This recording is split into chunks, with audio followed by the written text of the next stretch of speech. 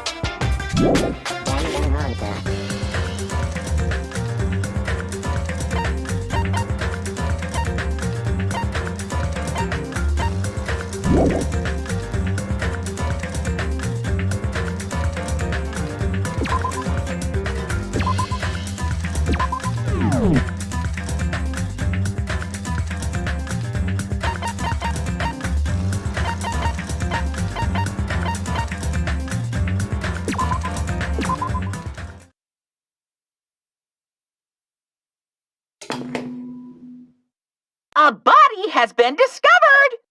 Now then, after a certain amount of time has passed, the class trial will begin!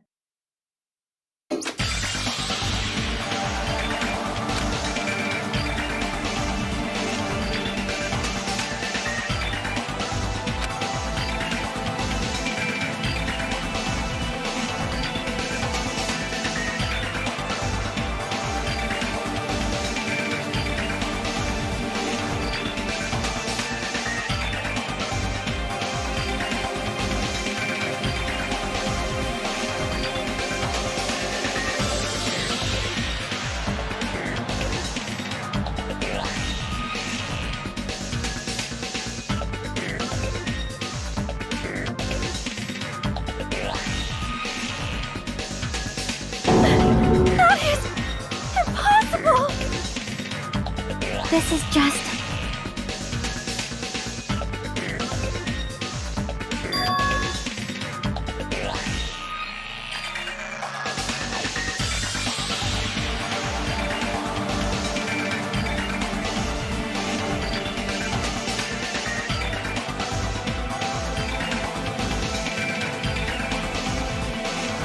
Hey!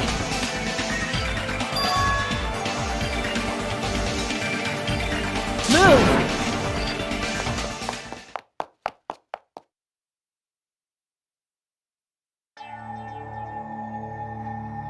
Why? Why is Nekomaru? Why did he have to die again? Damn it. I never paid you back. I never paid you back. For your help last time.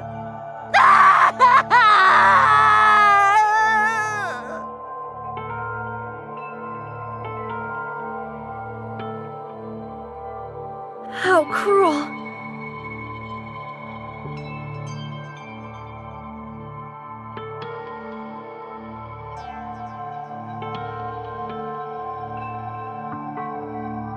Oh.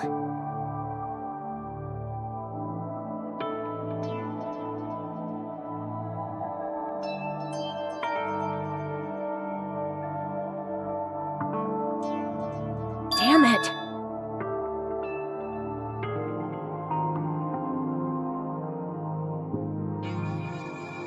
I won't forgive you. Hiya! You.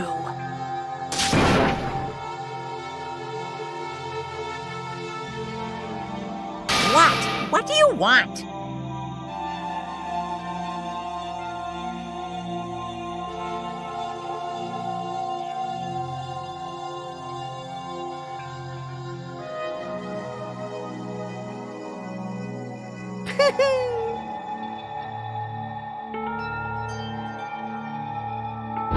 Ooh.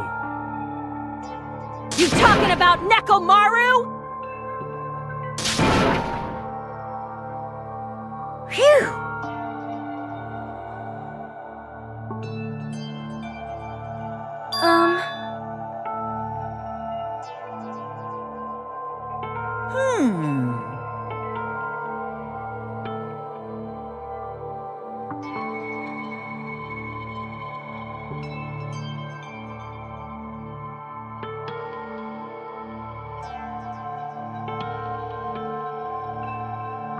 Yep.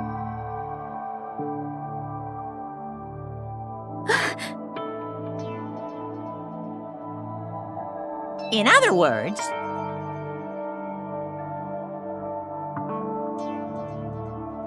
so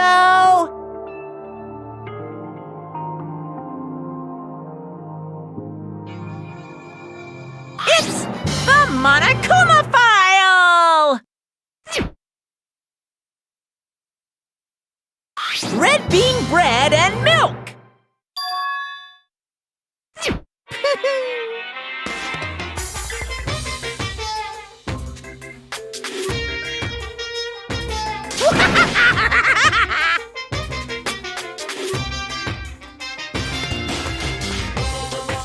Damn it. I won't forgive you.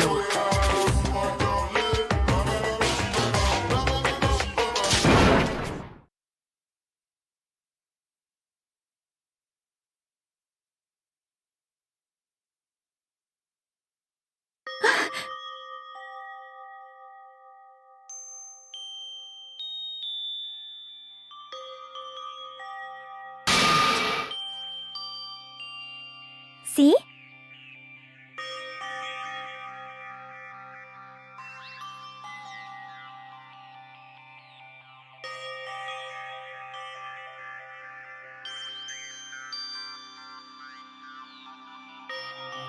Hey! Hey!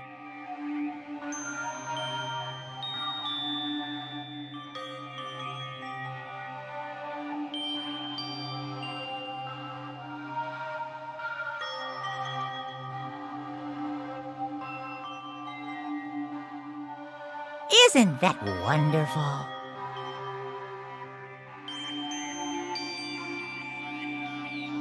I'm gonna do it!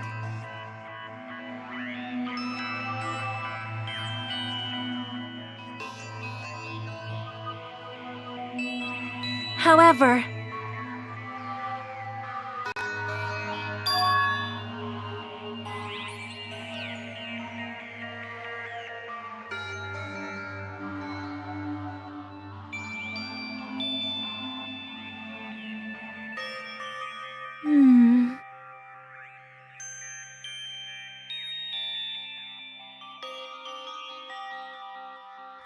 Unbelievable.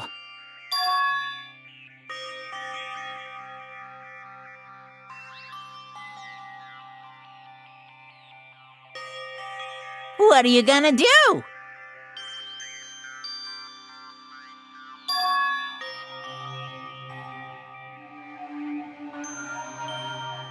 Do your best.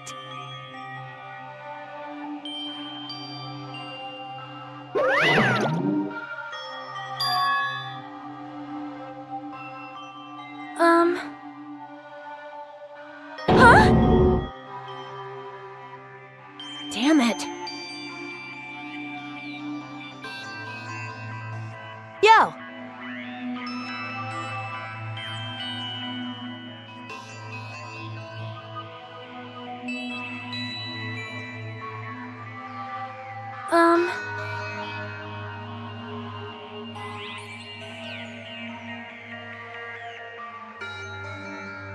Huh.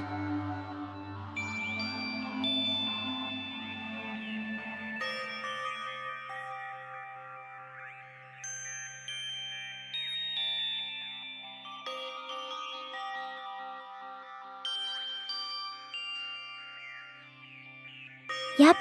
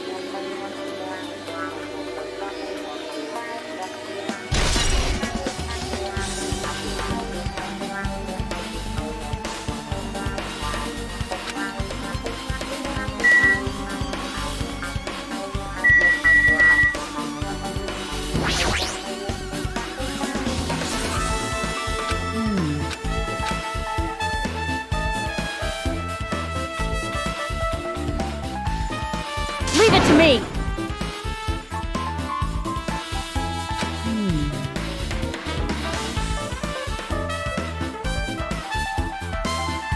Yo!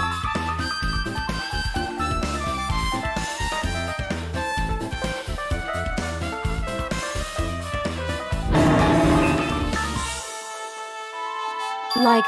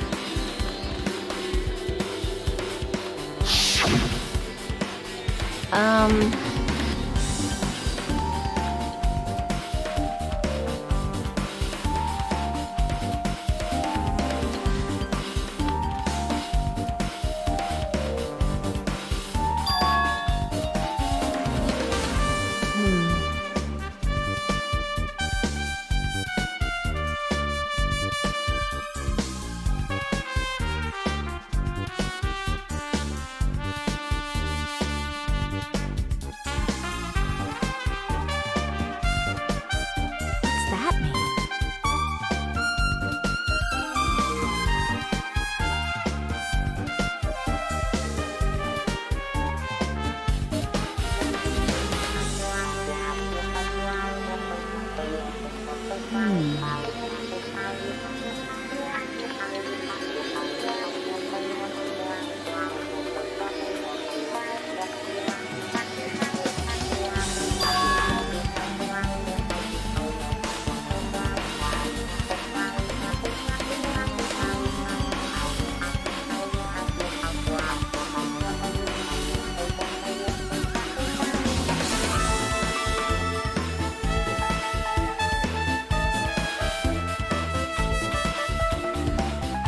Why?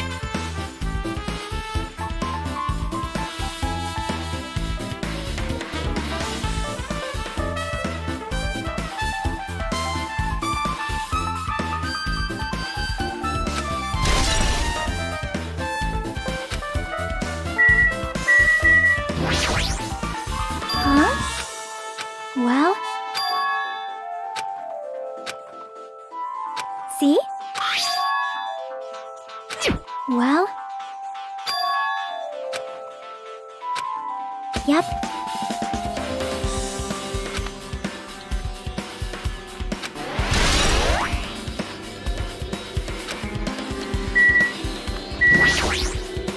I see, I see.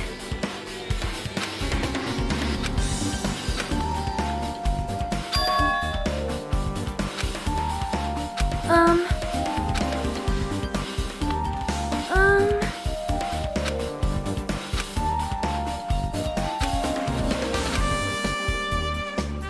Which means...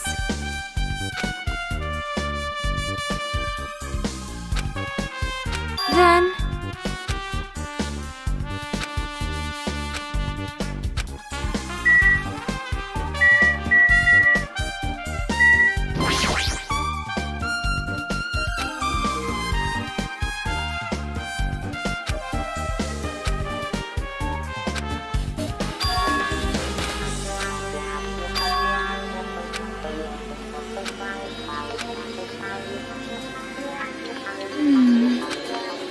Well?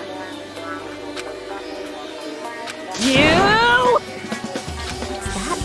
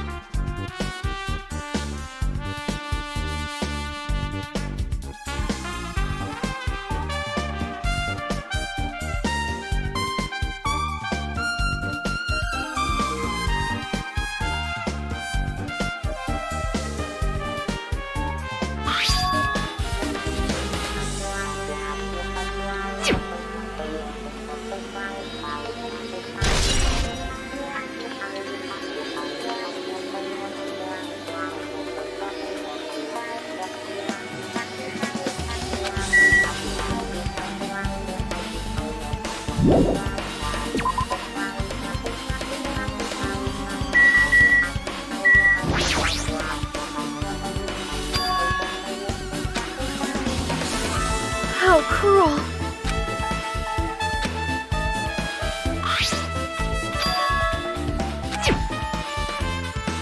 It is strange.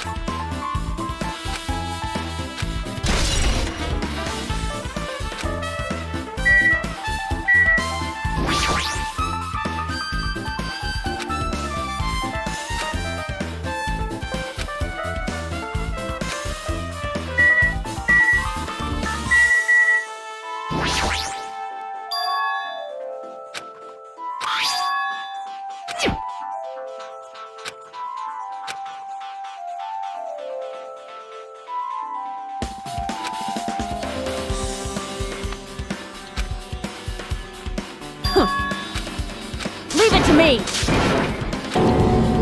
Damn it. Now then. I'm gonna do it!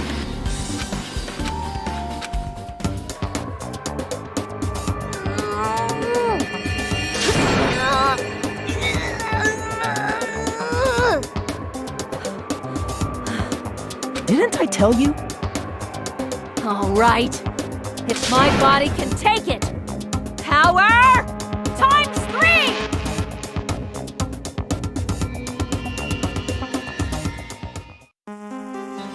Why?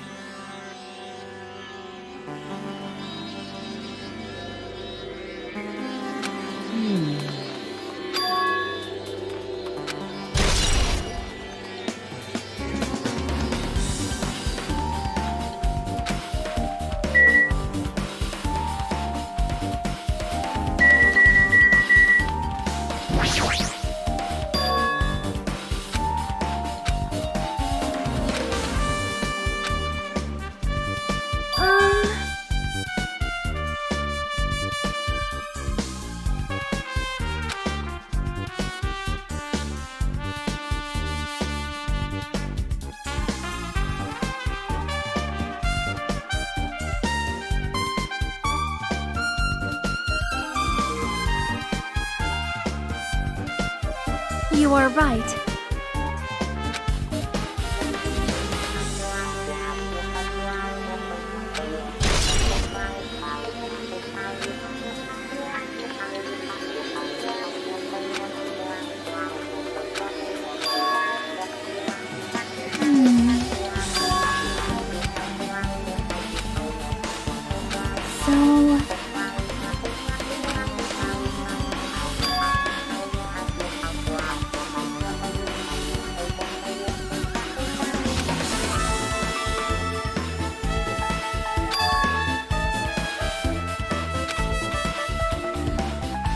Yep. Then...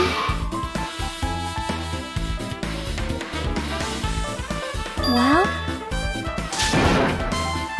You! It's not like that. Hey, hey.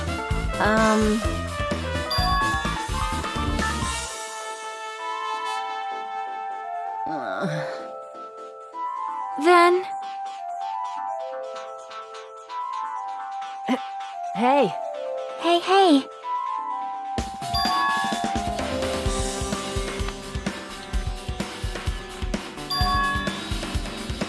Yep.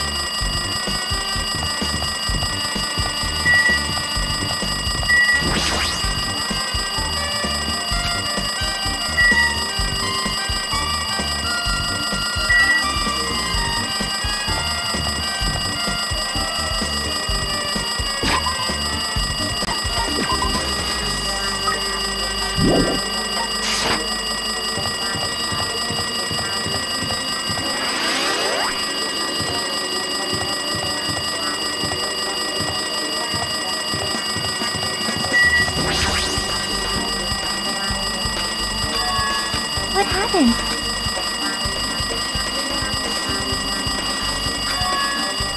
Huh? Hey, hey.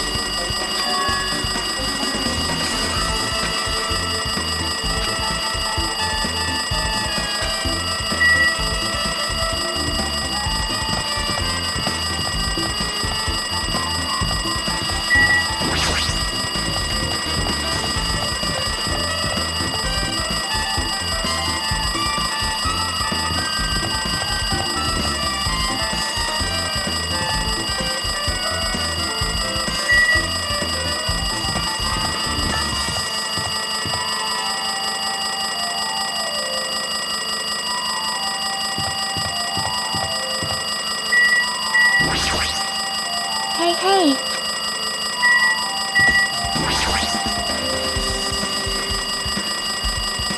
See?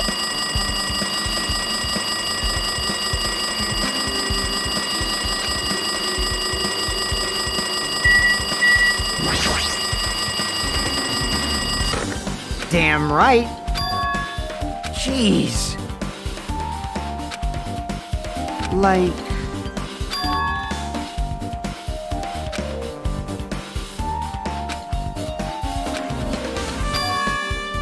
Hey, bastard! Well...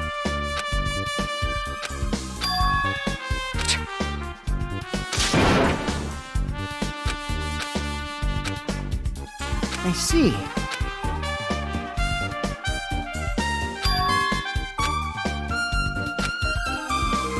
Dumbass! Well, yeah.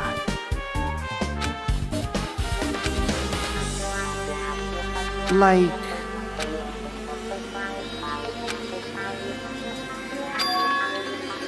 Damn right. Hey, hey.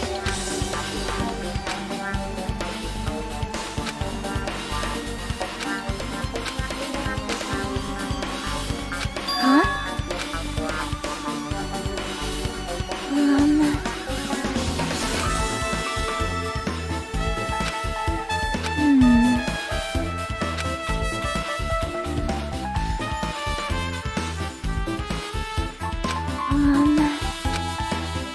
Yep.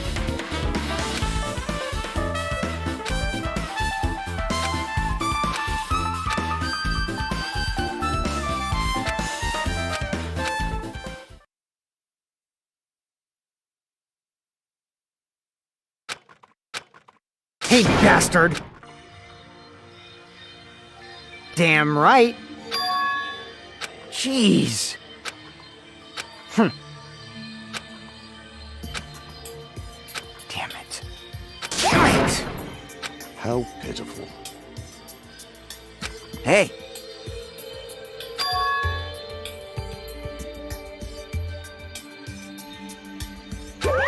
Did you call for me? Ah! Now then. Red bean bread and milk. It's the Do your best. Ah! Damn right. What do you yearn?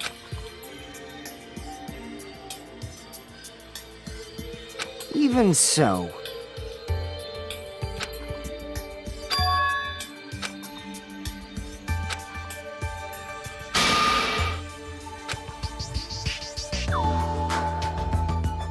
Fine.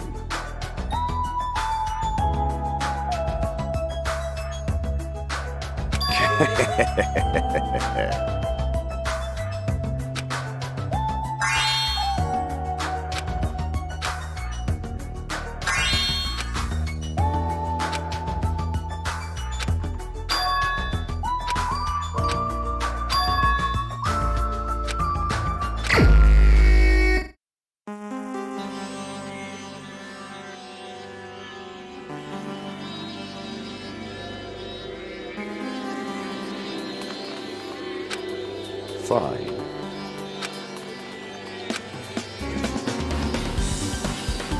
Damn right.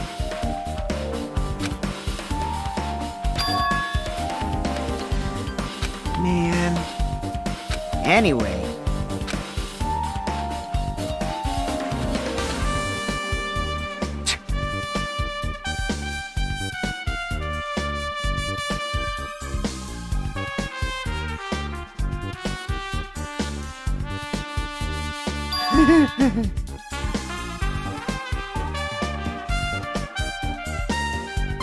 This, too, must be the will of causality.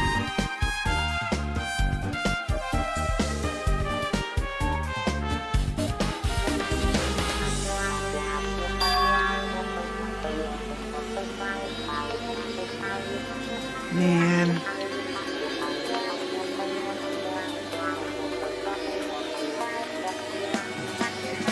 You. Well. You serious?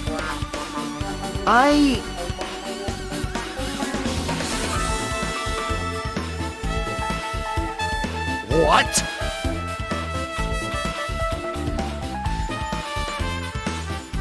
Hey, hey!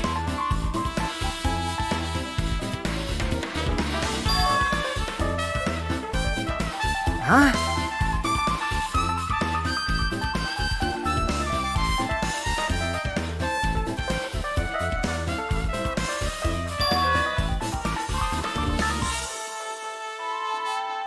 Hey, hey, hey!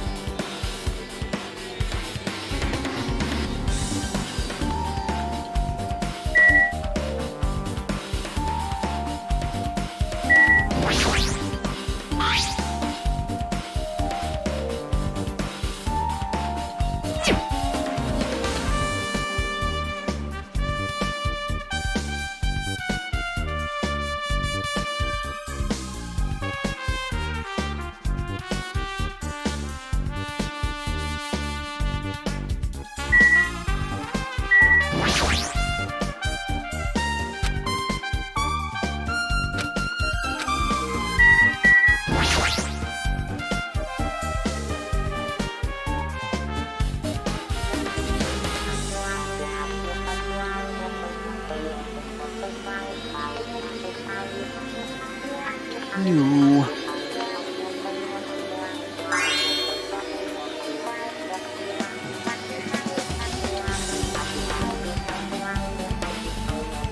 Ah.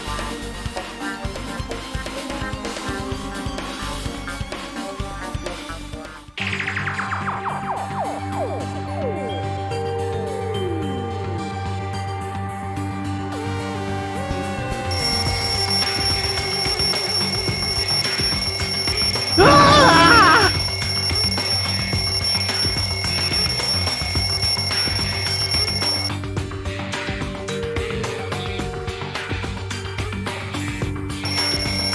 Hey! What are you doing? This raucous... It's louder than the supreme ruler of the netherworld bellowing for a sacrifice! Don't go making all that noise so suddenly. It's not me! The wall clock just started ringing! I was just trying to stop it!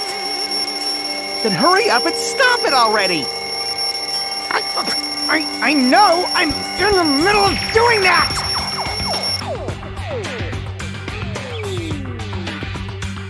Ah.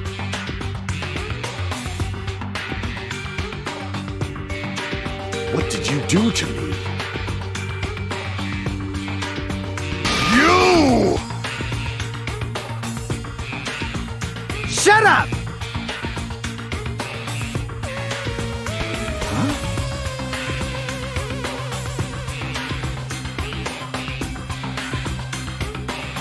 Well, yeah.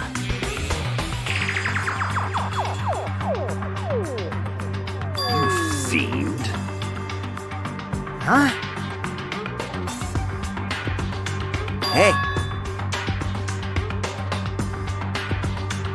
Aw, man.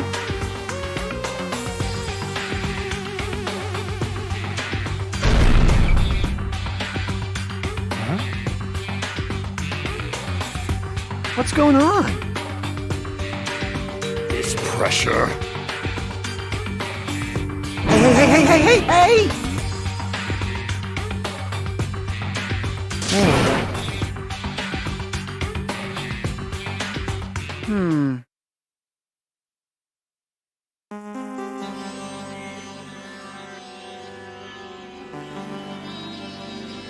That's obviously wrong.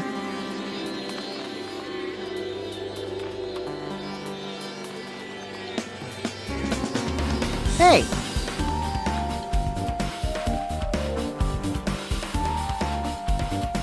Also,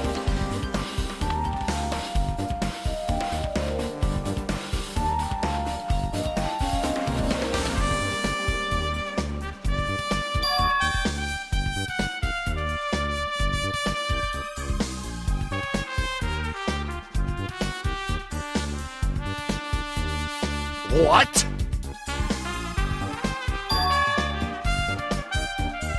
huh?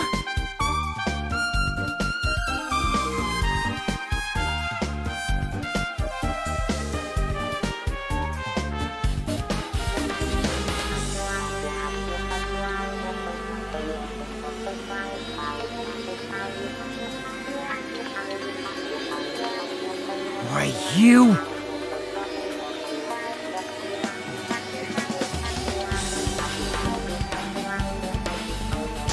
Hey!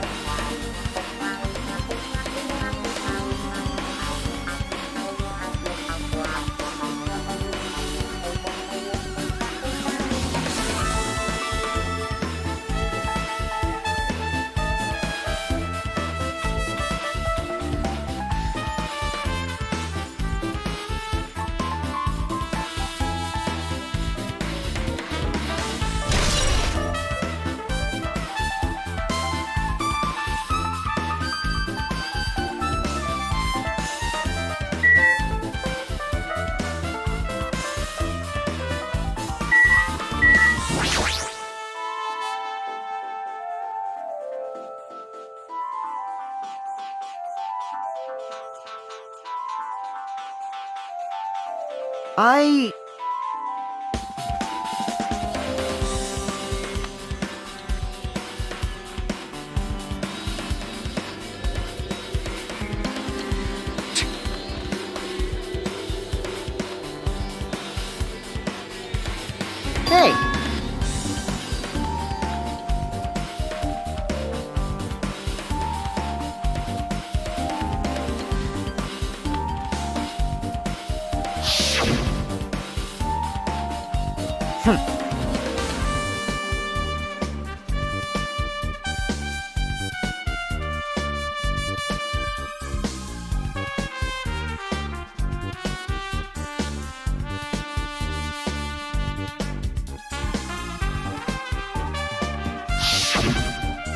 Hey! Hey!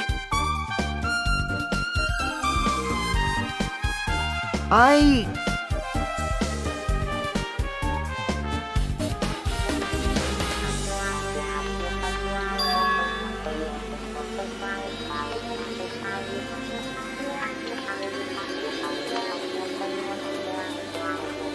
Jeez.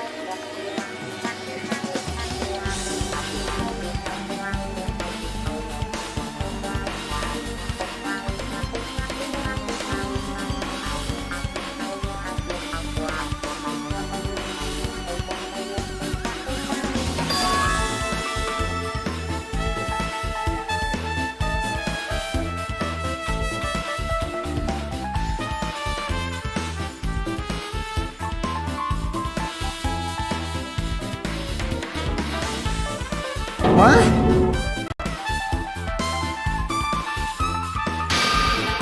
You...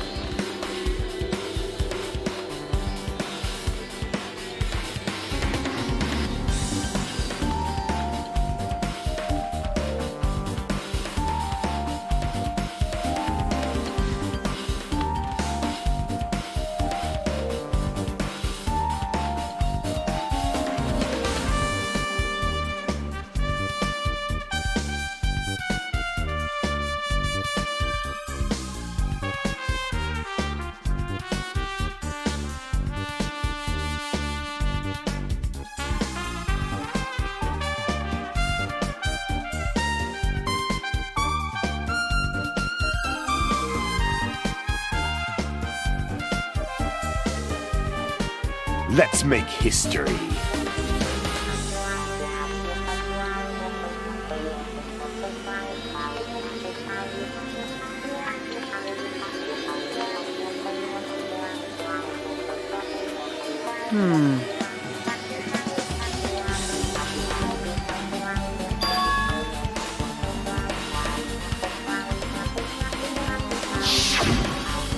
I mean...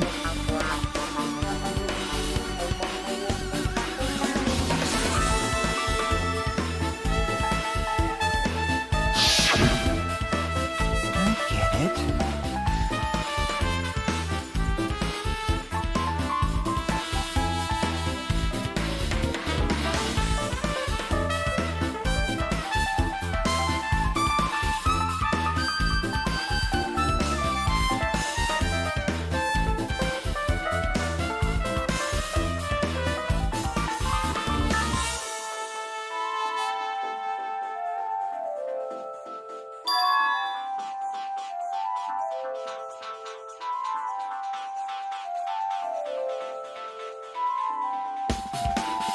Hey,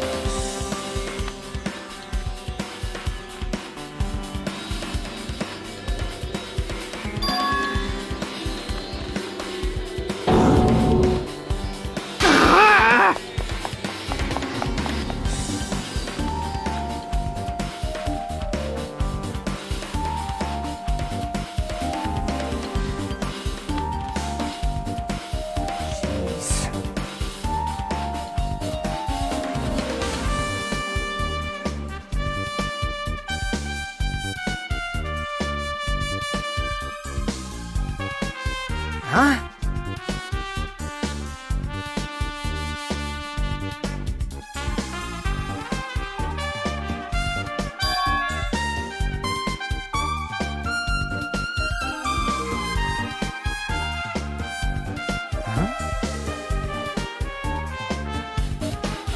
Hey, bastard!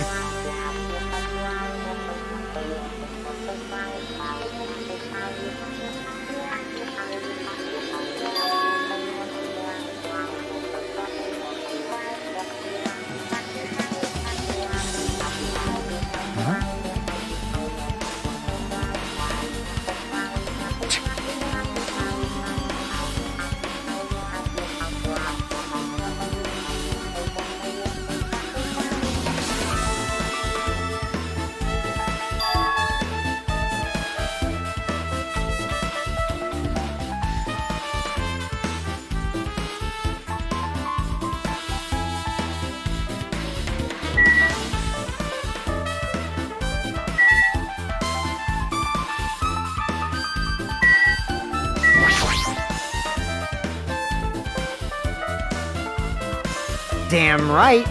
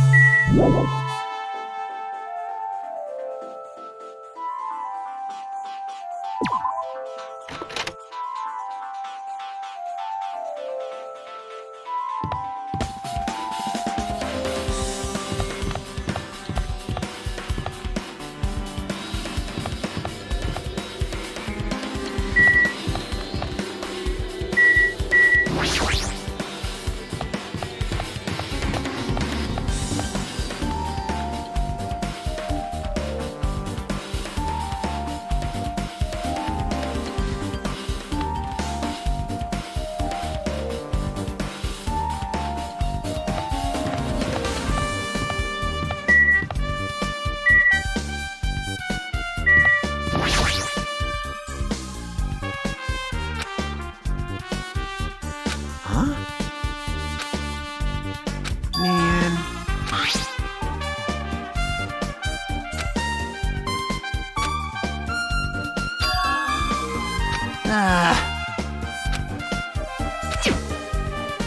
Yeah.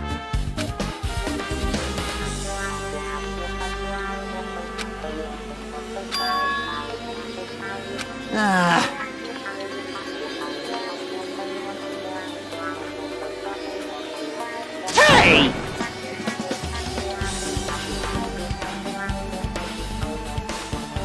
You.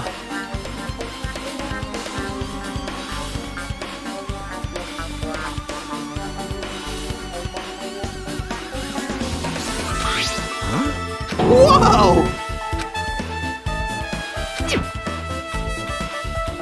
You serious?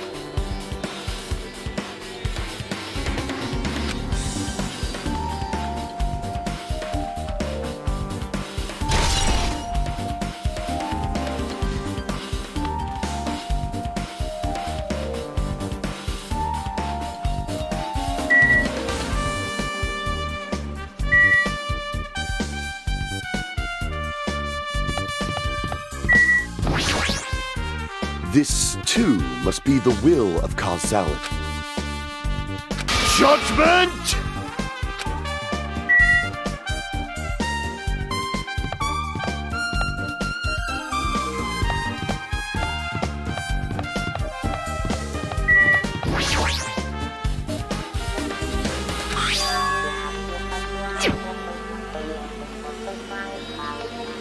Let's make history.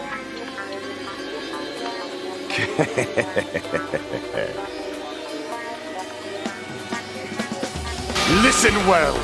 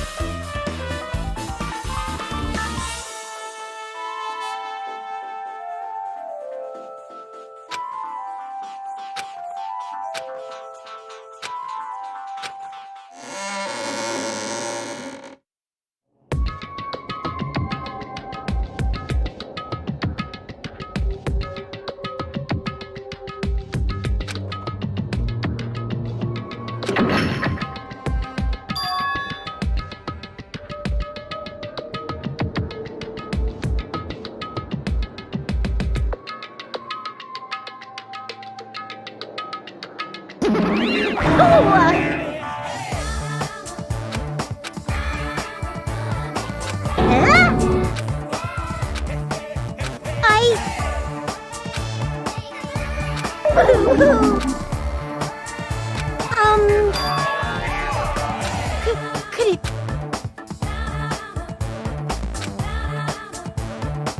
That's wrong!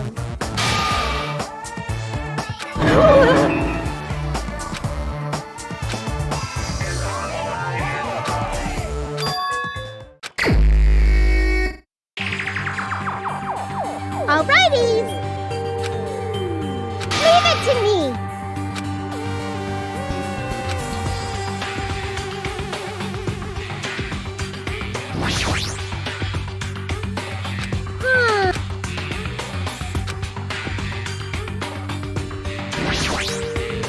Alrighty! Got it?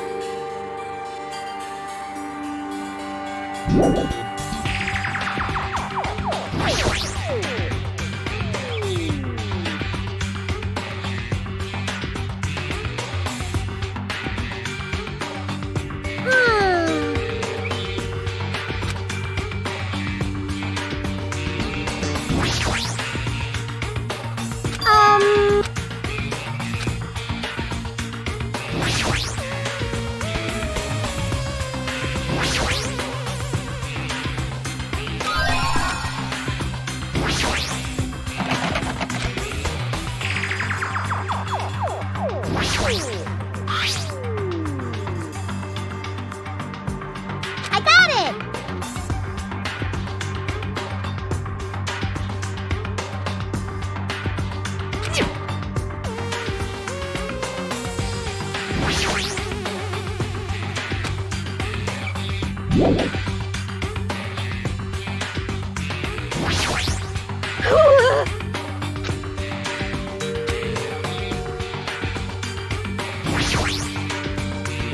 You want me to punish you?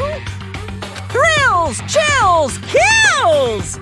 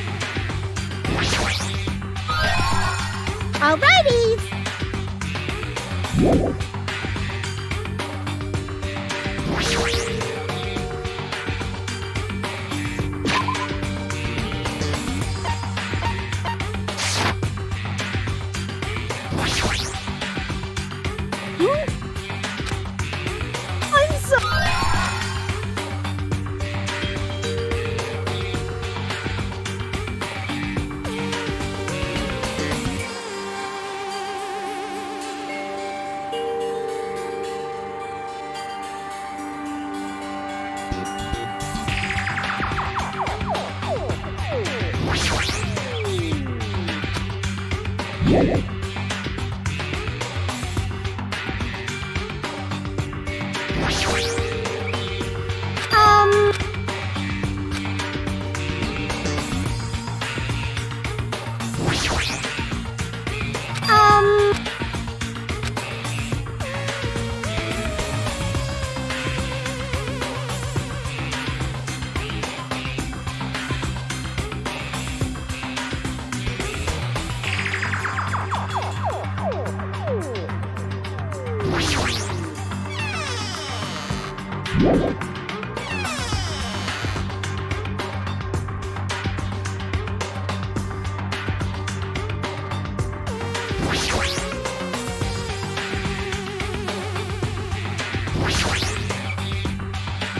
problem.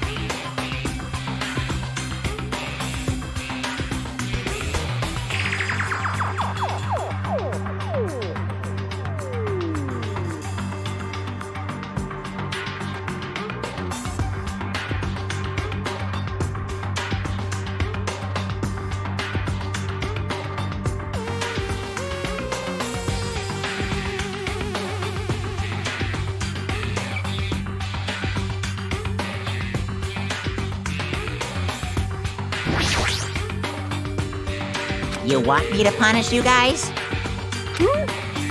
Thrills!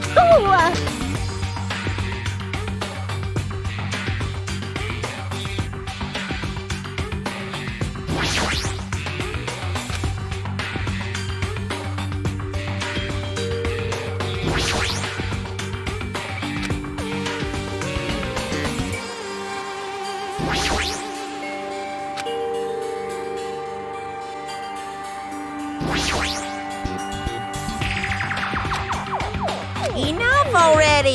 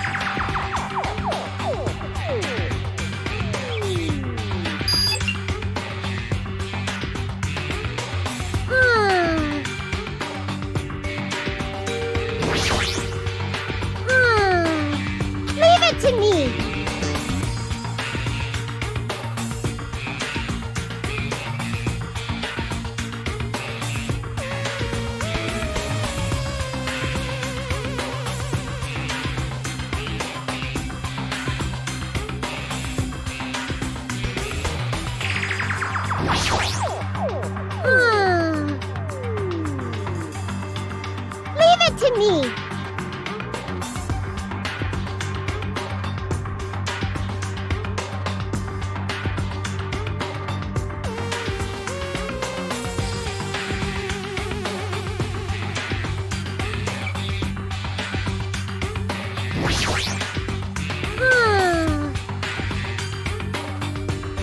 Leave it to me.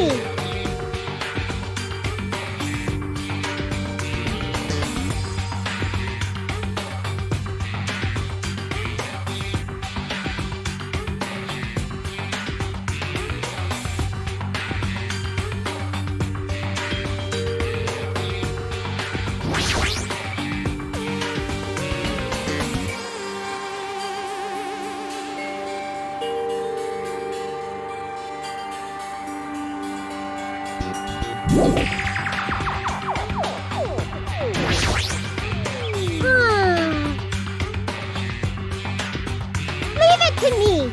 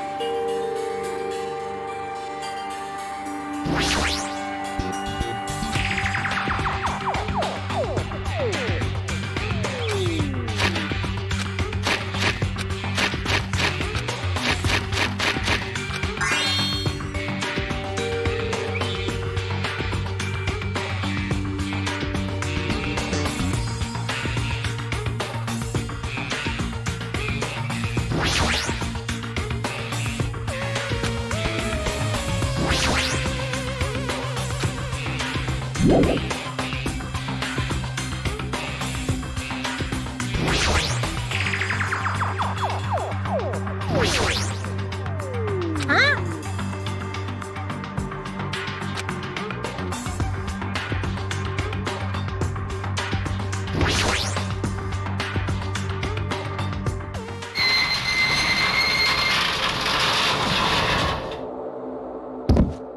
Ding ding ding.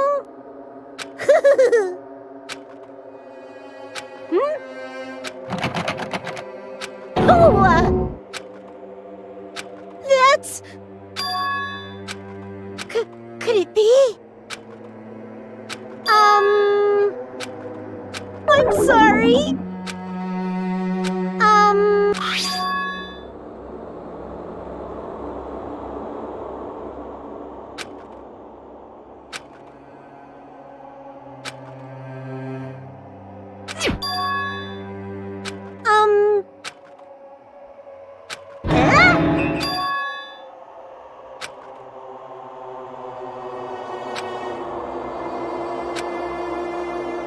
Hey!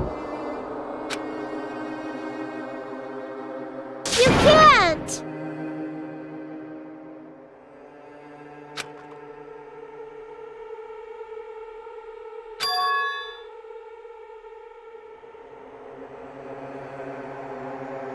Hey!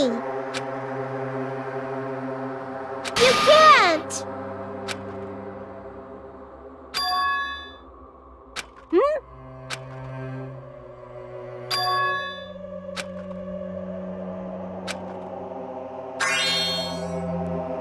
That's...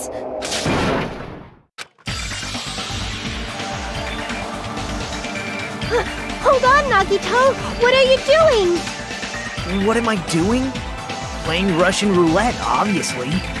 I've only removed one bullet, so there's only a 1 in 6 chance that I'll survive. You can't! Please stop! It's not much of a talent, but even I have an ultimate level talent, you know? I'm the ultimate lucky student. But if I can't win when there's only a 1 in 6 chance of success, then what kind of ultimate talent is that? I mean, if my luck gets me killed like this, there's no way you can really call that talent. If I'm truly the ultimate lucky student, I need to survive here. Isn't that right? Please stop!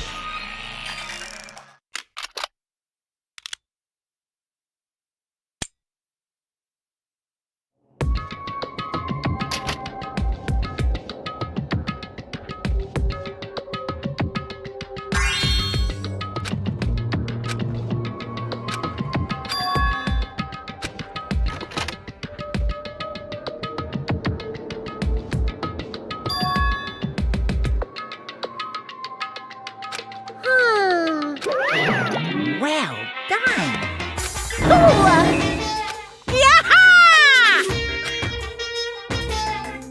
Here!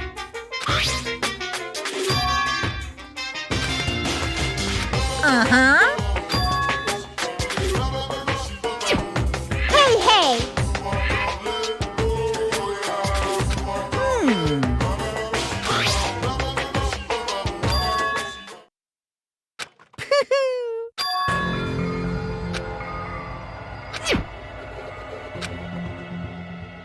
What?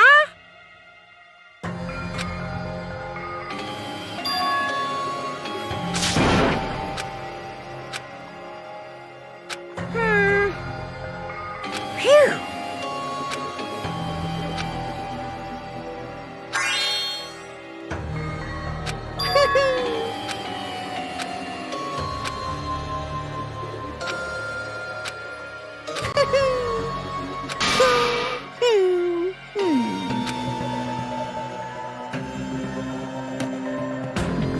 Hey, hey!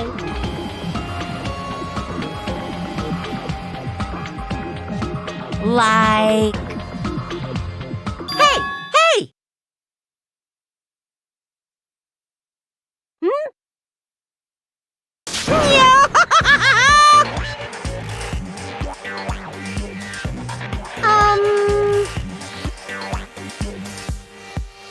What are you saying? Damn it!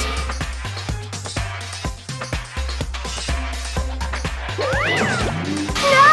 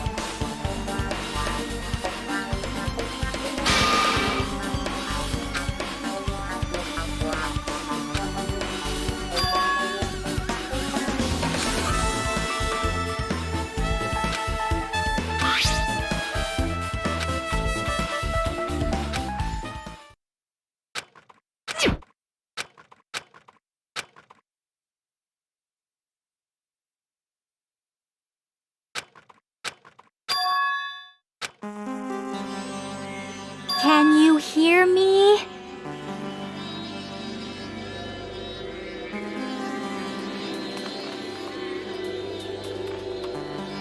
Well?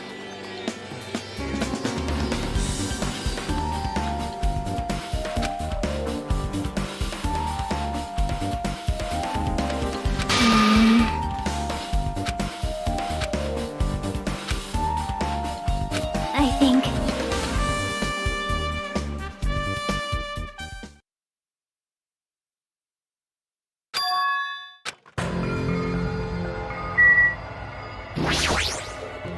Hello there.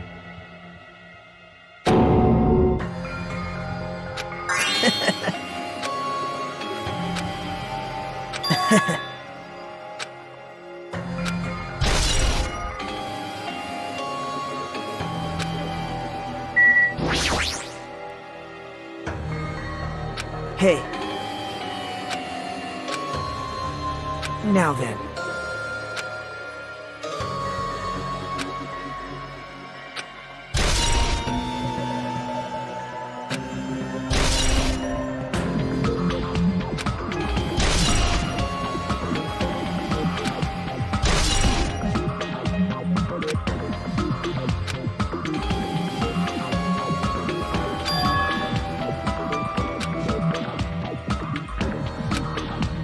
Hey.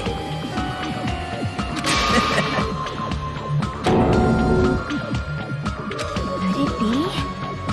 Wow.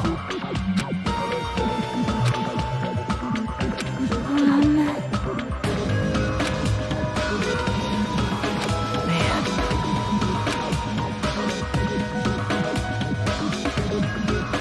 Huh? Actually. Well.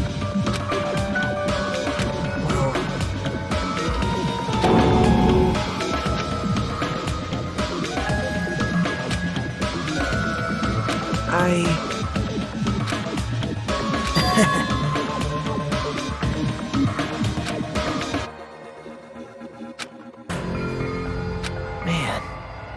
You stay quiet.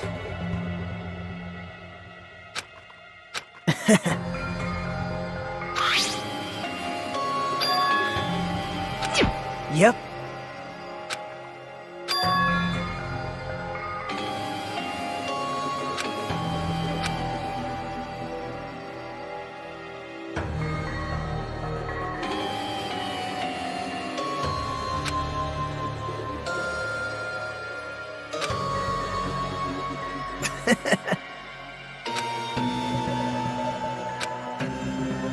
Right? But...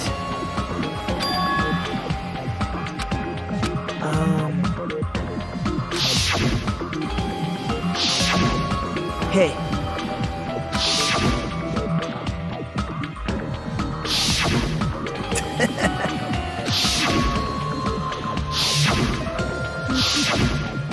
Hey.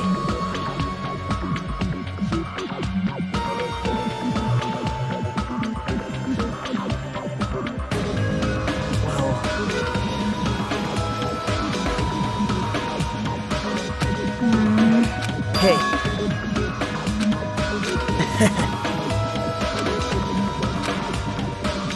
Jeez. Well... Yep. Perhaps. How unfortunate. Why? Jeez. Right? Man.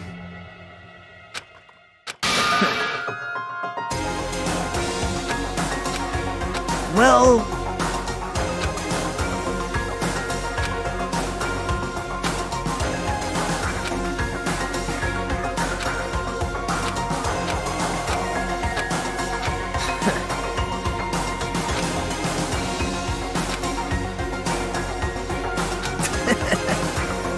Isn't that right?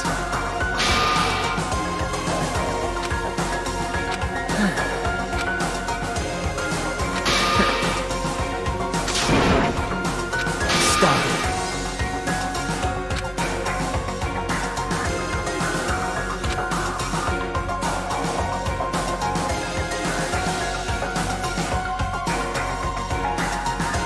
There's no mistake.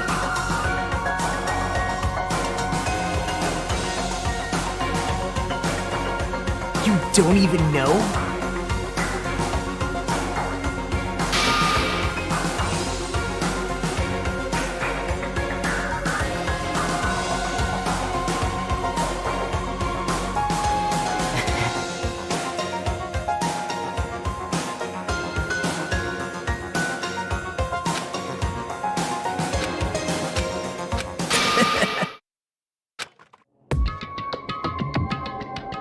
Man. That's not it.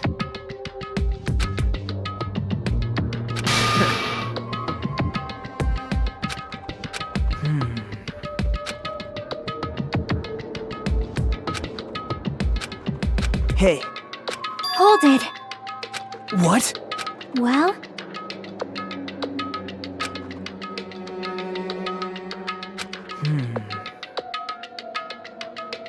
Yep. hey. Hey, So,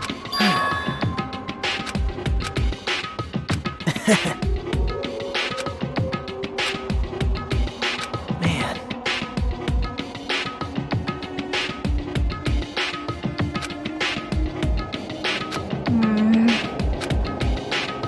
Jeez.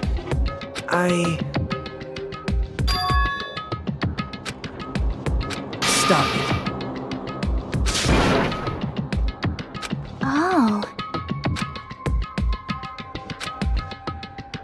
You're right. Bye now.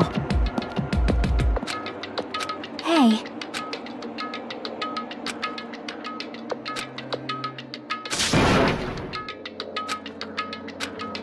Yep.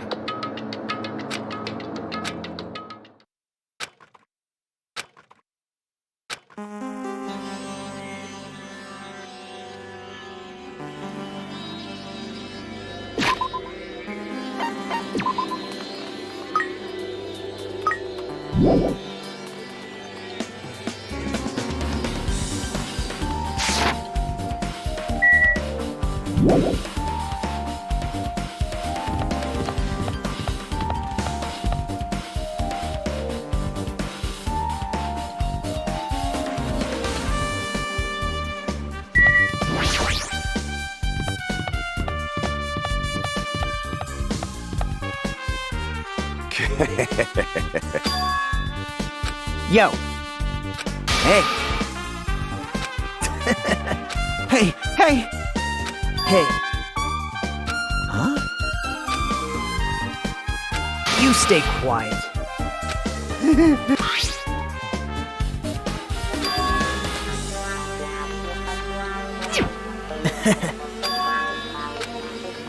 Well, that's obvious. Now then. Oh my.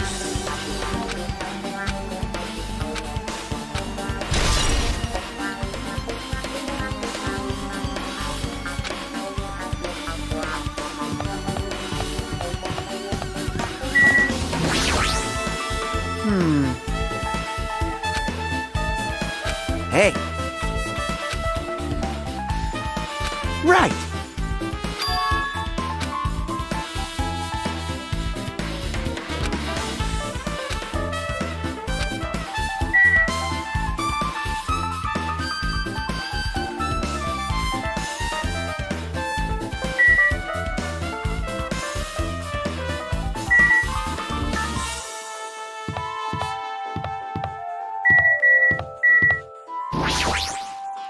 Damn right.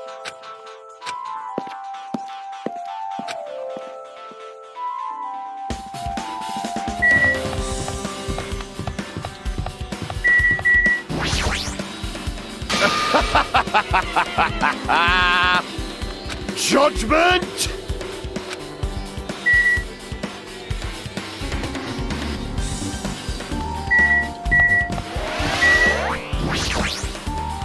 Hey.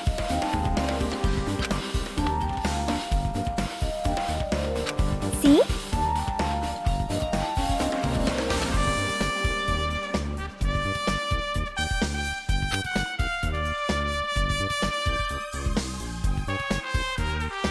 Yep.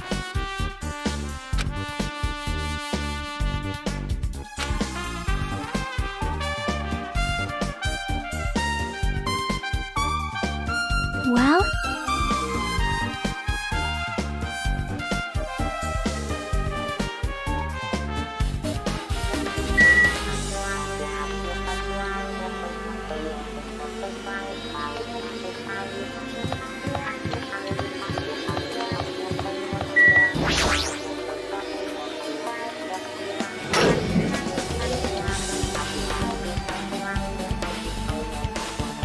You serious? Damn it! Hey.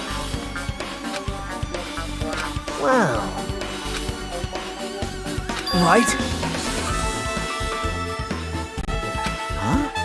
It cannot be!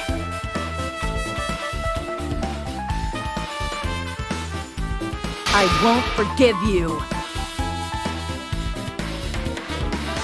You don't know?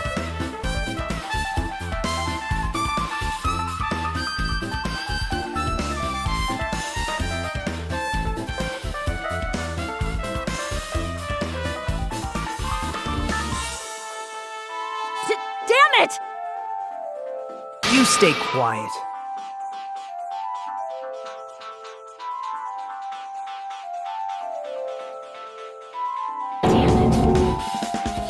Jeez. Ah.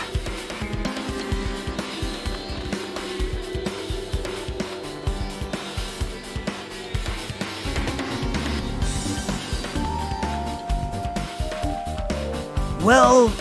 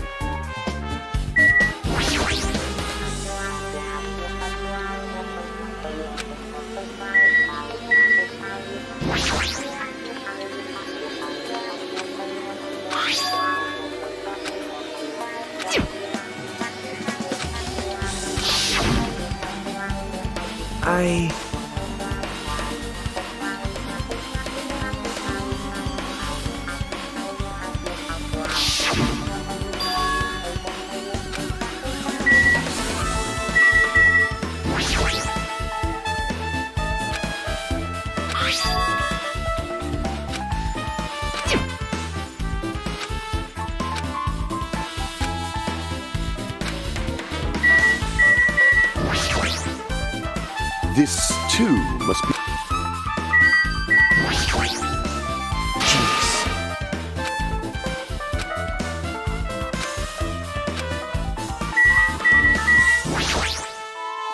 Damn it!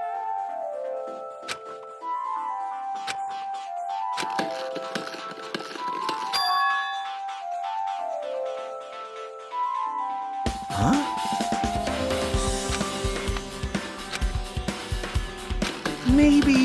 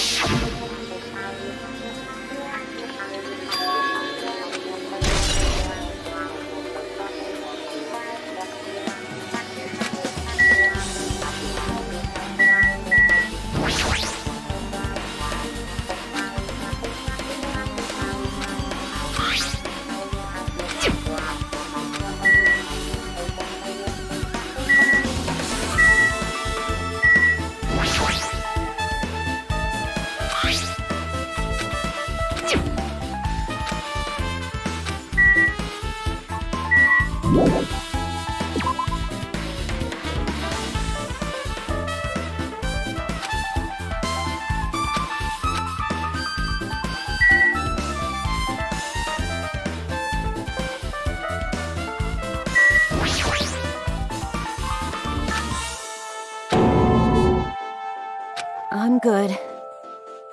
Damn it. I won't forgive you. Jeez. Fine, fine. Hey.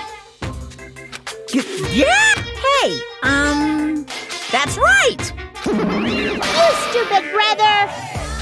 Mon Ami's such a dumb child. Yoo-hoo! Hey! It's true.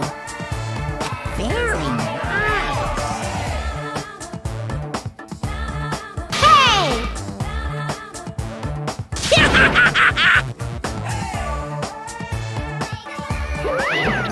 You're so evil!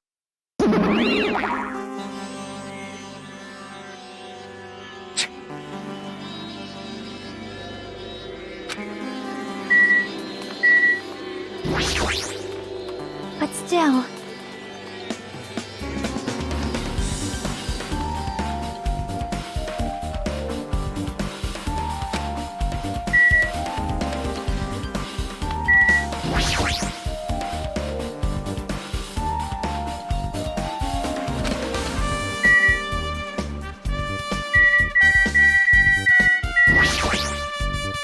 You're the worst. Jeez. Well... You don't even know?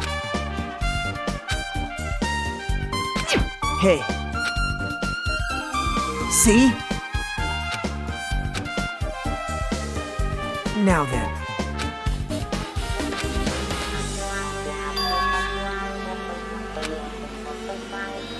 Well...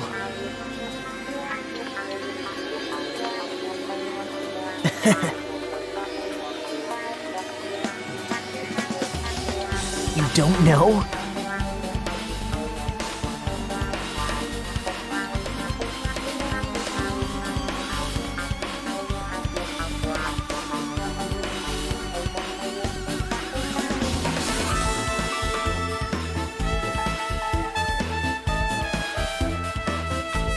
It's obvious.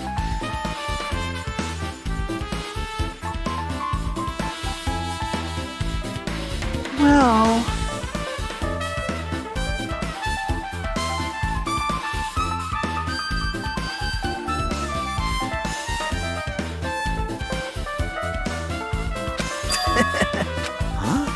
See?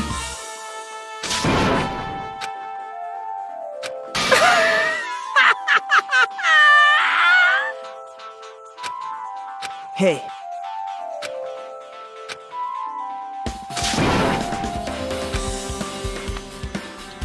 Huh?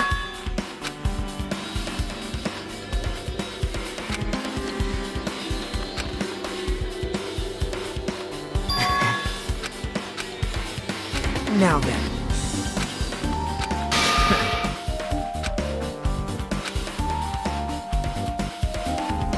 Right?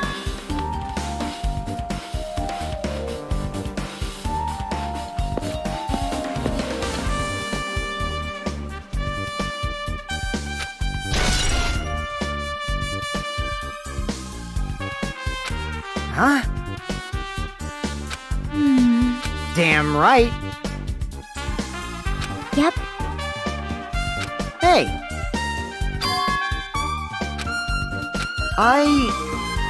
Jeez.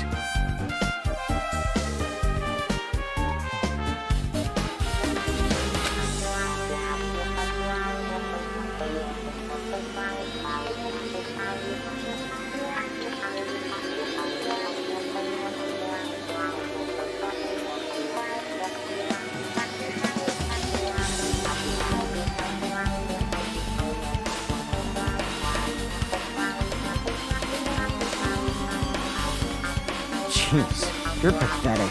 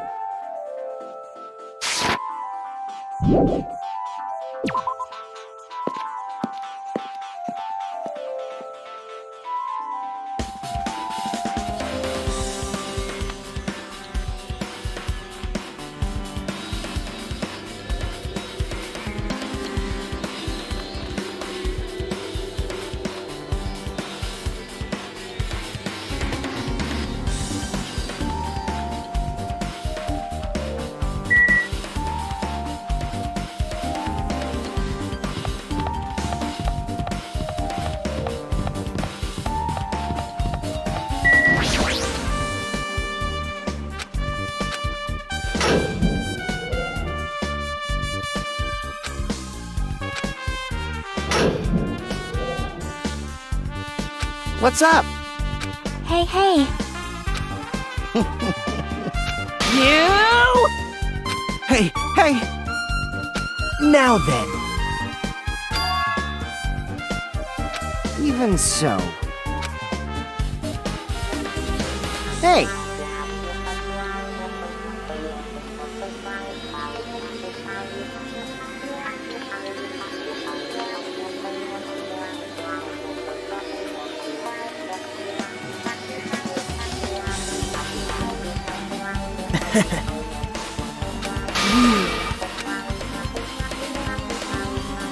Yep.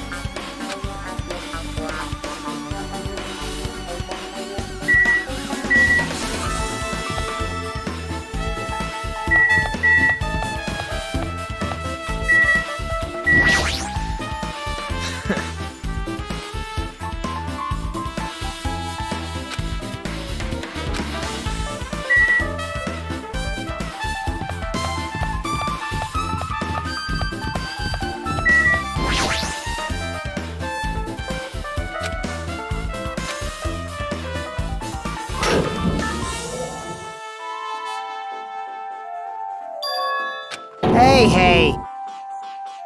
Impossible! Hold it. So, hey!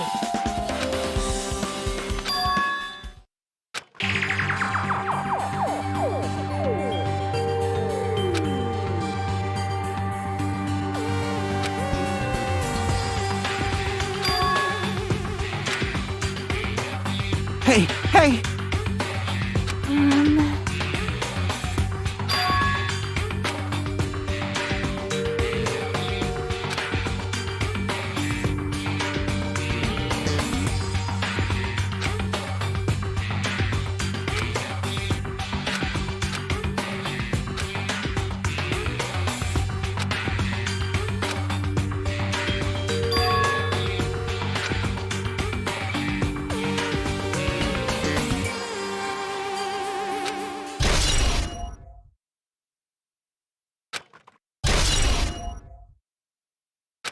I see.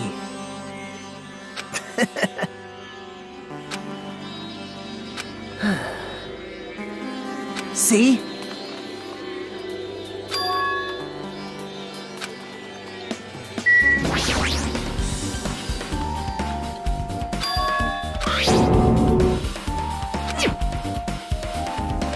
Now then. See?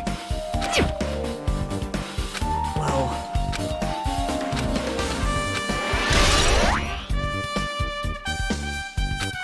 What?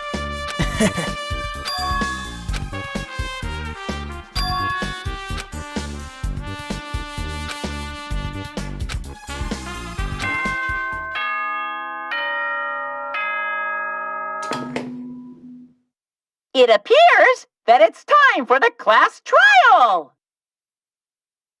To tell you the truth, I'm tired. Extremely tired. I feel like spending the rest of my life hibernating already. Man, I know it's bad, but I'm so sleepy. I just want to ditch. Though I really don't feel like it, I'll show you my serious side when you come to the class trial. Even though it's impossible since it's so annoying, you can count on me to take this seriously.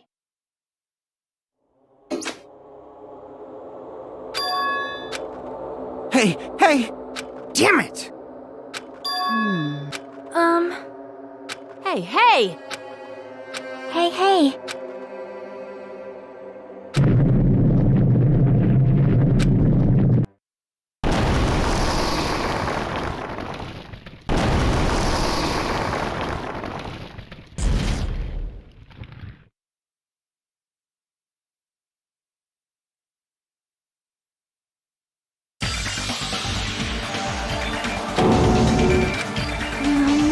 All right!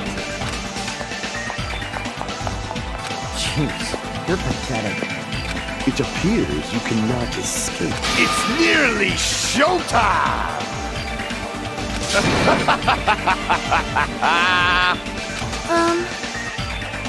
Yep. Damn it!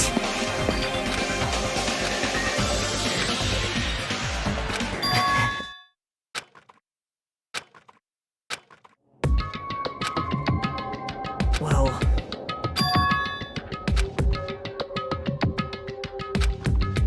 Man...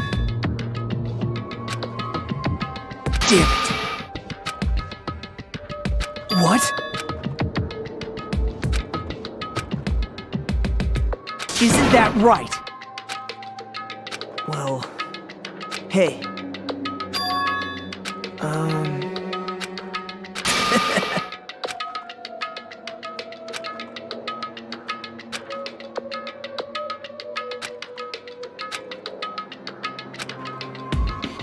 No good at all.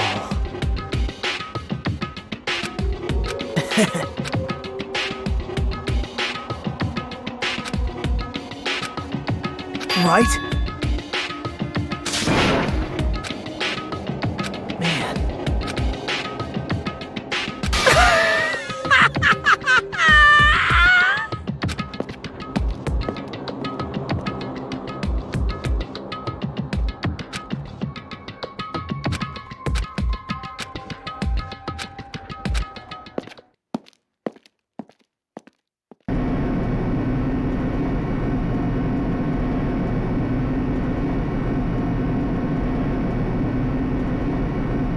Hey.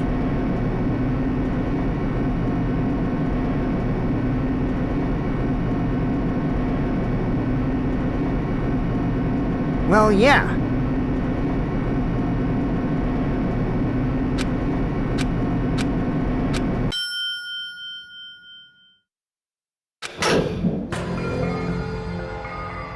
Well now. Yoo-hoo! Hey, come on now. Now I'm really angry. Now then.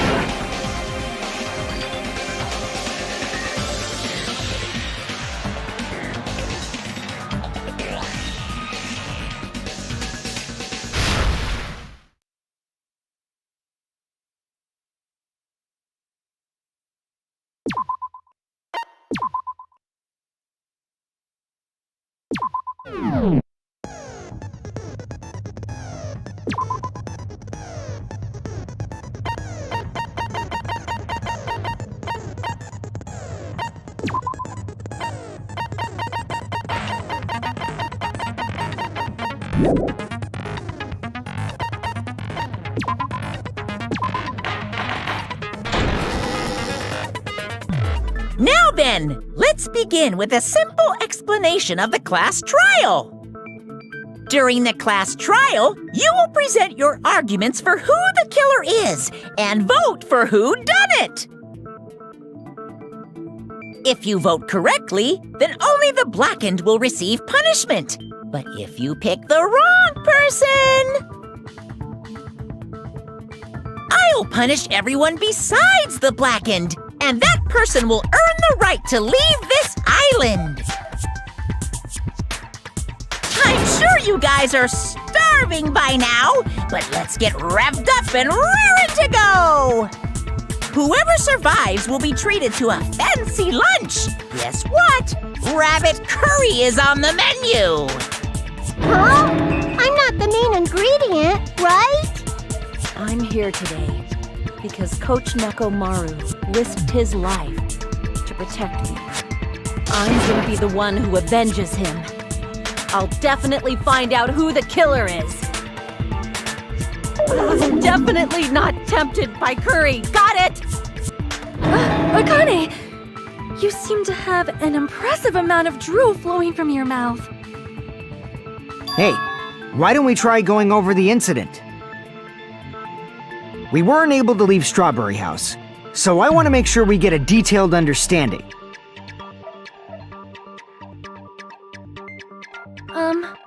I discovered Nekomaru's body a little before 7 a.m. I headed over to Grape Tower for Monokuma Taichi and found the body there. Hajime and Chiaki were also with me. Hajime was with Miss Sonia and Chiaki that early in the morning? Don't tell me you three were together since last night! Imbecile! I am not some woman with flexible legs. Of course you're not. You're much classier than that. With legs like those, I could probably do the splits real easy. We just happened to run into each other on the first floor of Grape House and went to the tower together.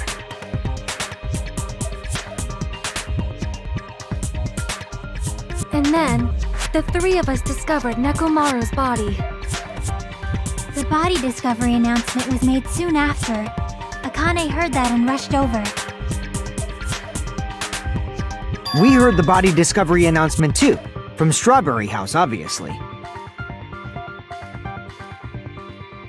As I recall, we found out the elevator was out of order, which left us stuck. So we decided to go to the tower for the time being and headed for Strawberry Hall. But someone even broke Strawberry Hall's door button. We couldn't go anywhere because of that. Thinking we should at least find some method to communicate, we set our sights on the lounge telephone. Forget these boring intros. Let's talk about the killer. Anyway, it's definitely someone from Strawberry House. What do you mean, definitely? There's no way a chick would kill someone so cruelly. So it must be one of you Strawberry House dudes. One of you better hurry up and confess, or I'll break all of you in half! You're the cruelest one here! Now, enough with the lovers' quarrel. We need to think about this seriously. We don't have the luxury of discussing irrelevant things. The incident this time has many questions. The incident notwithstanding, I also have many questions. Then let's start with something even Miss Sonia can understand. The weapon. Well, the weapon is obvious, right? What the heck, you guys? The weapon! You could totally tell just by looking.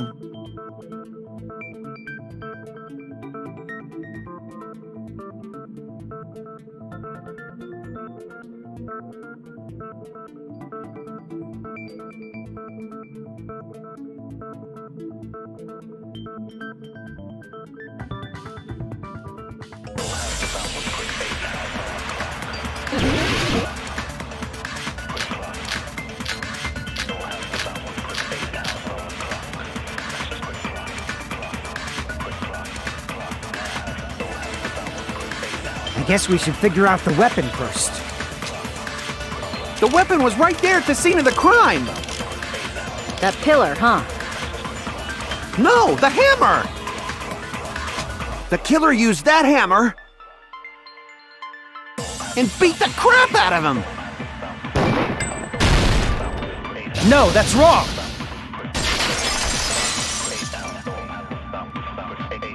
No, I can't accept that hammer was the murder weapon. Why not? Why can't you accept it? A lot of oil was flowing from Nekomaru's body, just like human blood, right? If the hammer was used to beat Nekomaru, you'd expect some oil to be on it at least. But that hammer was clean. So that's why you can't accept that it's the murder weapon. Well, yeah, but the killer might have wiped off the oil later. Why? Well, obviously, to make the hammer look like it's not the murder weapon. Then why bother cleaning the oil? If they didn't want it to look suspicious, they would have discarded the hammer.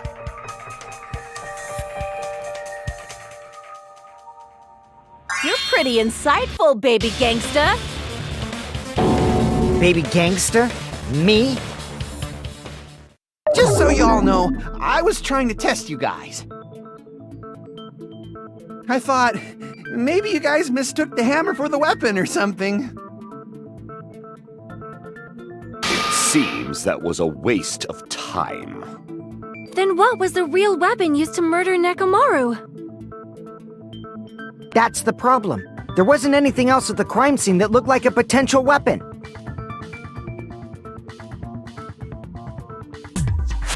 Then, how about we look at it from a different angle? If it doesn't have oil on it, it's not the weapon. So whatever has oil on it must be the weapon, right?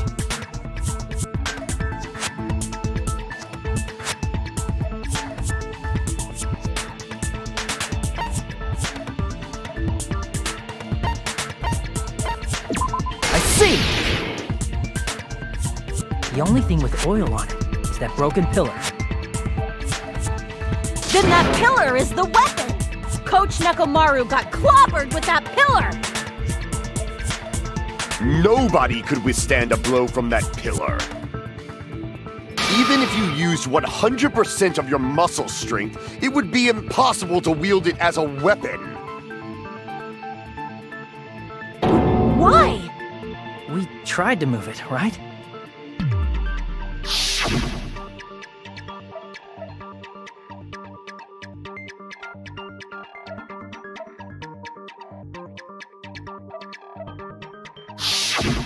Yeah, that pillar was pretty frickin' heavy. But there's one dude who could have lifted that pillar. Huh? Who are you talking about? Coach Nekomaru's robot body! With that dude's super strength, lifting a pillar would be real easy. So, he lifted the pillar, and then what? Did he use it to beat himself? You mean Nekomaru killed himself? Don't be stupid! He ain't the type to commit suicide! Then even if Nekomaru could have lifted that pillar, it has nothing to do with the case at all.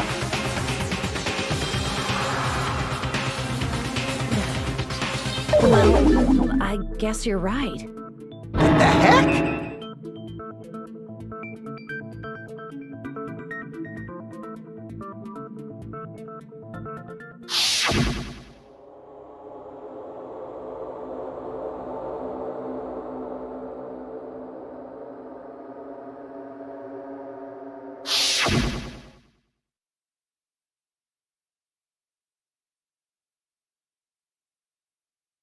But that's a problem. If it's not the pillar, then there's no other weapon we can think of.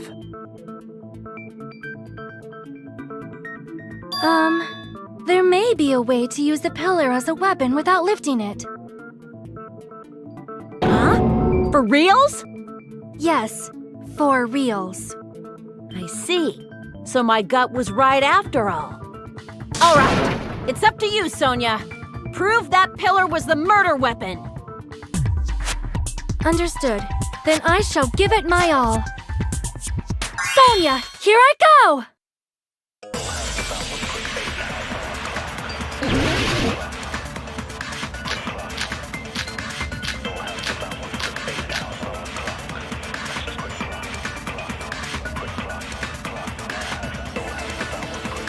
There's no need to lift that pillar. If the pillar was not lifted, beating him with it is beyond a dream. What about tipping the pillar over? They aimed right for his head and bullseye. Even I could probably tip it over.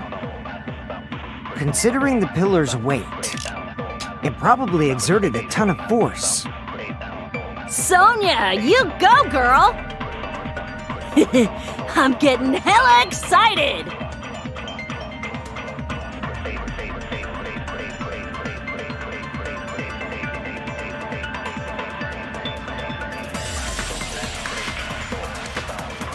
There's no need to lift that pillar. If the pillar was not lifted, Beating him with it is beyond. What about tipping the pillar over? No, that's wrong!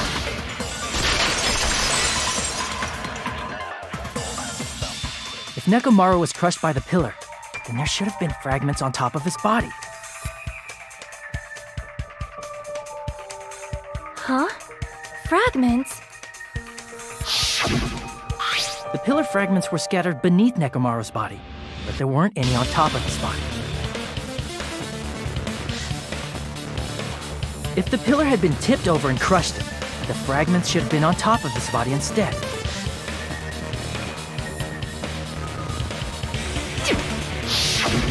I briefly considered that too, but it's probably not what happened. I see. That was entirely my bad. If they didn't tip it over, then how did the killer murder Nekomaru with that pillar? How much longer are you gonna focus on the pillar? Just let it go already. There's no way I can let it go.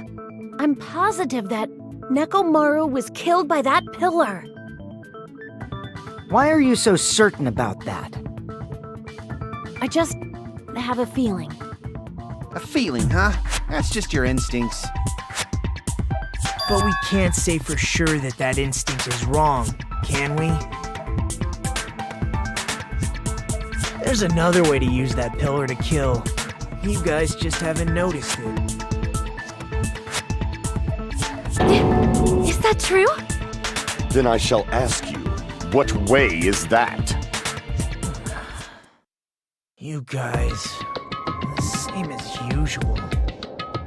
You're unable to clear a path to the future with your own powers, so you just stand there and falter. What a waste of talent.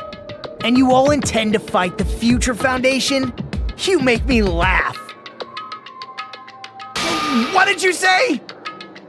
Regardless, it's not like I want to die with the rest of you. So I guess I should lend a hand. Hey, Nagito. What the hell happened to you?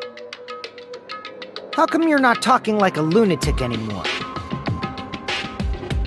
I've learned a valuable lesson. Ignorance is by far the greatest shame. Huh? What do you mean? Who cares? Just tell us how the pillar was used to kill! Well, first of all, the pillar itself is not enough. But when combined with a specific item, there's a way it could be possible. A specific item? Of course, the ultimate weapon. Ultimate weapon? Isn't that the thing you get when you clear the final dead room? So, Nagito knows what the ultimate weapon is? Of course I know, but I'm pretty sure everyone else has seen it, you know? I've seen it? That's right. You've seen it clearly. Because I, the one who has claimed dominion over evil, am the ultimate weapon. I am he who cuts the insolent catalyst which flows out from the chaos with the sword of victory. It's only fitting that I deserve to be called the ultimate weapon. No, you are far greater than the ultimate weapon, since you wield your 4 dark devas of destruction. I see. I don't know why, but I'm not liking this. Cut the bullshit and say it clearly. What is the ultimate weapon? In order to clarify that, we first need to solve the secret of the funhouse. Huh? The secret of the funhouse? You still don't realize it? Jeez, get it together. You're supposed to be the symbols of hope, aren't you? Ah, I forgot. Except for Hajime, of course. Except for Hajime? If we make it out of this, I'll explain it to you guys.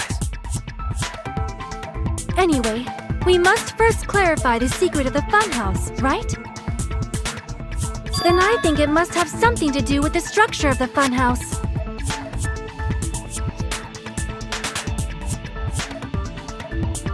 Strawberry House leads to Strawberry Tower, and Grape House leads to Grape Tower. But in actuality, they are both the same building, and both houses are linked to the central tower.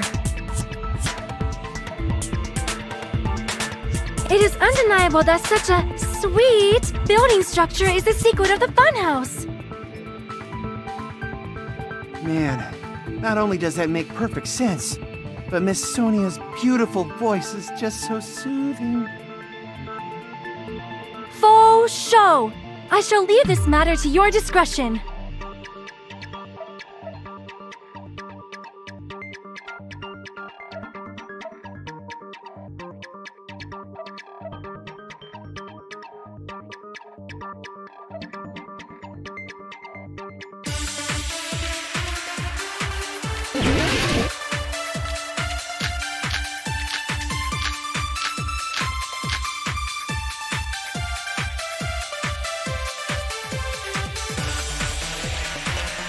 In truth, Strawberry Tower and Grape Tower are actually the exact same place.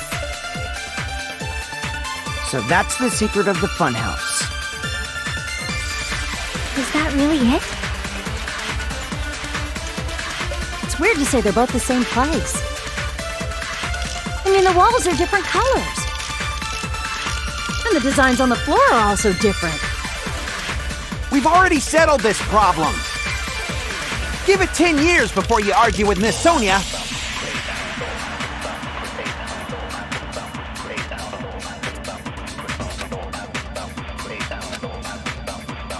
In truth, Strawberry Tower and Grape Tower are actually the exact same place.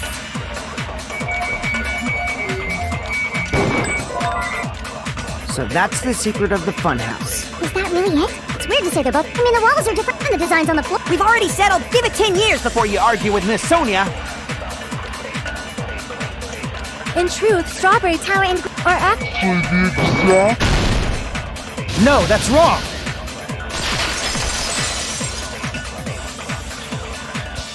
Both of those towers, are they really the same place?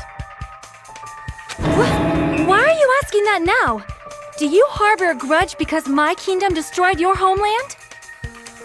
Hajime, I won't tolerate any sort of rebellion. I mean, doesn't it seem strange? When we went to Grape Tower from Grape Hall, Nekomaru's body was in front of the door to Strawberry Hall.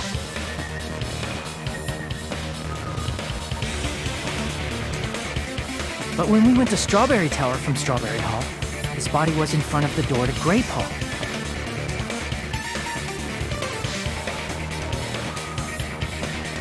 It's probably some kind of trick, like the floor rotating 180 degrees or something. If it is, then see? That means it could have passed as the exact same place, right? So then what? Do you seriously think such a simple answer is the correct answer? Does that mean he's wrong? Oops, I guess I've said too much. If the floor didn't rotate, then that means we need to think about the structure of the building.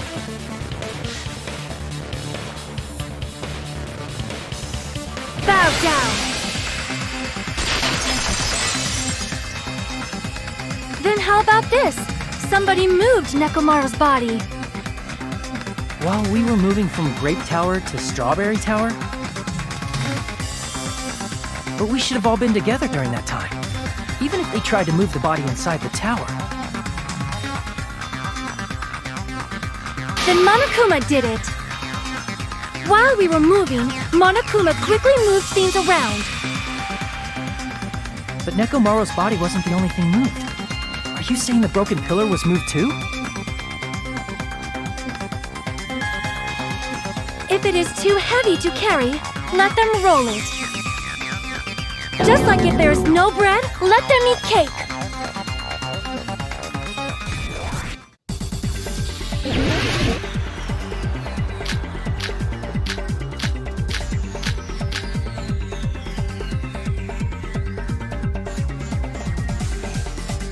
There are many different ways. The body and the pillar could have been moved.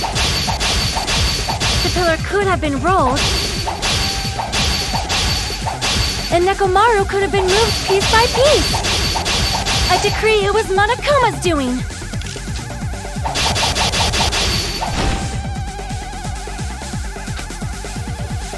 There are many different ways.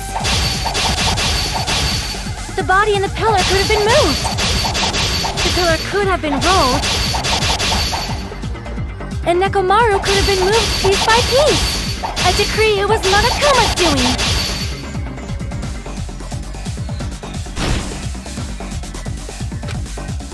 There are many different ways. The body and the pillar could have been moved. The pillar could have been rolled.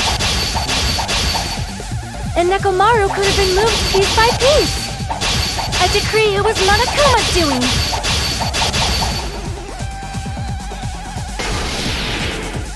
Moving the body and the pillar in such a short time. That might be hard even for Monokuma, don't you think? It seems you have forgotten. Monokuma is surprisingly wielding the pillar, the body, everything at the crime scene. Allow me to cut through those words! Moving the body and pillar is possible, but it would have been impossible to move the oil on the floor.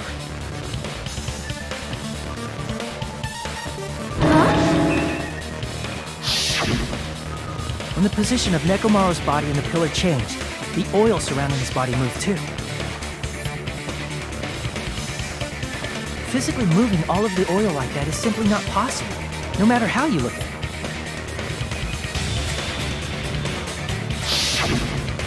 Then it's impossible to think it was moved. I am terribly sorry. I cannot believe I got so fired up.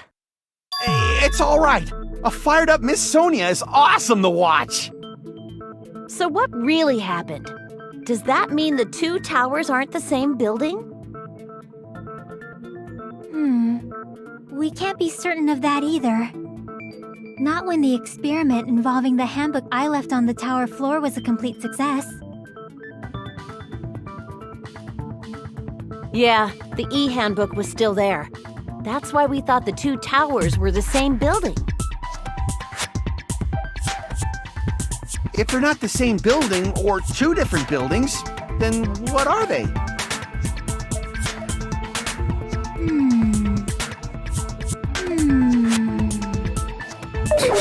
No idea, huh?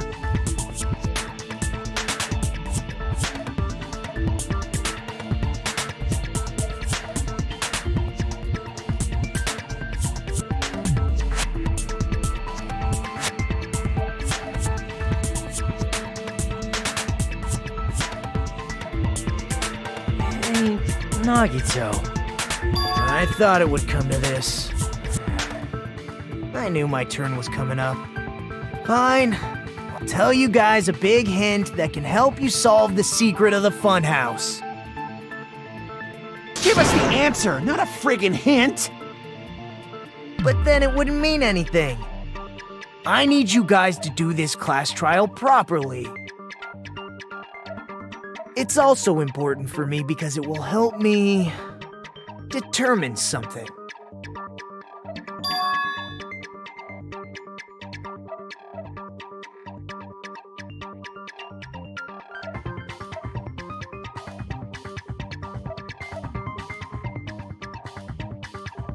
But how do we know your hint is any good?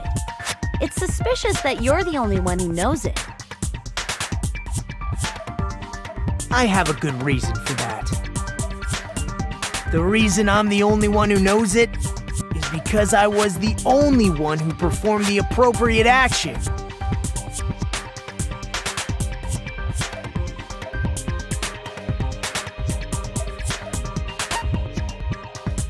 I see! You're talking about the final dead room, right? You cleared the life-threatening game there and found something, didn't you?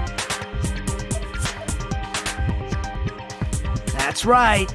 The hint is what I saw after I cleared it.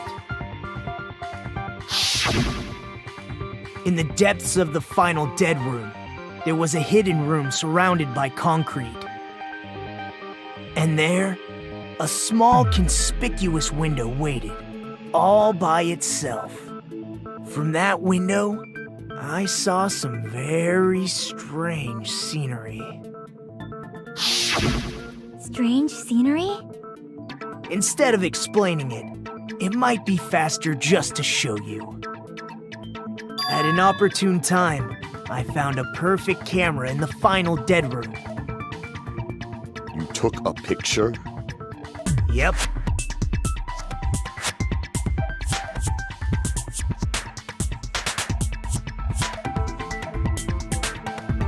See? This is it.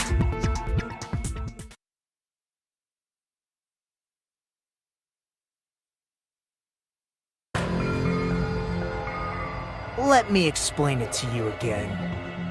I took this picture on the first floor of Strawberry House, from the secret room within the final dead room.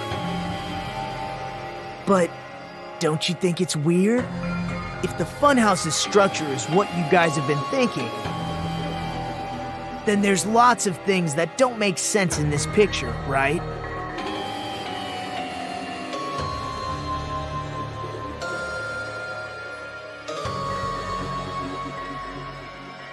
Then let's begin.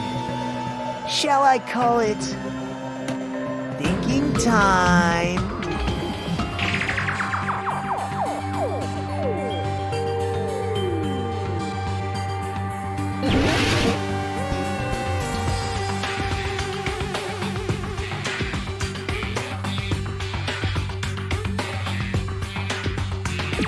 Here!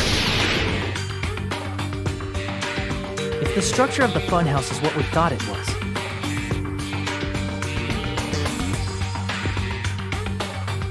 Grape House and Strawberry House should link to the tower in the middle. Which means, if you're viewing the tower from Strawberry House, you should see Grape House behind you. But in this photo, I don't see anything behind the tower. No shadow, no shape, no Grape House at all. I see. And is that it?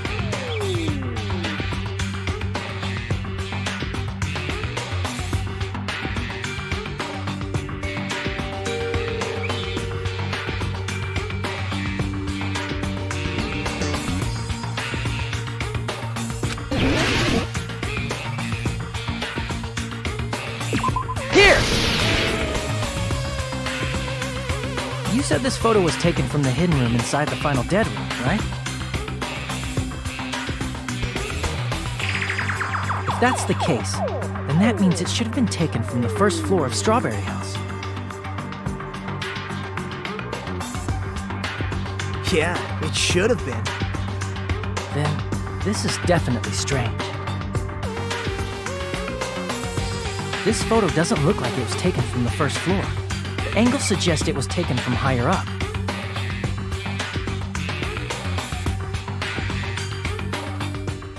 That's right. Good call.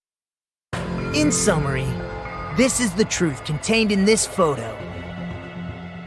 The first floor of Strawberry House is located in a high area, and Grape House is not behind the tower. It's not? Are you saying that Grape House is merely an illusion spell cast by Monokuma's cursed eye? From this point on, do your own thinking. Now that you've finally met the same requirements as me. If you guys are truly symbols of hope, you can easily solve a simple mystery like this. It might be possible for Hajime to solve it too, even though he's just a normal high school student. Despite the fact that you don't have a real talent, you already know about the other clue.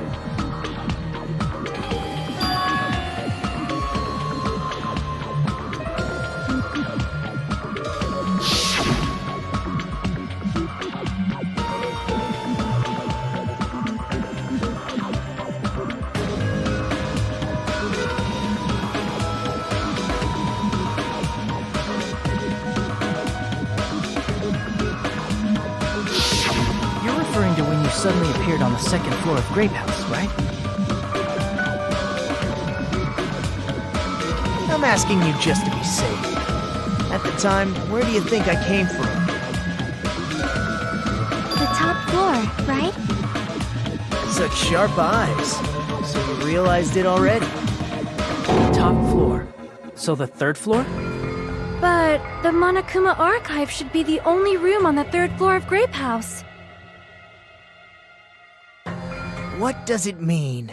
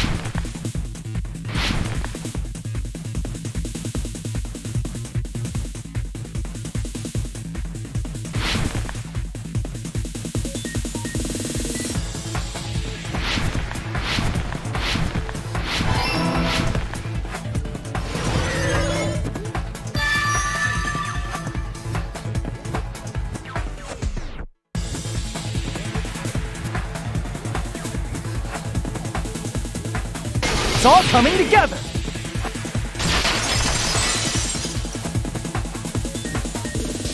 Got it. I know the secret of the funhouse. Then let me hear it. What kind of answer will you give, I wonder? In the picture Nagito took from Strawberry House, I didn't see Grape House at all. So where did Grape House go? There was only one possibility. It was in a position where it couldn't be seen from Strawberry House.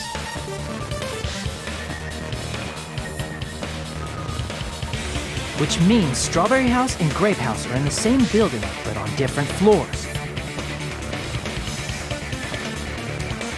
Same building, different floors? Then the two houses aren't two different 3-story buildings. They're actually one 6-story building? If you think about it like that, based on Nagito's picture, it's clear where Strawberry House is located.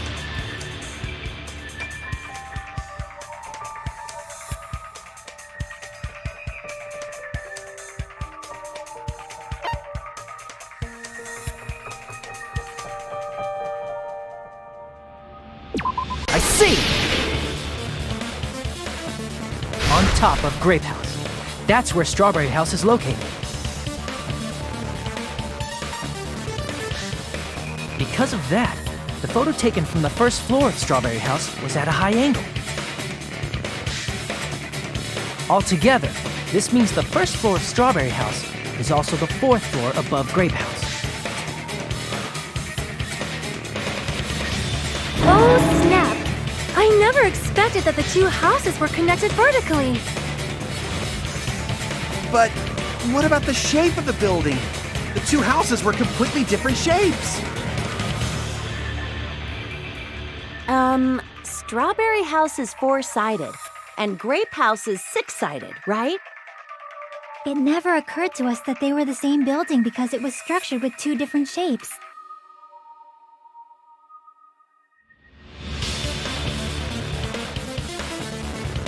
A quadrilateral and a hexagon, overlaid atop each other to misdirect how we would perceive them.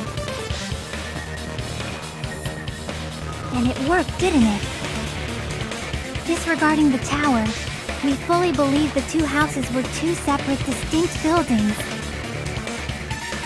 In order to conceal the unique design of the funhouse, Monokuma put us to sleep so we couldn't look at the outside of the building when he brought us to it.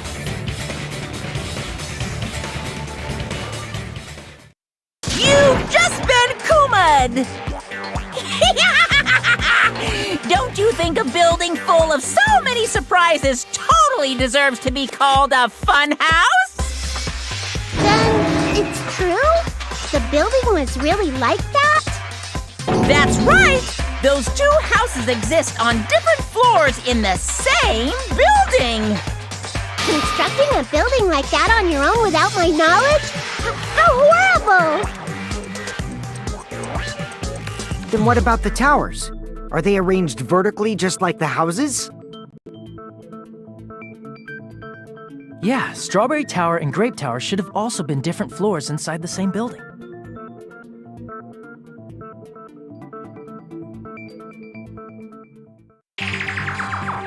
Just like Strawberry House was on top of Grape House, Strawberry Tower was also on top of Grape Tower.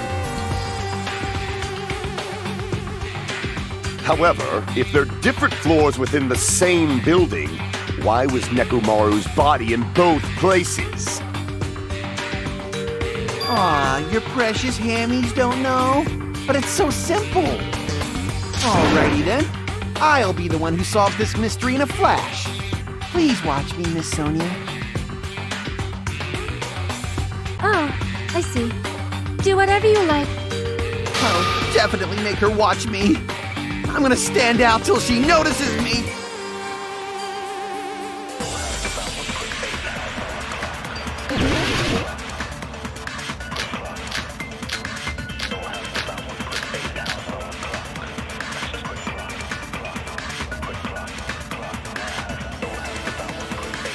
I'm gonna solve this mystery in a flash. Then hurry up, dumbass! one of the bodies in one of the towers was actually a dummy! You mean a fake body? Nekomaru died with a mechanical body. It should be possible to construct a dummy from spare parts. You're magnificent, Gundam! No fair! You totally stole my spotlight! So which one was the fake body? Shut up! Just pick one of them!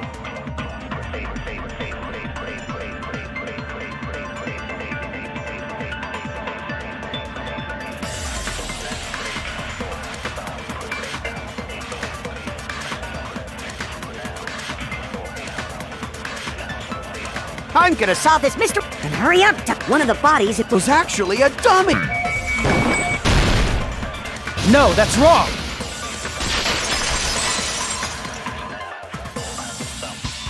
Nekomaru's body wasn't a dummy. That can be proven by Kazuichi's account. Me? Remember? When we moved from Grape Tower to Strawberry Tower,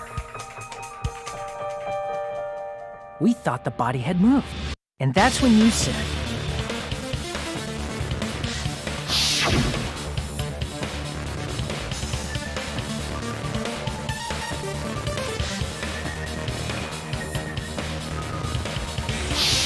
right up until that moment, you were disassembling Nekomaru's body at Grape Tower, right? The killer couldn't have known how you'd take apart his body, so they couldn't have built a dummy.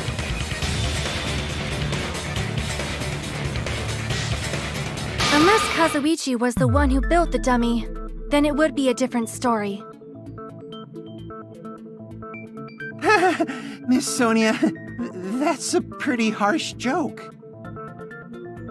You are joking, right? It's alright. Kazuichi is not the killer.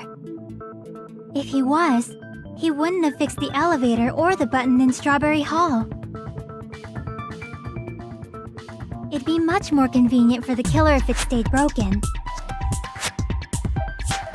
I see. That is disappointing.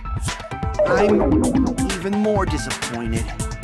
However, even if Nekomaru's body wasn't a dummy, it's meaningless if we don't have the important answer. The reason Nekomaru's body was in both towers, even though it was supposed to be on different floors. Maybe it was simply moved? The body moved to a different floor? You can't think of a device like that? A device that moves things to different floors in the same building?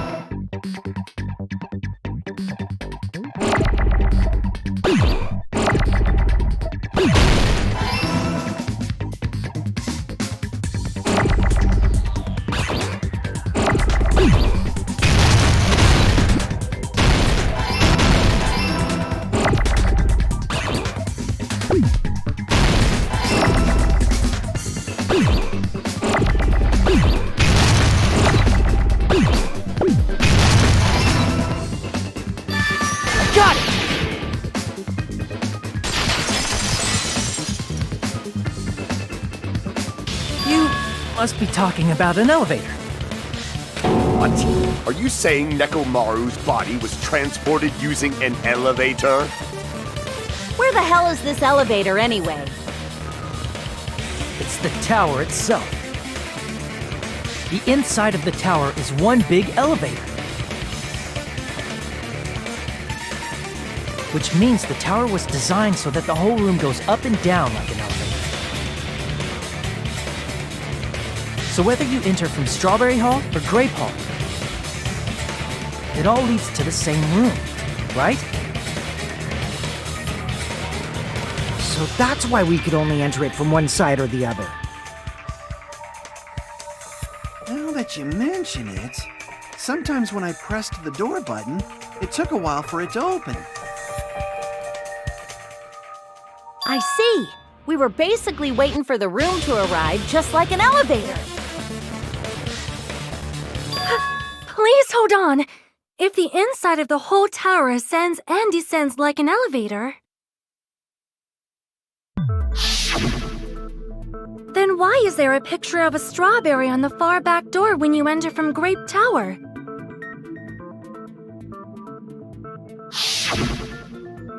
And a picture of a grape on the far back door when you enter from Strawberry Tower.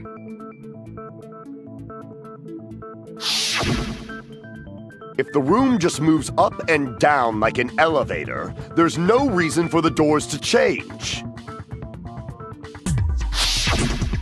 Plus, after the incident, the far back door in Grape Tower had chains wrapped around it, right?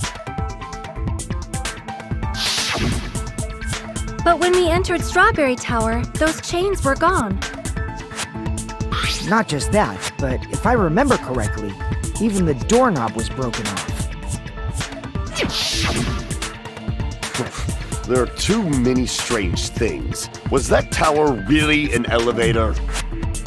When you see people and things, make sure you focus on the good parts instead of the bad. What did you say? So, let's put aside what's changed and focus our attention on what hasn't. Why do we have to do that? It's fine. Come on. What does everything that hasn't changed have in common?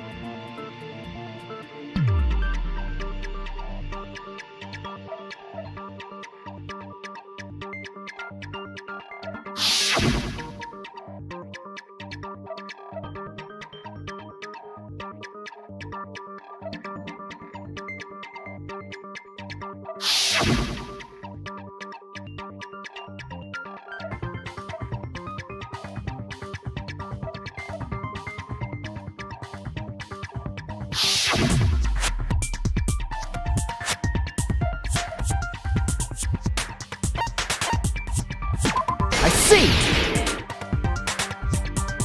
Is it safe to say that all the items on the floor didn't change?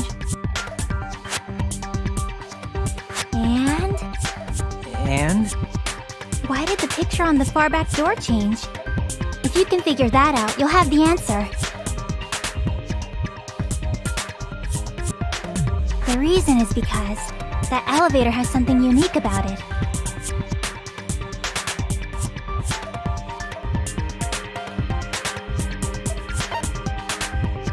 I see! So that's it. The elevator was designed so only the floor moved. Only the floor moved?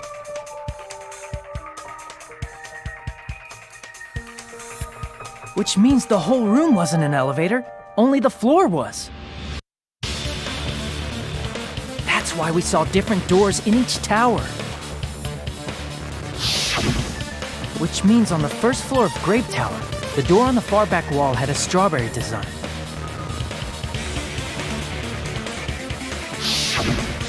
And on the fourth floor, which was Strawberry Tower, a different door on the far back wall had a grape design.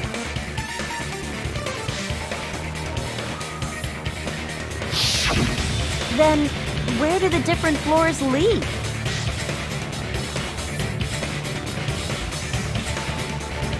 I want to say they lead outside, but they're probably just for show. Just for show? Why was something like that necessary? So we'd falsely believe that the doors were connected to where their picture signified.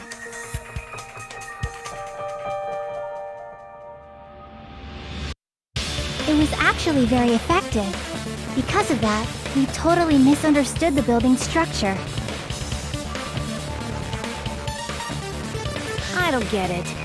But I guess it means whoever designed this building had a totally twisted personality. Did you hear that, mon ami? Don't blame this on me. Take responsibility for yourself.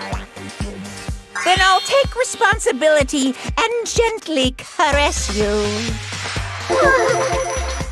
Like, there's no way that's gonna happen. Stop with the tasteless jokes. By the way, what does the chain on the far back door in Grape Tower mean? It was probably wrapped there by the killer to keep us as far from Strawberry Tower as possible. Why? Because of that chain. You guys thought you couldn't enter there, right?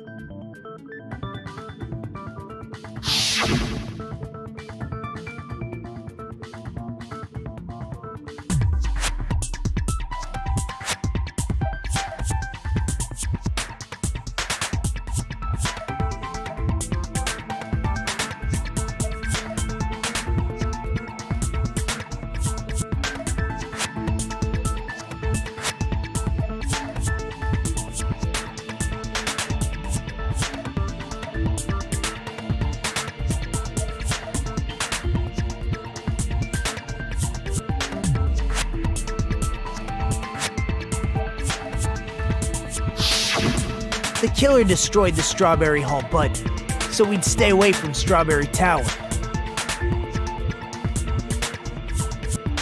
Everything was done to tamper with the evidence, so we wouldn't find out about the secret of the funhouse.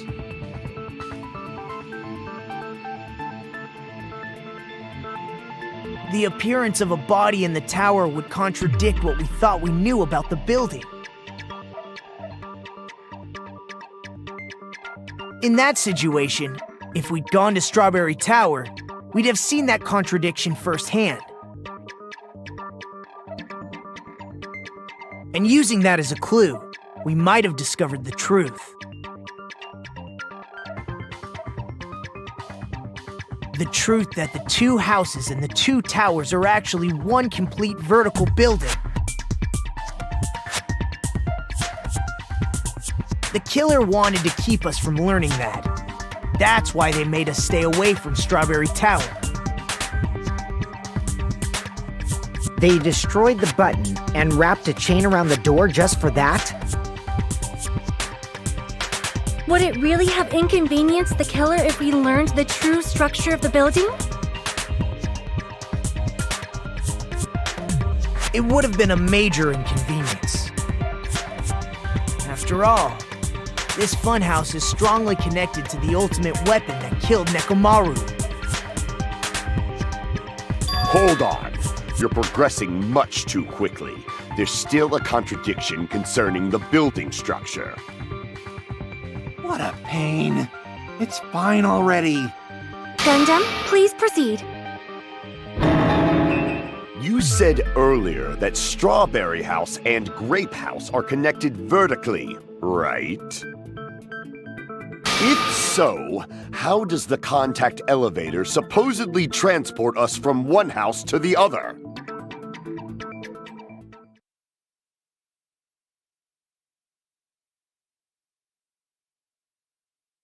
If that elevator moves vertically, then when your back is facing the elevator, both towers should be on the same side.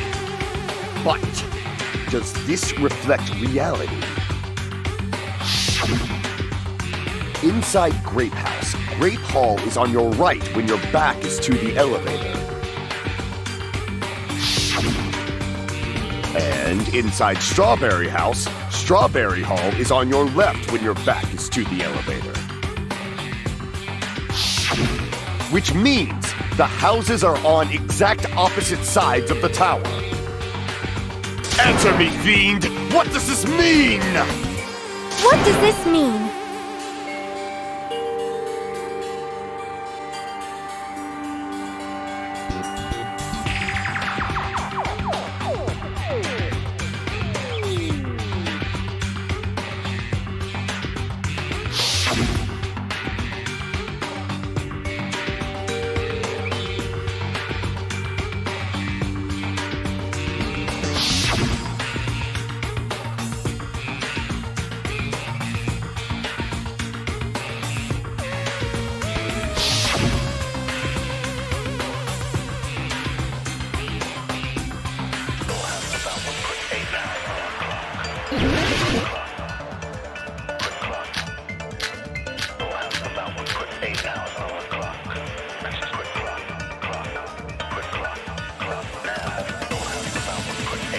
the two houses are connected vertically,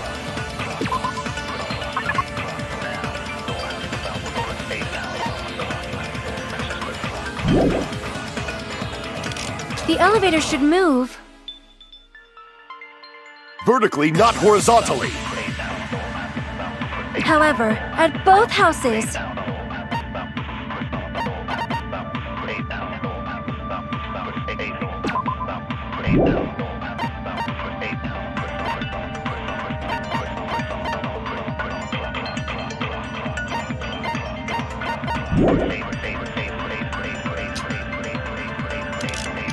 if the contact elevator is behind you, the towers are in opposite directions.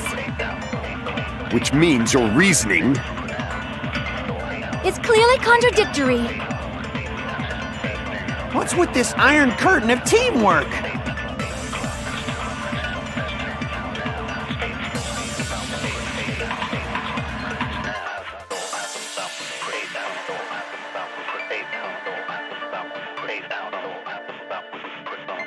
If the two houses are connected vertically, The elevator should move. vertically, not horizontally. No, that's wrong!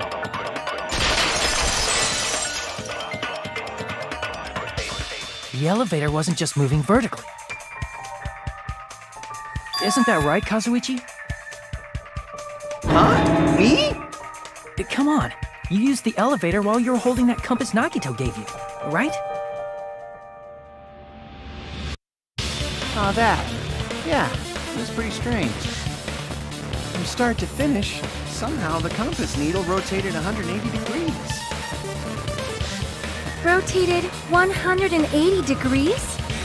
Meaning, as the elevator moved between the two houses, it also rotated 180 degrees.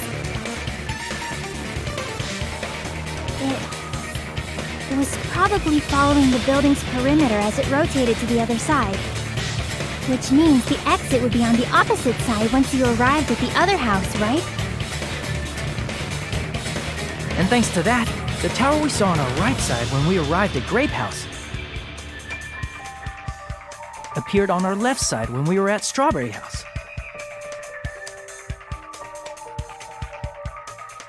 An elevator that rotates while it moves. Is that even possible? It's like something from an amusement park. Well, a funhouse is an amusement park attraction, you know.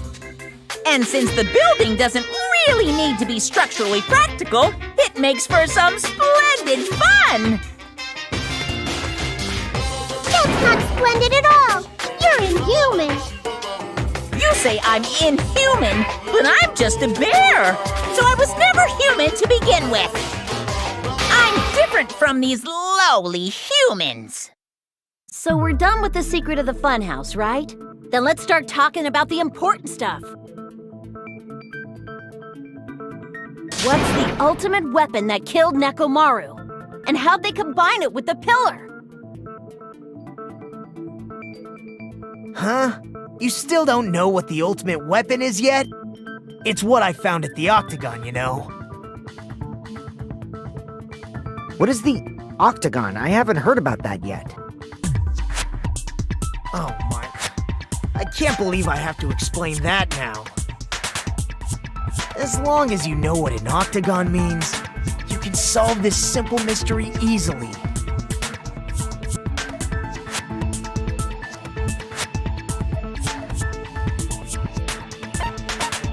I see! If I recall, an octagon is a shape with 8 sides, right? I didn't expect you to know that. For a substitute reserve course student, you're quite knowledgeable.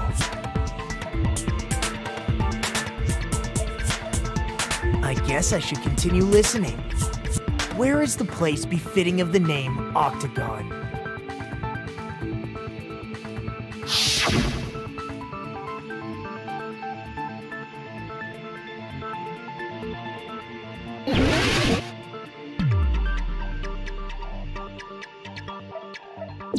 Here! You're talking about the secret room surrounded by concrete in the depths of the final dead room. Why is that place the Octagon? You know how the 4-sided strawberry house is on top of the 6-sided grape house?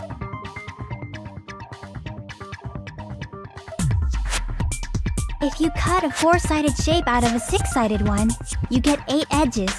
It becomes an 8-sided shape. That's basically the gist of it.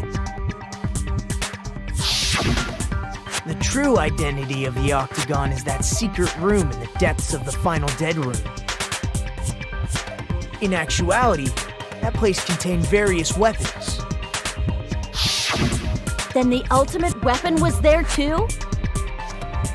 That's a little different.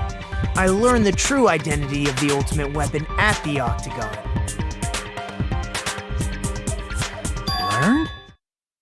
The true identity of the ultimate weapon is the Funhouse. Which means the killer used the building structure as their weapon and killed Nekomaru.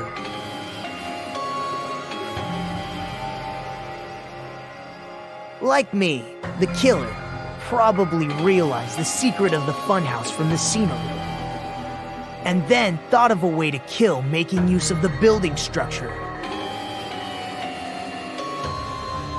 The funhouse itself is the weapon, so they killed using the building structure? That's why the killer tried to keep us from learning the mystery of the building. But more importantly, using the building itself as a weapon? Such a spectacular crime. It truly deserves to be called the ultimate weapon.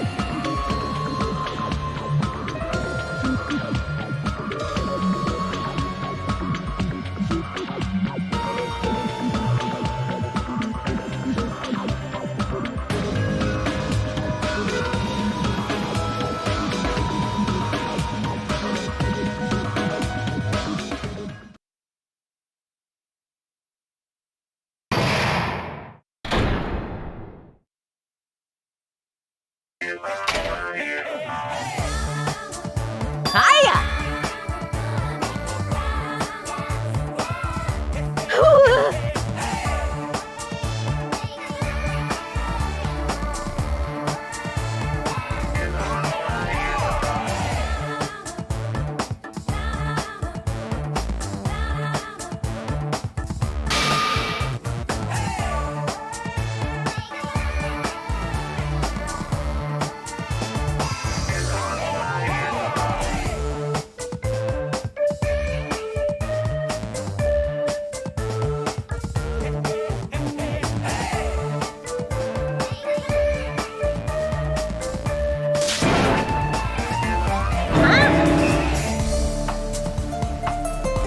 Okay, everyone, all together now.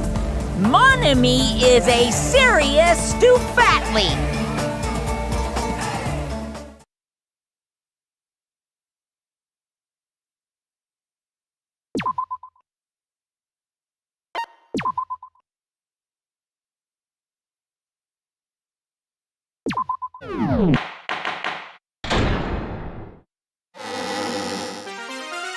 Hello!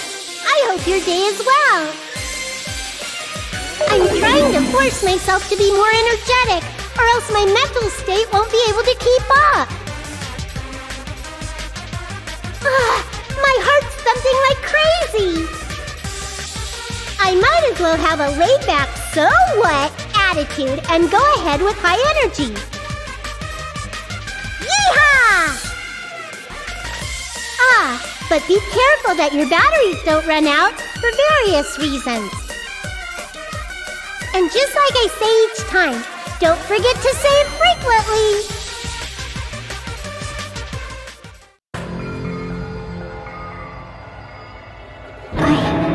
I never expected the funhouse itself to be the ultimate weapon. Oh well, let's just press on ahead. Is it really alright to accept a situation so easily?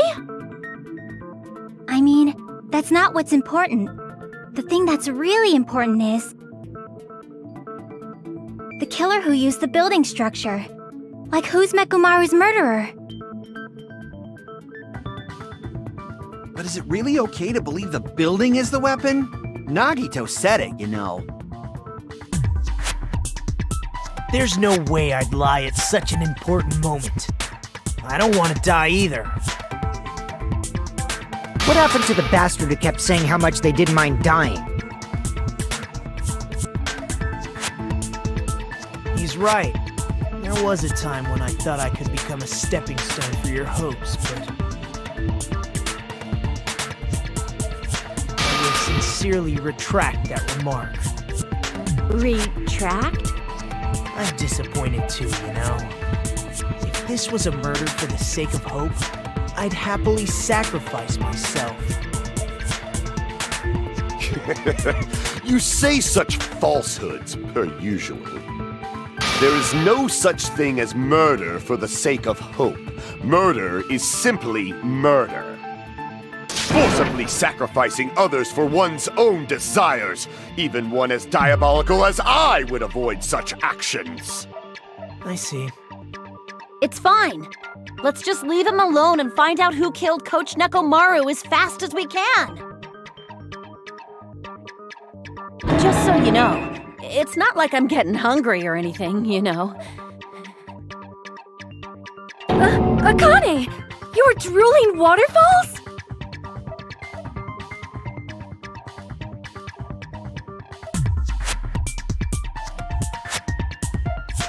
Anyway, if the killer used the building structure, why don't we think about how they used it? How they killed Nekomaru. It might be better if we clarify the cause of death first, don't you think?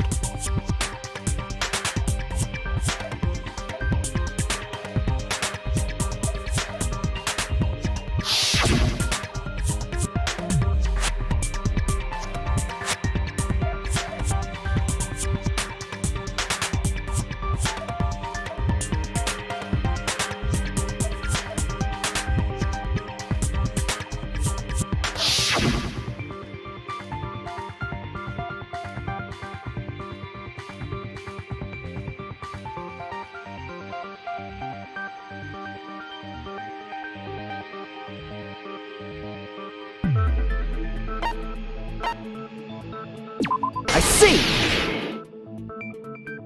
That's it. I think he might have died from falling. Died from falling? If the funhouse's secret is that it's a structure where both towers and houses are vertically connected,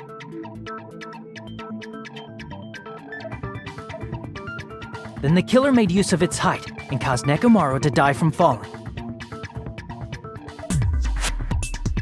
Are you saying they pushed him off? Where'd they push him off from? That I don't know yet. Don't just make things up when you don't know the method. Where in that building would you even be able to push someone off in the first place? It might be possible in the tower. You could push him off the 4th floor when the elevator is on the 1st floor. Did you forget how the elevator functions? When it's on the 1st floor, the door on the 4th floor won't open.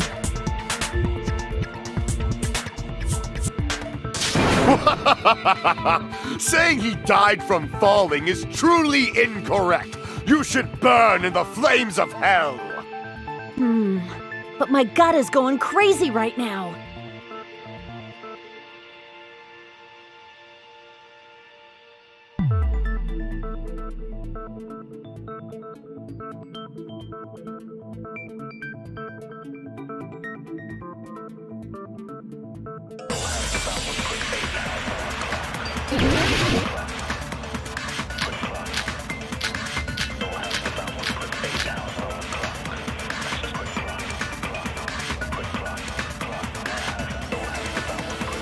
When the elevator is on the 1st floor, you can't go through the door on the 4th floor.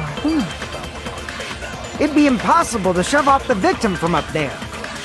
Then, how about this? After locking Mekamaru inside the elevator, They moved the elevator from the 4th floor to the 1st and made use of the drop. Hold on, did you forget the elevator has a sensor? As long as there's a moving object inside, the other door won't open. Which means the elevator wouldn't have moved either. That must be the threshold of that elevator.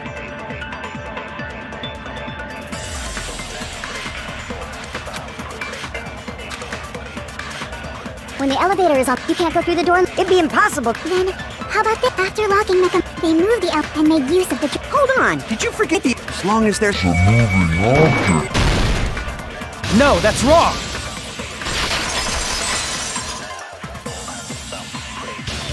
That sensor should only work if something is moving. If Nekomaru wasn't moving inside, the elevator sensor wouldn't have detected anything. Could it be his sleep mode? When Nekomaru's goodnight button is pressed, all of his functions shut down, and he enters sleep mode.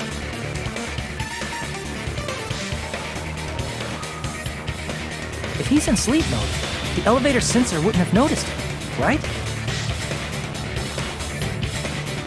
I see. So that's how... However, even if they moved the elevator in that manner, Nekomaru would have just moved along with it. There would have been no drop for him to fall and die from, yes? That's what I was about to explain, before Kazuichi interrupted me. Silence, pest! Now you're calling me a pest?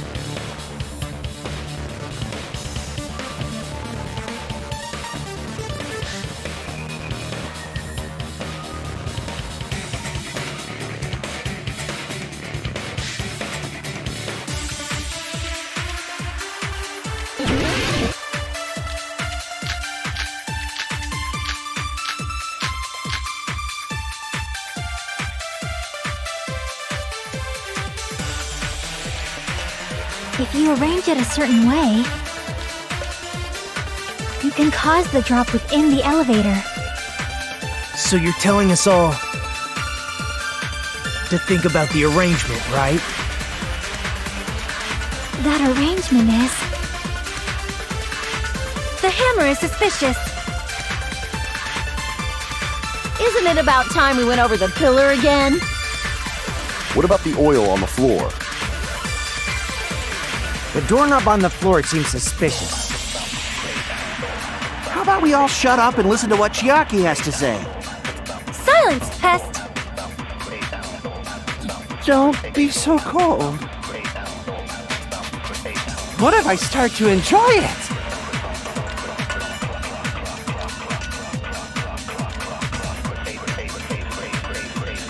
If you arrange it a certain way, You can cause the drop. So you're telling us to think about the arrangement. that arrangement is... The hammer is suspicious. Isn't it about time we went over? What about the oil on the floor? A doorknob... I agree with that!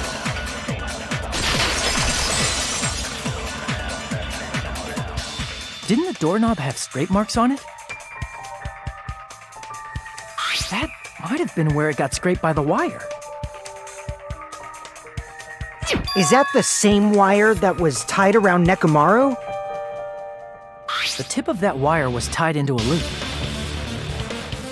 If the elevator moved while that loop part hung from the doorknob, If they did something like that, he would have been suspended in midair! That's right. He was suspended in midair. Huh? The killer tied up Nekomaru with the wire while he was in sleep mode. Tied the tip of the wire into a knot and hung it on the doorknob to the 4th floor. With that, they moved the elevator from the 4th floor to the 1st floor of Grape Tower.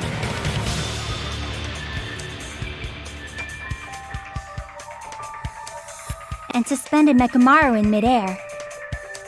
That's right! He was so well hung! Kinda like... You better not finish that sentence. The killer took advantage of the elevator's unique feature. Only the floor moves. By doing that, they created a drop so Nekomaru could fall to his death. Too easy. So what if they created a drop? There's no way you can make him fall and die with just that. Why? If Nekomaru is suspended in midair like that, then how do you get him to fall? Because if he's suspended in midair, he won't die if he doesn't actually fall.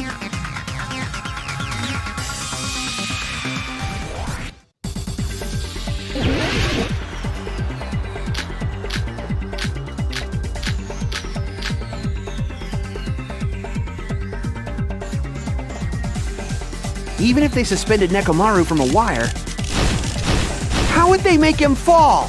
There's no one in the tower to push. There's no way they could do that.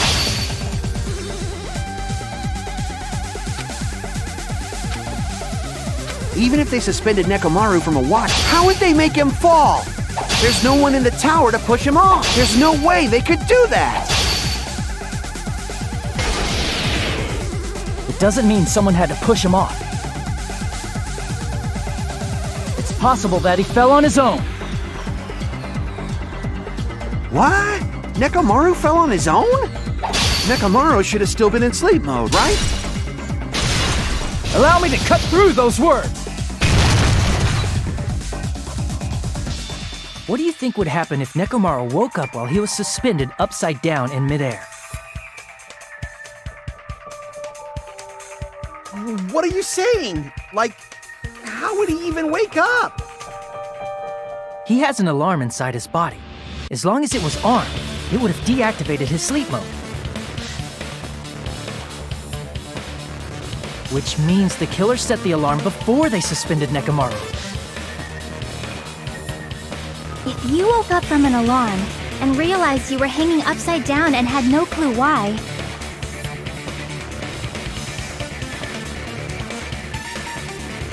if something like that happened to you, you would start panicking a lot, right? Instinctively, your body would start moving. Nekomaru probably did exactly that. And then, in order to make him fall from the force he was generating, the wire was hung on the tip of the doorknob so it would easily slip off. In actuality, the scrape marks caused by the wire were near the tip of the doorknob, right? But Nekomaru didn't fall because the wire came off, right? He fell because the entire doorknob came off. When Nekomaru awoke, he must have struggled much more than expected, which caused the doorknob to break off. Was that unexpected for the killer too? Well, that's probably it. If they knew it'd leave behind evidence like that, they would have at least tried to do something to cover it up.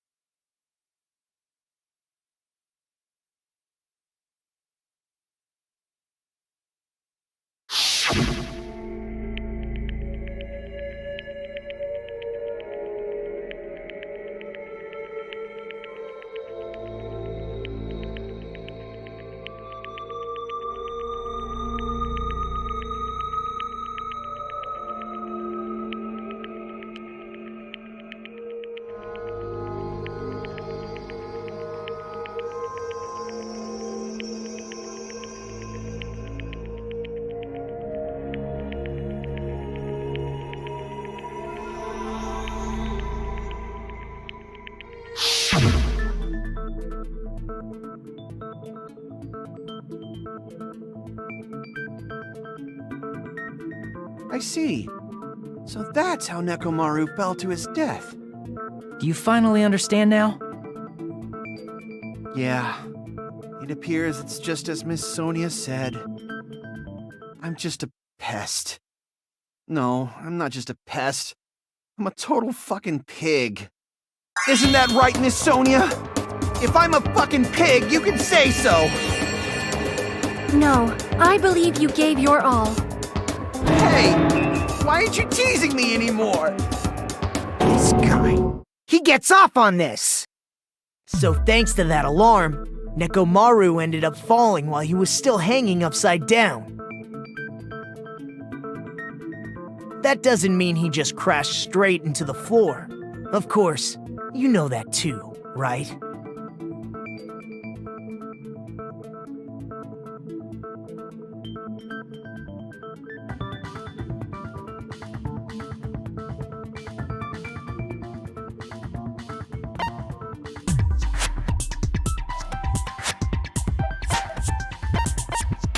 I see! When Nekomaru fell to the floor, he ended up colliding with the pillar. Isn't that it? Finally, the pillar! So that's how the pillar shattered, and why oil was spilled all over the place. See, I told you the pillar was the weapon. My gut was totally right. Well, the pillar was a bonus. It's not even clear if the killer intended that, or if it was just a coincidence. At this point, it is quite difficult to find a clue that will lead to the killer. Then what about the alarm? I'm positive the alarm was set for 7:30 a.m., and if we map it out from there... Hold on, baby gangsta. Stop calling me baby gangsta! What'd you just say? Did you say the alarm was set for 7:30 a.m.? You didn't check it yourself? Nekomaru's alarm was set for 7:30 a.m. Nah, that's impossible. Because even though I slept in a little, I still got to the tower at 7 in the morning. Now that you mention it, so did I. There was no way I could be late for Monokuma Tai Chi, so I left for Grape Tower before 7 a.m. And if we found Nekomaru's body there, it would have been before the 7:30 a.m. alarm went off. It appears yet another contradiction has been birthed.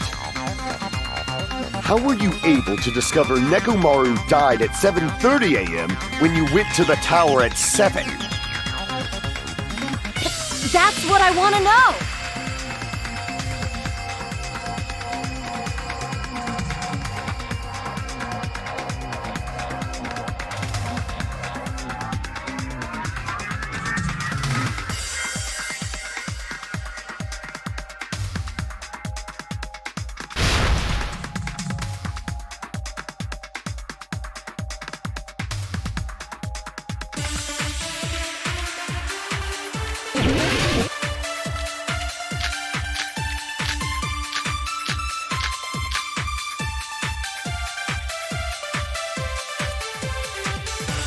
We headed for Grape Tower before 7 a.m., I am certain. But the alarm inside Nekomaru's chest was set for 7:30 a.m. Nekomaru died because of that alarm, right? His time of death and the time the body was discovered. One of those must be an illusion. Killer probably did some tampering. They probably messed with the clock inside Nekomaru's chest. That's gotta be it!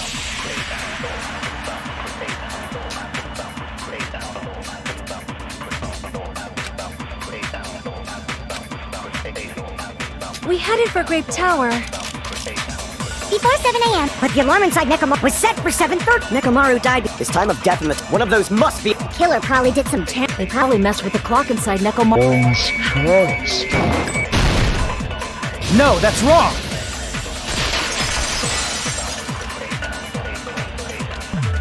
No, the clock inside his chest was a radio clock, so it would have been impossible to mess with. So you're saying there's no way the killer could have tampered with the clock? Maybe the clock Miss Sonia saw was the one that got tampered with. The clock inside Grape House? No, I checked all the clocks inside the funhouse. Oh, that's what I asked you to do. So you really listened to me and checked all the clocks. And because of that, I can confidently declare that all the clocks had the same time displayed. If there's no possibility that the time was tampered with, then we must doubt that human's testimony. Please believe me, we are not lying! Then maybe it's a misunderstanding? I never misunderstand. I'll crush you into dog food.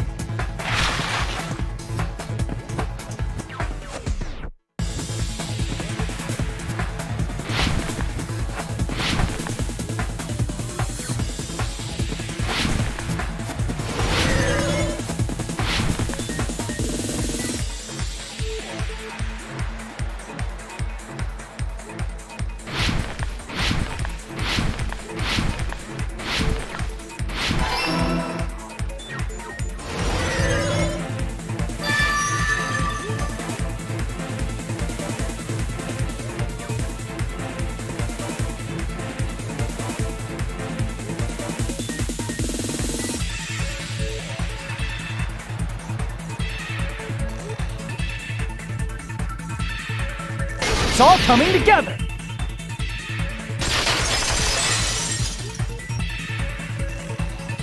You said you checked all the clocks inside the building. Isn't that right, Fuyuhiko? Yeah, none of the clocks had the wrong time. But what if all those clocks have been messed with? What? All the clocks? So even if you checked all the clocks inside the building, there's no way you'd have noticed it. I see. So the killer messed with the time inside the whole building by changing all the clocks. So that's what it was. There's no way I would have noticed that. This is truly fantastic! Now's not the time to be pleased. More importantly, how much was the time on?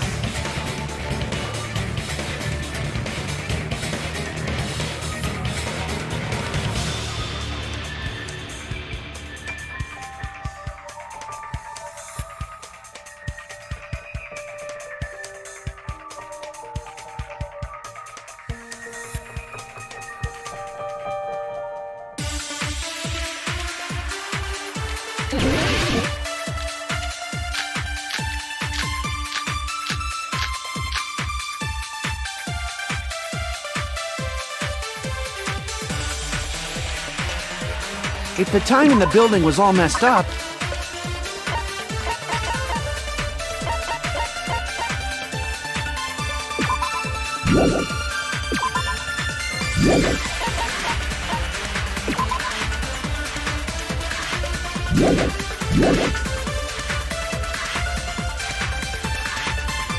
then we can only rely on Nekomaru's radio clock. The time of death was clearly 7:30 a.m. The problem is, what time would 7:30 be? In our time. Are there any clues that can be used to narrow that down? If only I heard the sound when he fell. It would have been a great clue. Or his scream. He's not the type to let out a scream. If only Nekomaru's alarm was loud enough, we would have heard it too. There's no point in saying that. If does not exist in this world.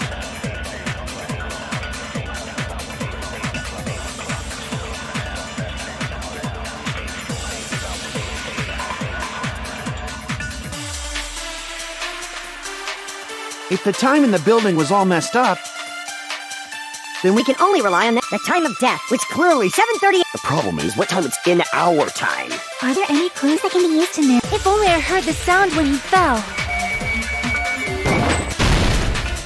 I agree with that.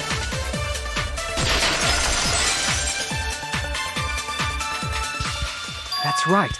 We should have heard the sound he made when he fell. Wasn't it that rumbling noise? Rumbling? I thought it was just an earthquake, so I went back to sleep. Was that the sound from when Nekomaru fell? Well, the huge body fell from the 4th floor to the 1st, and the pillar fell with it. It's obvious we'd hear the impact sound. we heard that noise too. It was when we were gathered at the Strawberry House Lounge. What is it, Sonia? Oh, well. That sound everyone heard? I did not hear it at all. Huh? You probably didn't hear it because you were sleeping. I could not sleep at all. I was awake the whole night with hunger pangs. There's nothing to worry about. What's important is that rumbling noise anyway. If we use that rumbling sound as a reference, we might be able to figure out how much our time was off. I heard that sound probably around 5:30 in the morning. Huh? You can tell? I instantly woke up and left my room. And that's when I saw the clock in the lounge. Excellent work, Akane!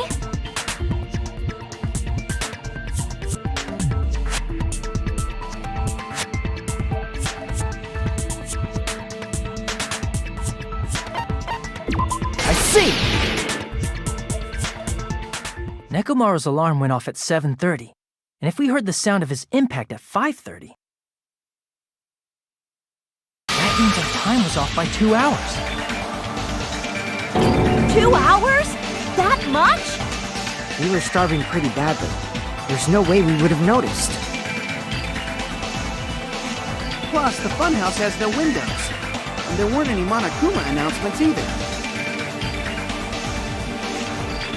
However, for what reason did the killer alter our perception of time?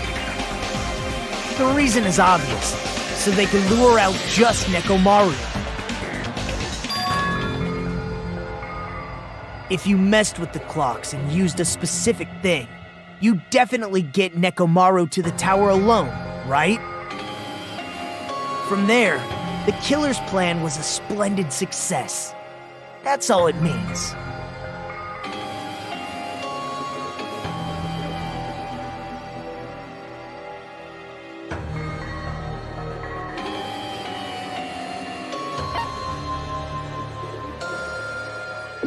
I see! That's it. The killer made use of the Monokuma Tai Chi activity in the morning.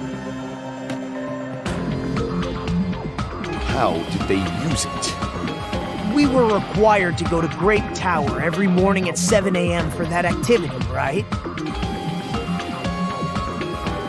But if they mess with all the clocks inside the building, what would that do to us? We wouldn't be able to attend on time, but that wouldn't affect Nekomaru.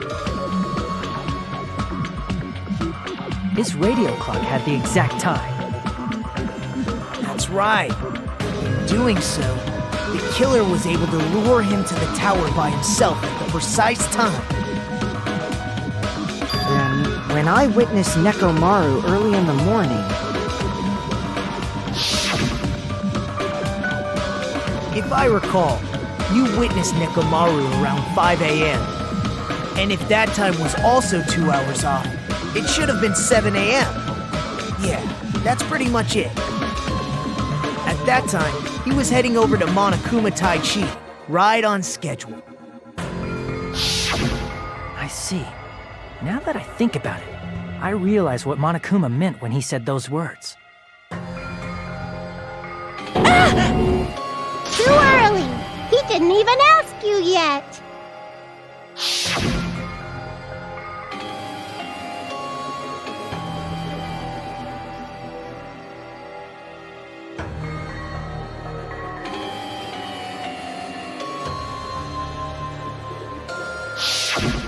When you said everyone, you were including us, right? We thought we came to the tower on time, but in truth, it was way past the meeting time. Aw, jeez! That's, well, how should I put it? What was it? You know, tripping over a foot, or something like that. Are you talking about tripping over someone else's fault? Wrong! Too bad! Liar! I'm right! That's not it! It's incorrect! That's definitely the correct answer. You always get so stubborn like this. Let's just ignore the peanut gallery. Now that we've found out how the killer lured Nekomaru, the number of suspects has drastically decreased. Hey, why would that decrease the number of suspects? Don't be a friggin' liar! You'll know I'm not lying when you listen to what Fuyuhiko's going to say next. huh? What the hell do you mean?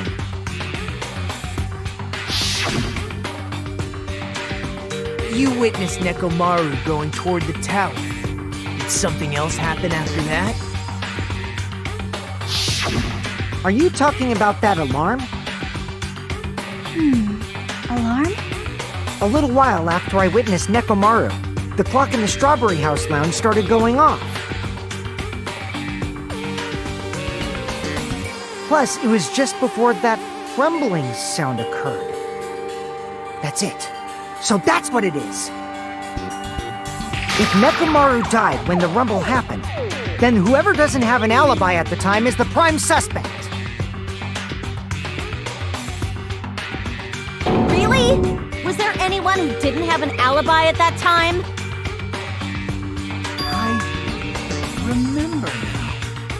sound was so loud I couldn't help bolting from my room. But there was one guy who never left the lounge. We were both on the same floor. It's pretty weird that bastard never came out of his guest room. Which means that person does not have an alibi for when Nekomaru fell? Who is it? Who's the bastard?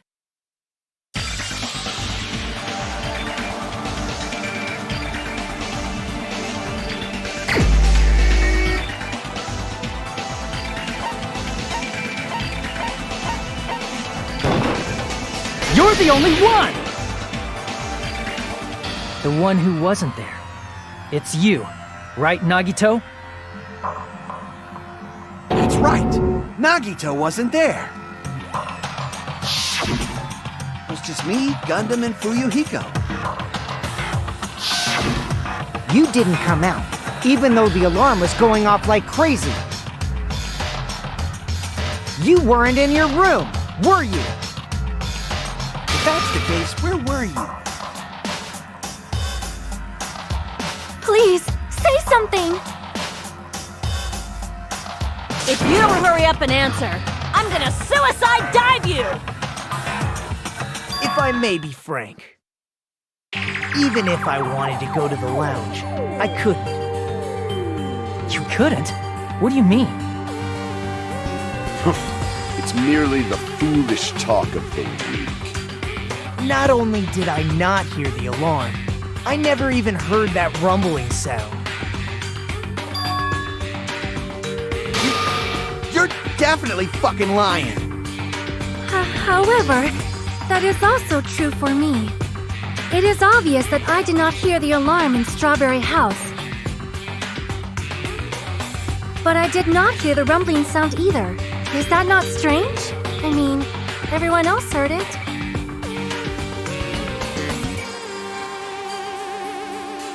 To be honest, it's not just them. The same goes for me too.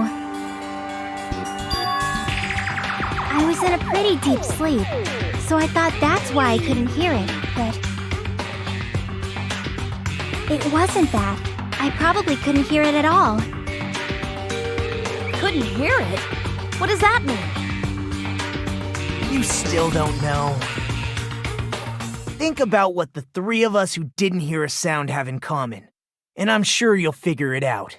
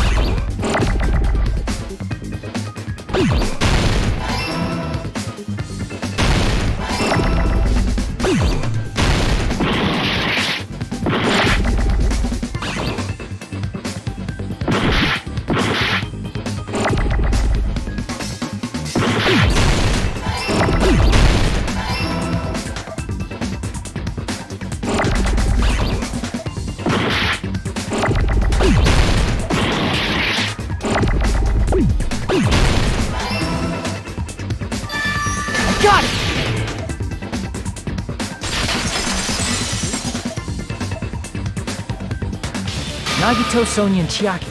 The three of you were staying in deluxe rooms, right? If I recall, the deluxe rooms are...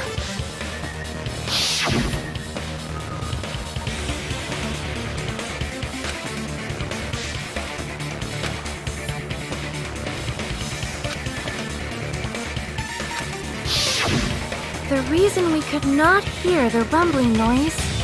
That's right. It was because the deluxe rooms have superior sound insulation. You actually noticed that. Nice catch, Hajime. Are you using your ultimate reserve corps student talent? Now then, you guys must understand by now, right? The true identity of Nekomaru's killer. Hold on a sec! Why does that lead to who the killer is? Why? Well, that fact just now is a very important clue, and a decisive factor in identifying the killer. Decisive factor?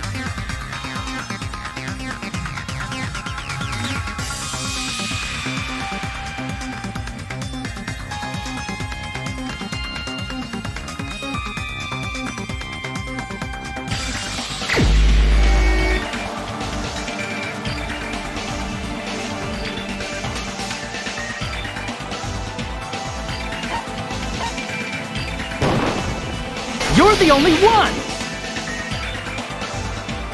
Gundam, there's something I want to ask you.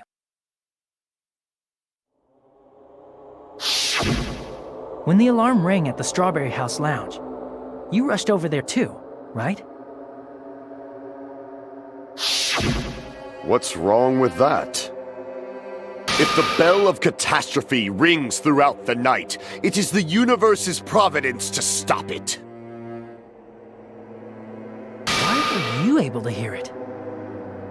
Hear what? I mean, you were also staying in a deluxe room, right? Nagito was staying in a deluxe room in the same house on the same floor, and he couldn't even hear it. So why were you able to hear that alarm? Now that you mention it... Gundam? There is only one possibility. You weren't in your room at the time. That's why, even though you were staying in a deluxe room, you still went to the lounge. Am I right?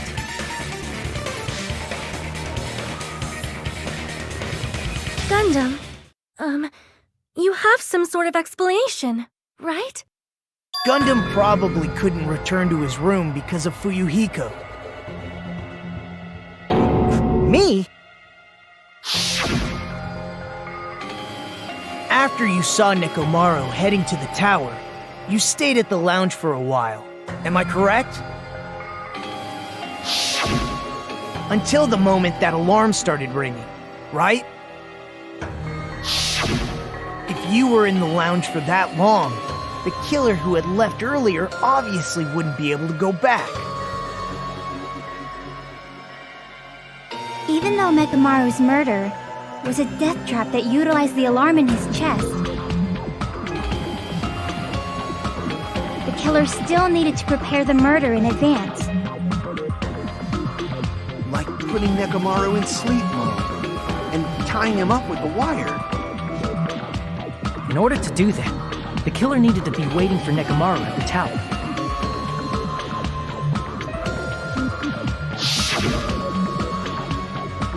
Which means when Fuyuhiko witnessed Nekomaru, the killer was already at the tower.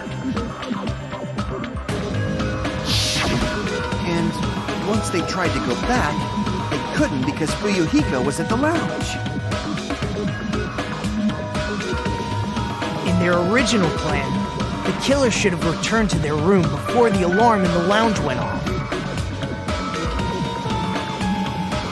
And they were supposed to stay in their room. They weren't planning to come out and go to the lounge.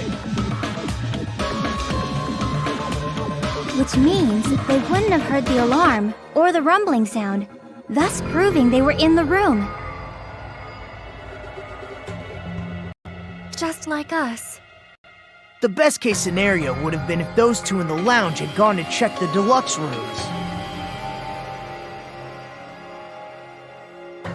After all, if they personally saw the killer sleeping in their room, it gives the killer a stronger alibi.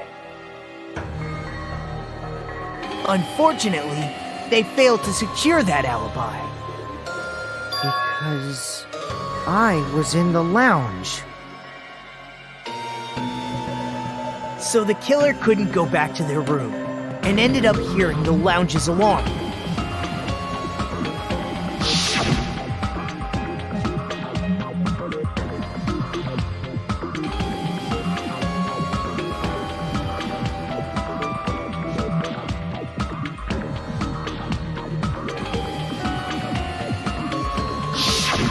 But why'd you come out? You should have hid till the excitement died down.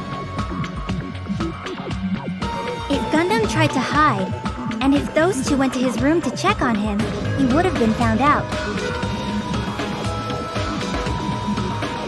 That would have been the worst possible outcome. That's why he couldn't just stay hidden. If those two had just checked the deluxe rooms as planned, that would have been ideal, but... How ironic. The moment Fuyuhiko set foot in the lounge, your plan was doomed. Gundam? Please, can you at least say something?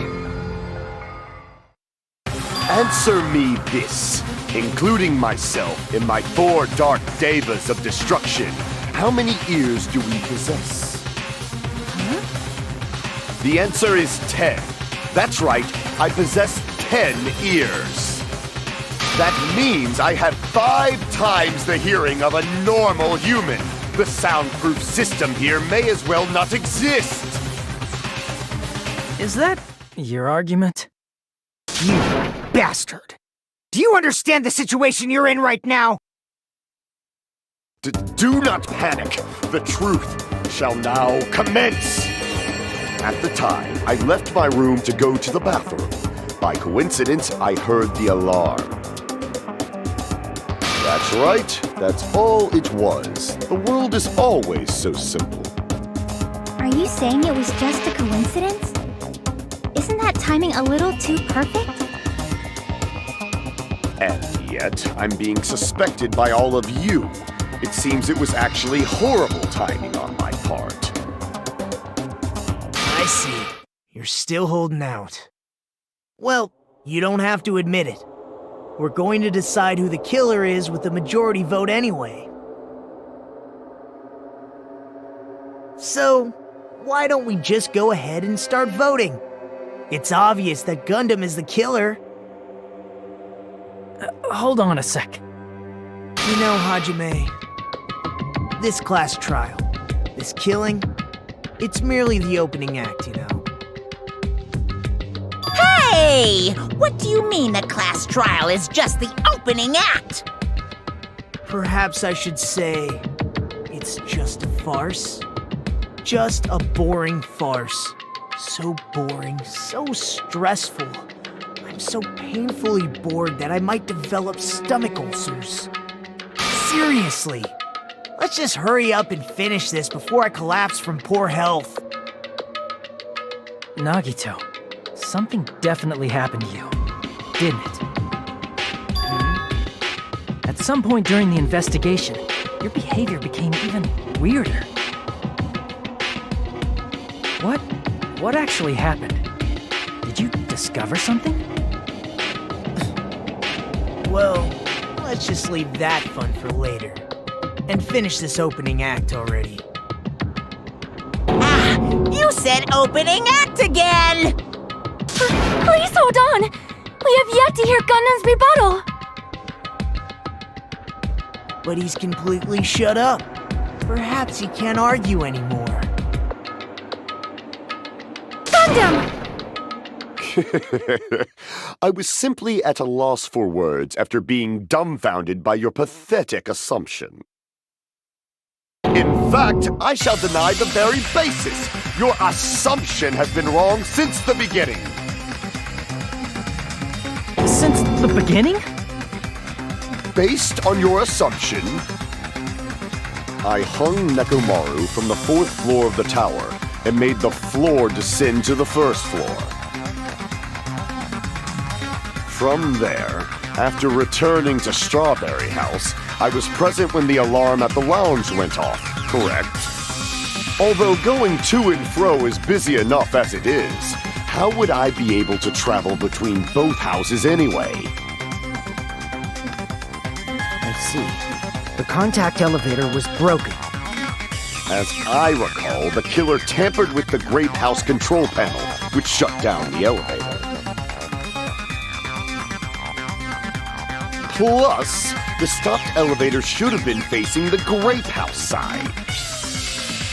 If so, the human who used the elevator would have left it at Grape House.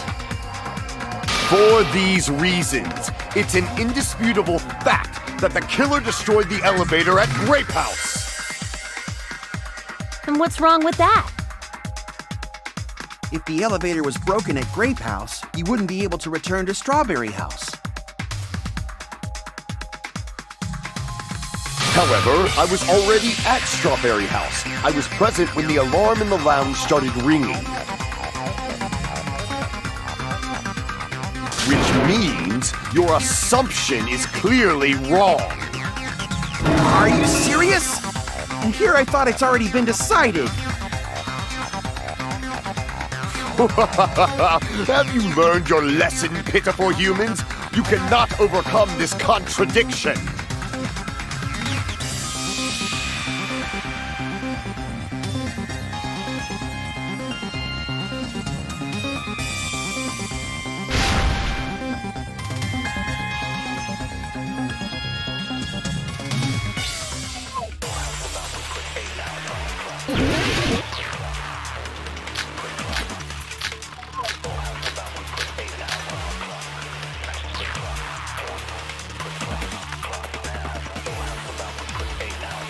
That elevator was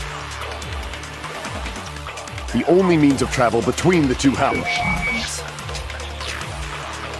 As long as that elevator was broken,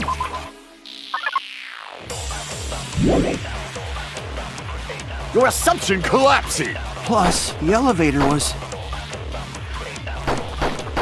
broken at Grape House. If the killer could not return to Strawberry House, Since I was at Strawberry House at that time,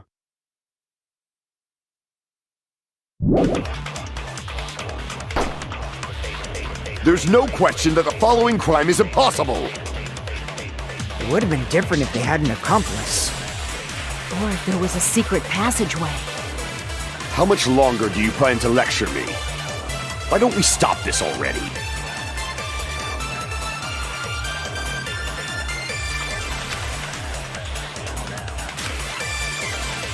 That elevator was the only means of travel, but as long as that your assumption plus the elevator broken at Grape House. If the killer cannot Since I Was at Strawberry, there's no question that the following crime is It would have been different if they hadn't accomplice. Or if there was a secret passageway.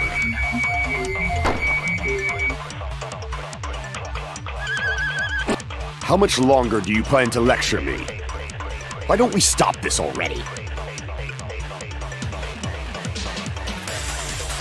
That elevator was the only means of travel between the two houses. No, that's wrong!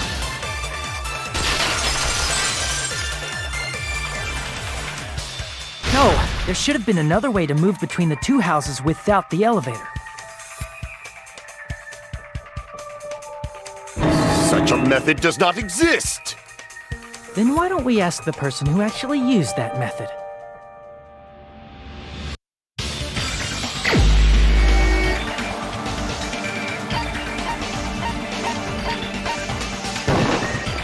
You're the only one! Nagito, you should know. What are you talking about? Don't play dumb. You appeared so suddenly that one time because you used that method, right?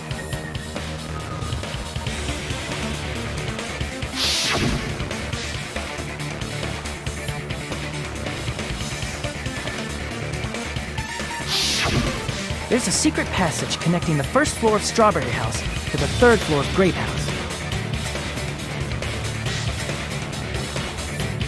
Isn't that right? Jeez, once again, I let the reserve course show up. But you're right.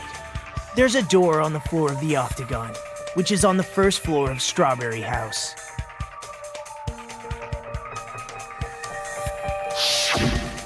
After I opened the door and went down... Surprise, surprise! I ended up in the Monokuma Archive, which is on the third floor of Grape House. Meaning, the third floor and the fourth floor are actually connected. Plus, once you've cleared the final dead room once, you can pass through it as many times as you want. If they used that secret passage, they could have gone between the two houses as much as they wanted. Infinity Unlimited Flame! However, what if the killer was unaware of the existence of the final dead room?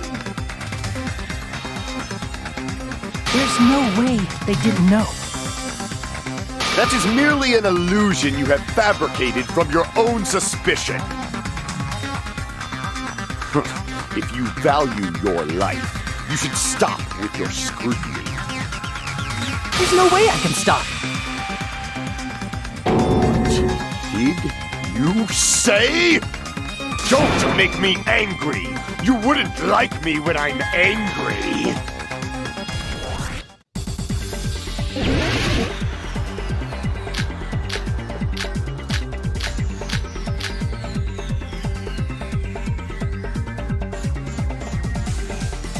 Even if the turbid box doesn't exist, you could travel through multiple planes. Provided you use a spacious wormhole. However, how frail, I say! Your decayed illusion. Shall I feed you to the progeny of vile deities?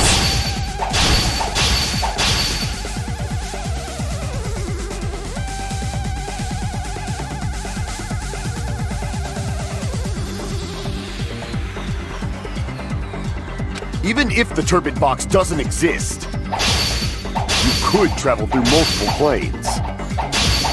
Provided you use a spacious wormhole. However, how frail, I say!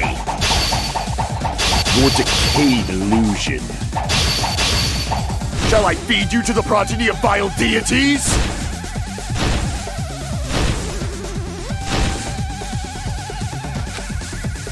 Even if the turbid box doesn't exist, you could travel through multiple planes. Provided you use a spacious wormhole. However, how frail, I say!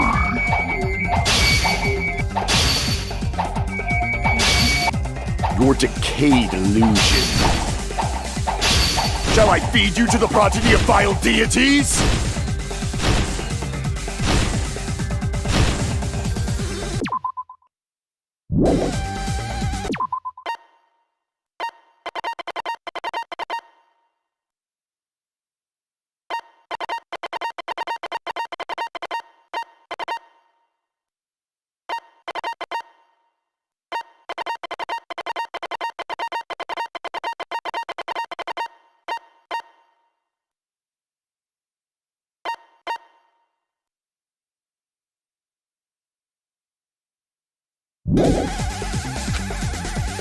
Even if the turbid box doesn't exist, you could travel through multiple planes. Provided you use a spacious wormhole. However, how frail, I say! Your decayed illusion. Shall I feed you to the progeny of vile deities?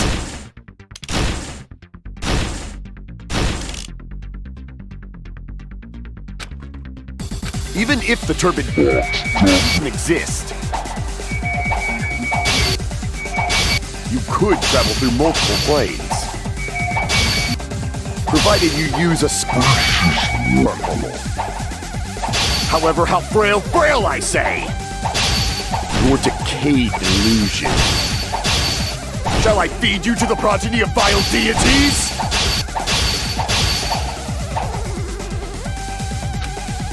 Even if the turbid box doesn't exist, you could travel through multiple planes, provided you use a spacious wormhole. However, how frail, I say! Your decayed illusion. Shall I feed you to the progeny of vile deities?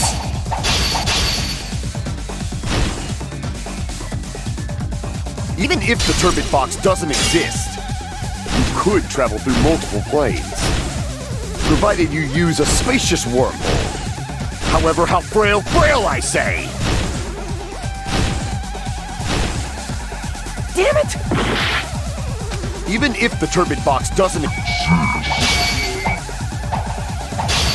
you could travel through multiple planes, provided you use a spacious wormhole. However, how frail, I say! Your decayed illusion. Shall I feed you to the progeny of vile deities? I already proved the secret passage exists. The secret passage was at the Octagon. Know the limits of your own reasoning! You say the killer went to the Octagon? Don't bark, you cur! If you don't want to drown in the mail, at least pray to the key which dwells in the light! Damn it! Even if the turbid box doesn't exist, you could travel through multiple planes, provided you use a spacious wormhole. However, how frail, I say! Your decayed illusion. Shall I feed you to the progeny of vile deities?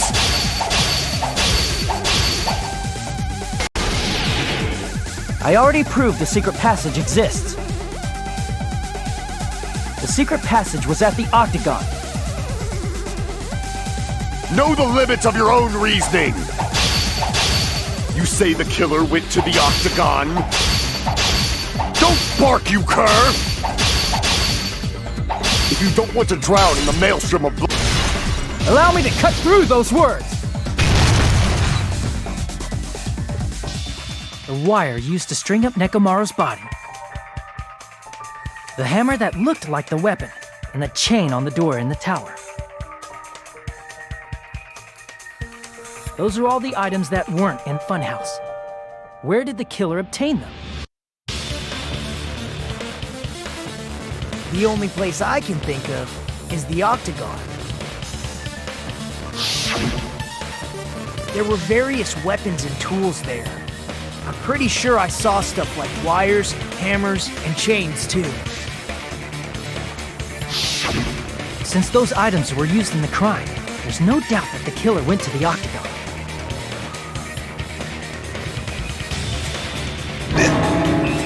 If that's the case, they obviously know about the secret passage too, right? It seems this is the end. Normally we'd end up listening to Hajime lecture us with a very long summary of the case. But there's no reason to waste any more time on this opening act, so I'm going to end this right now. Hey, what are you... First of all, by messing with all the clocks in the building, Gundam tried to lure only Nekomaru. The elevator was probably broken by that point. Thanks to that, Nekomaru wasn't able to go to Grape Tower, which was supposed to be the meetup point. So he tried going over to Strawberry Tower, just like we did when we found out the elevator was broken. Well, it's obvious he'd attempt that. At that time, we didn't know the two towers were the exact same place. Also, the button in Strawberry Hall wasn't broken, so he was easily able to enter Strawberry Tower. But surprise! Gundam was waiting for Nekomaru's arrival. Hold on. If Nekomaru didn't go to Strawberry Tower, what would the killer have done then? Their plan was a balancing act of uncertainties, but even if they failed, they probably wouldn't have minded. They can just greet everyone the next morning as if nothing happened, and come up with a different plan. And, without such a risky plan, they wouldn't have been able to lure him at all. I'm going to continue summarizing the case, okay? Through this, Gundam successfully lured Nekomaru to Strawberry Tower. There's no way he could fight head-on with the robotic Nekomaru. So by pressing the goodnight button, he rendered Nekomaru powerless without fighting it. Hold on! What did you just say? That I didn't battle? What's wrong with that? Don't mess with me! Don't mess with me! I cannot ignore those words! Why are you angry all of a sudden? You fools do not understand! You don't understand at all! Ha! You make me laugh! After all this time, you still don't understand anything at all! I don't understand anything. What does that mean? It appears I cannot finish just yet. Maybe I'm just a human destined for hell. However, I cannot finish just yet. I cannot finish! What do you intend to do? It's obvious! I'm going to destroy your illusory assumptions! Are you saying you still have more? You still have room to argue? Your words. You said I pressed Nekomaru's goodnight button. However, that button was on the back of Nekomaru's neck. To press it, I'd have to get behind him. It's not easy to get the drop on Coach Nekomaru. It's even more difficult if it's a one-on-one situation. Just as I thought, truly frail. Succumbing so easily to this simple argument, it was just a mere illusion.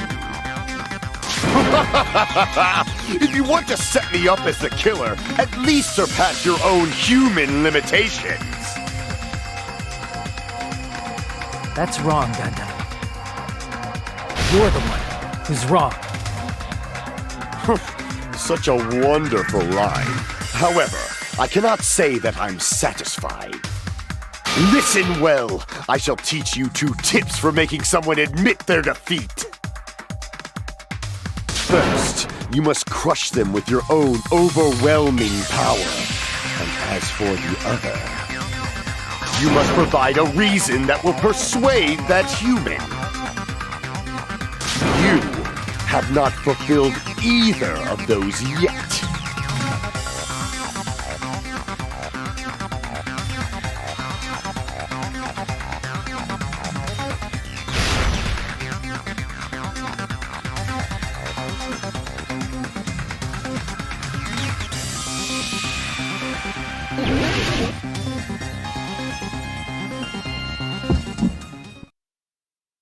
I won't let you! For the Tanaka Empire! Wither! Crushed as David prophesied! I won't let you! For the Tanaka Empire! Wither! Crushed as David prophesied! Show me the cadaver! I won't let you! For the Tanaka Empire! Wither! Crushed as David prophesied! I won't let you! For the Tanaka Empire! Wither! Crushed as David prophesied! For the Tanaka Empire! I won't let you! For the Tanaka Empire! Wither! Crushed as David prophesied! It's Nekomaru's back. Do you really think I can get behind him so easily? This is the end!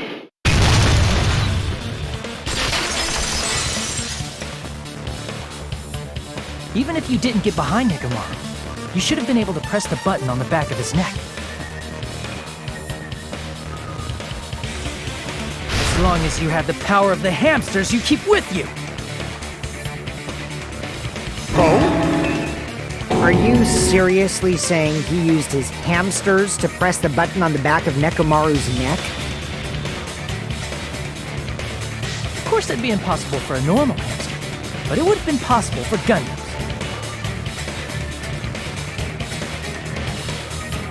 In fact, we saw that with our very own eyes, right?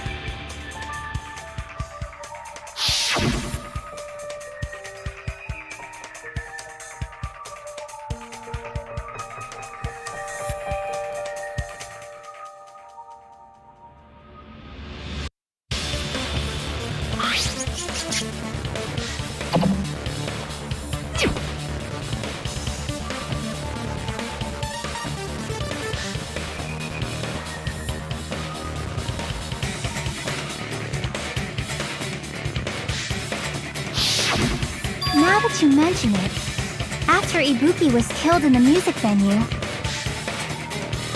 one of Gundam's hamsters retrieved a piece of wallpaper from the baton lighting, right?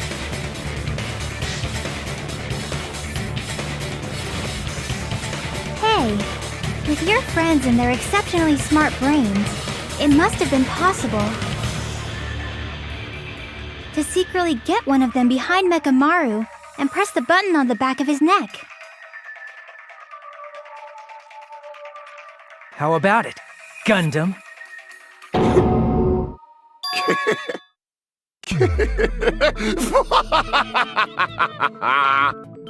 Not just myself, but you actually brought up how splendid my subordinates are. I have no recourse but to admit it. Admit it? Did you say you admit it? It appears I've obtained a one-way ticket to hell. Fine! Then you must trample me underfoot and advance. Victory can only be built upon a foundation of corpses. You cannot find peace without sacrifice anywhere. Now, trample this life.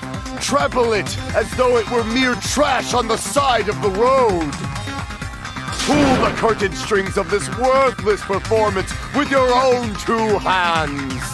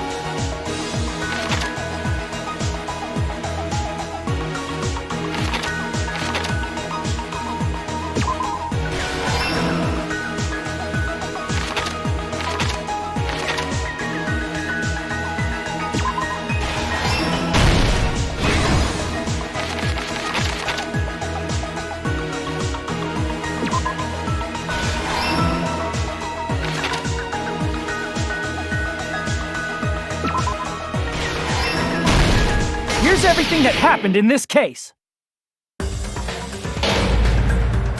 Let's first go over the many tricks the killer prepared before they committed the crime.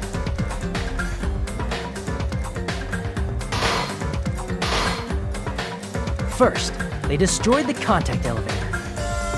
This separated Nagito and the others in Strawberry House from our group in Grape House. Next, they lured Nekomaru out by himself by turning back all the clocks in the funhouse by 2 hours.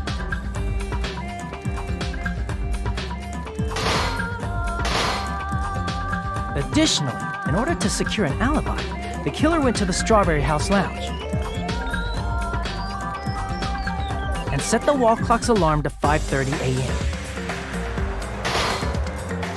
After finishing their preparations, the killer went to Strawberry Tower with the necessary tools in hand. They obtained these tools from the Octagon, which you can enter once you clear the final deck.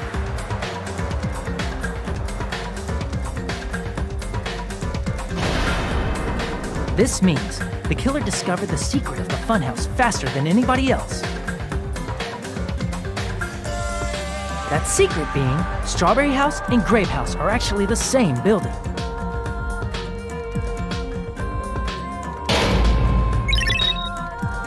On the morning of the incident, Nekomaru woke up and headed over to Grape Tower for a specific reason.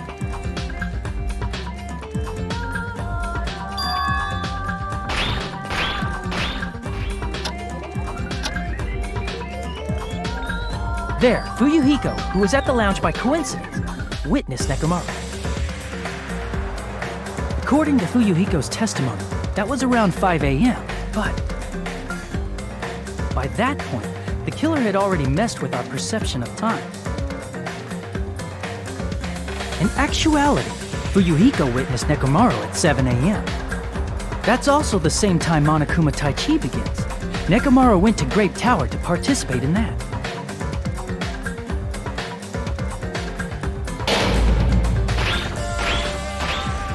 However, because the contact elevator was broken, Nekomaru was unable to go to Grape Tower.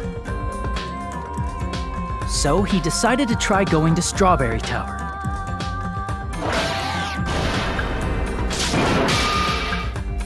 But the killer was waiting for him there.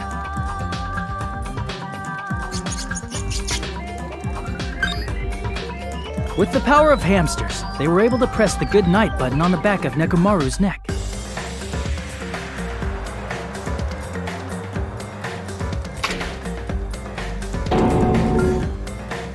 This forced him to enter sleep mode, rendering him immobile. From there, the killer began preparing to use the ultimate weapon.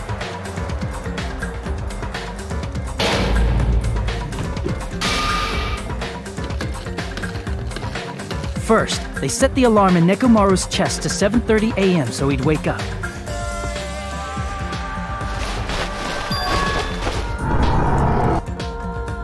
Then they tied him up with a metal wire, tied the tip of the wire into a loop, and hung it on the doorknob.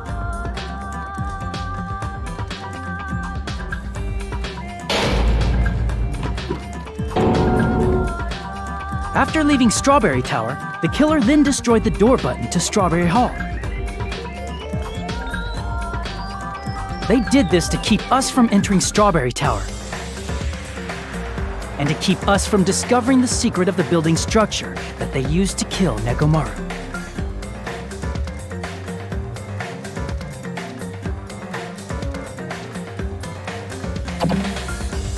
Then, they used the secret octagon passageway to travel to Grape House.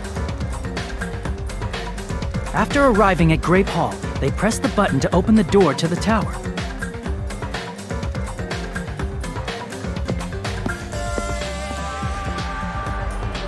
When that happened, the elevator-like floor of the tower began descending. And Nekomaru's body was still inside, dangling upside down in midair from the wire. The killer entered Grape Tower to see if their setup was successful.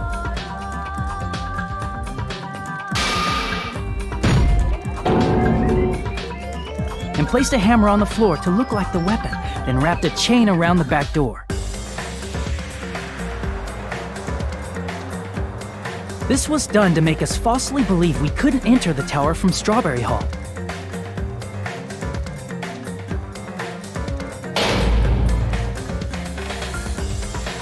With this, the killer finished their setup and tried to go back to their room using the secret passage. So they could craft their alibi when Nekomaru died from the fall.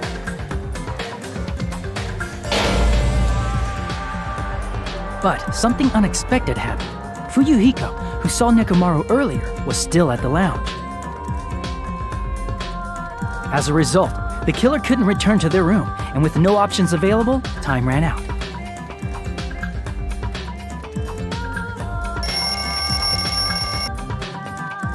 The lounge's wall clock alarm started ringing at 5:30. Well, actually 7:30. To avoid a worst-case scenario, the killer was forced to appear in front of Fuyuhiko with the others.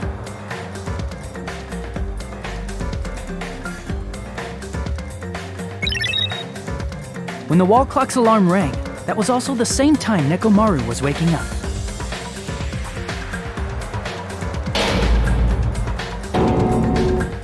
He woke up while he was still hanging upside down, so he couldn't help but sway his body powerfully. Originally, the loop of wire was only supposed to slip off the doorknob. But because there was a heavier load than expected, the doorknob ended up breaking.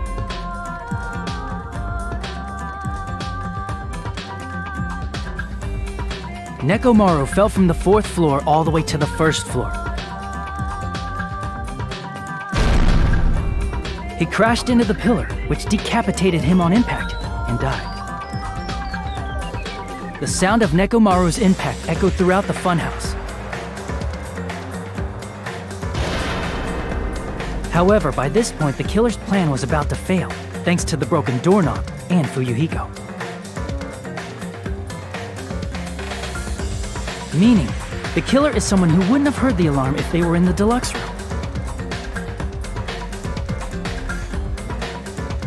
They also wouldn't have been able to return to their guest room, because Fuyuhiko was at the lounge.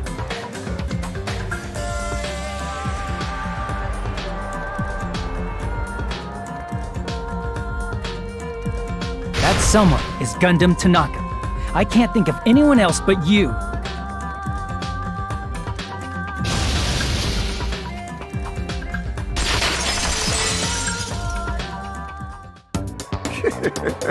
Splendid.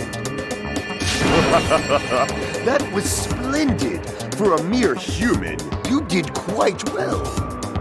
Stop. Stop it already. Stop using weird words to avoid the truth. Or I'll friggin' kill you myself! I cannot believe it. I just cannot believe. You killed Nekomaru? I cannot believe something like that! You don't wish to forgive me, do you feel regret? Then finish it! Cast your impure votes for Gundam Tanaka! My beloved, deadly foes, let the voting time begin!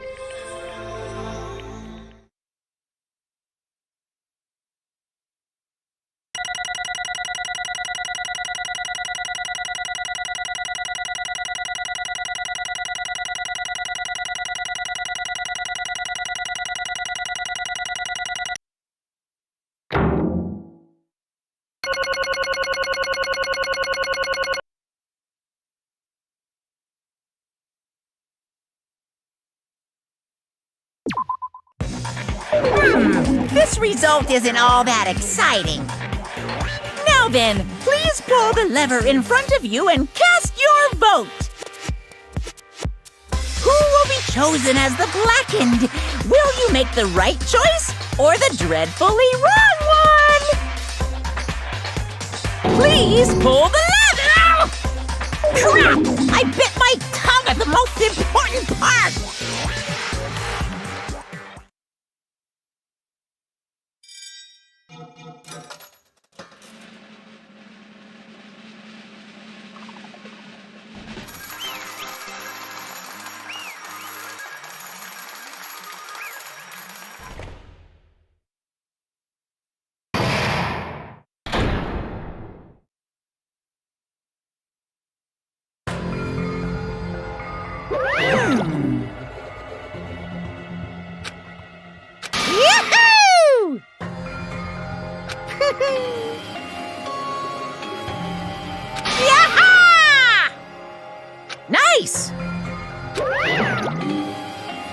Now then.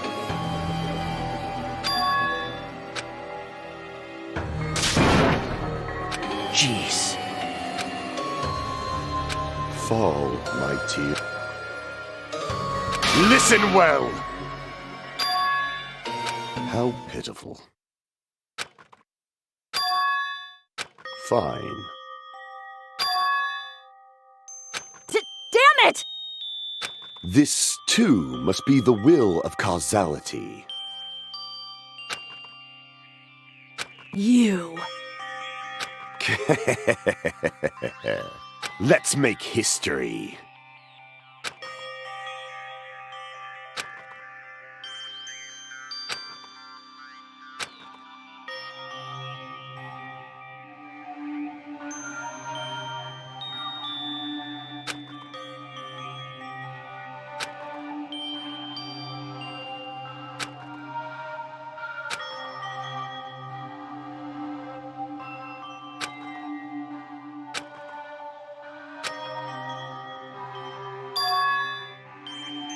That is...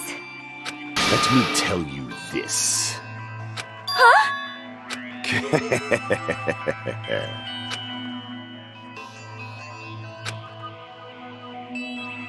I can see it! Could it be?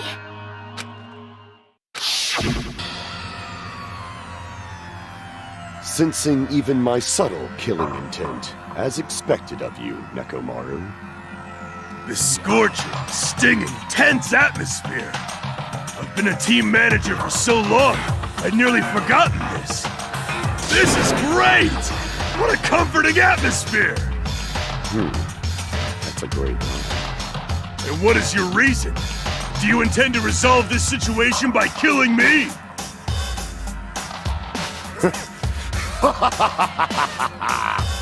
I am the Warlock, Gundam Tanaka! Heroes, Lords of Darkness, and even the gods themselves flee from me! I need not cling to any trivial reason. I'm simply going to kill you because your very existence is an annoyance! You'll drench your soul with evil until the bitter end, huh? Splendid! In response to your spirit, I shall kill you with all of my might! I won't go easy on you! Don't even think about holding back! Don't waste your breath on cowardly tactics! Give me everything you got! Nekomaru Nidai, your blood will drench the foundation of my empire! That is...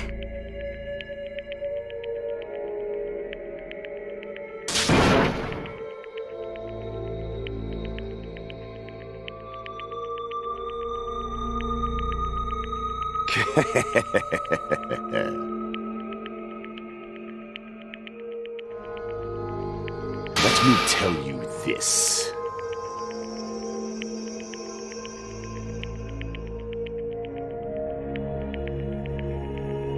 You weakling!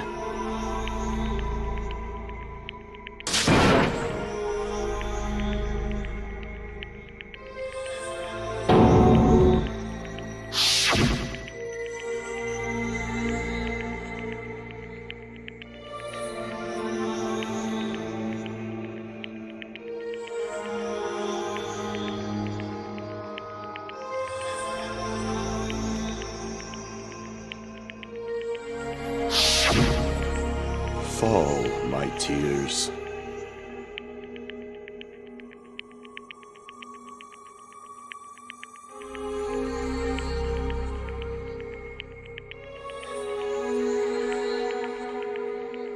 If you flinch, you will die! Let me ask.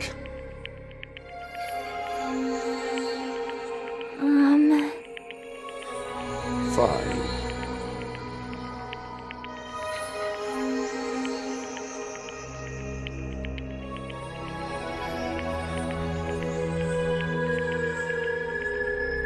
Listen well!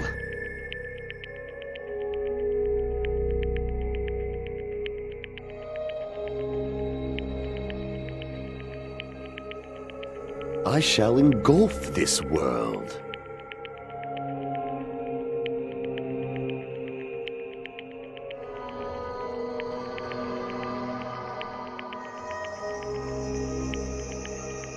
I renounce you!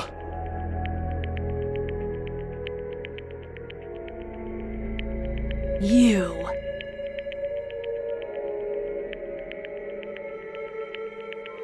But...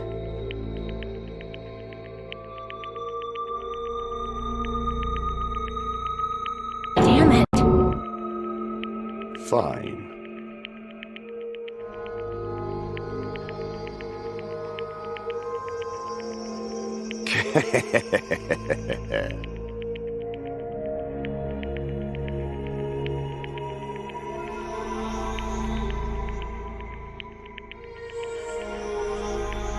Fall, my tears.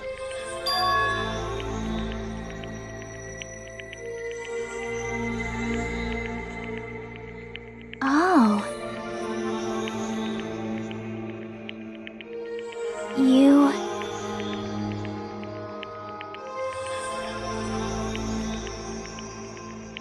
Let's make history.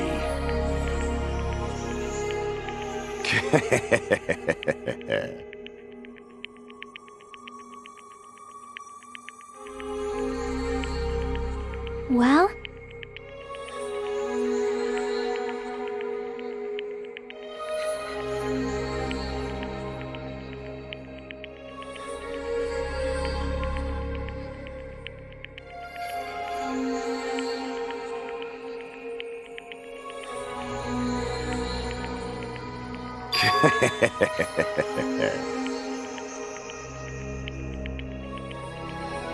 My name is Gundam Tanaka!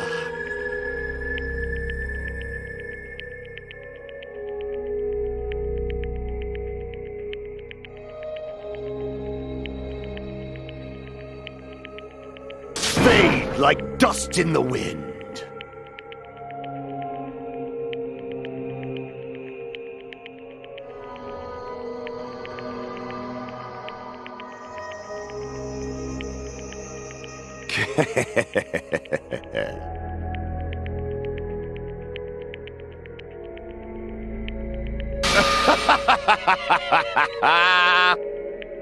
Yes, indeed.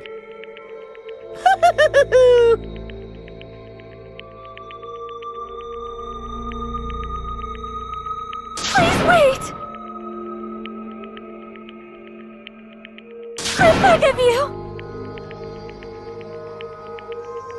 Huh? I beg of you!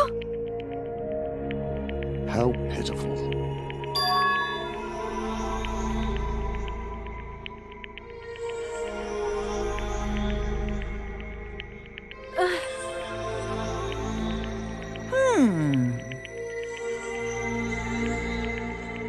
Fine. What is it, my four dark devas of destruction? Are you worried about me? Oh, my feared four dark devas of destruction, that is not like you at all. However, there is no need to fear. In this world, I am only a temporary visitor. I was simply visiting for a moment, and now that my duty is complete, I must return to the darkness. That is why, until the very end, pride, conceit, courage, insolence, fearful of nothing, daunted by nothing.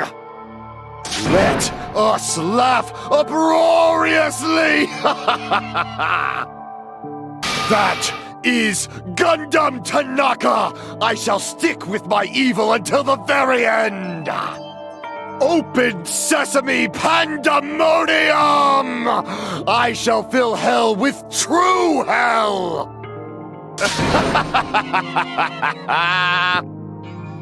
Let's give it everything we've got! It's punishment time!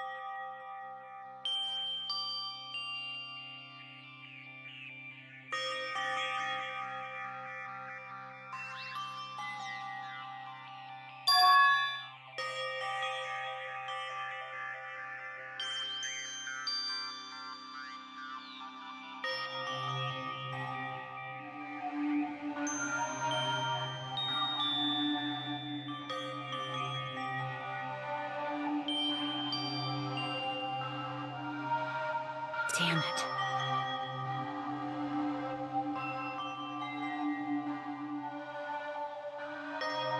Damn it!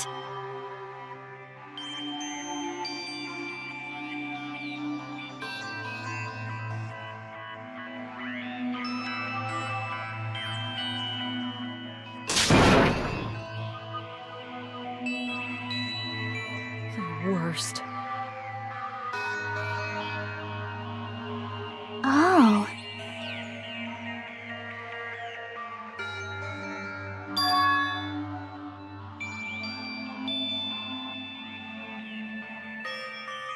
You are right.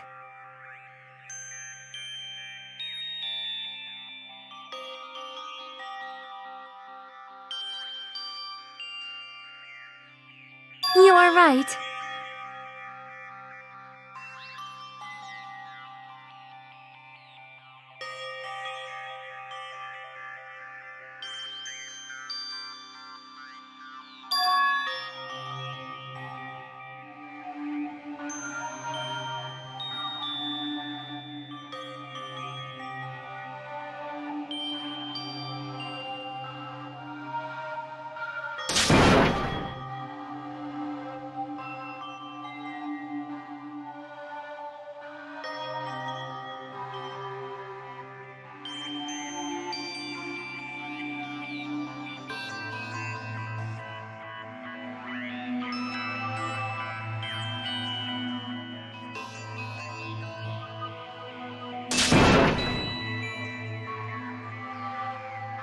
Hey!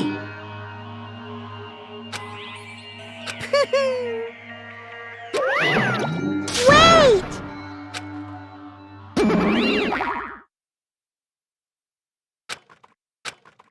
Now then. Hey! It's not like that.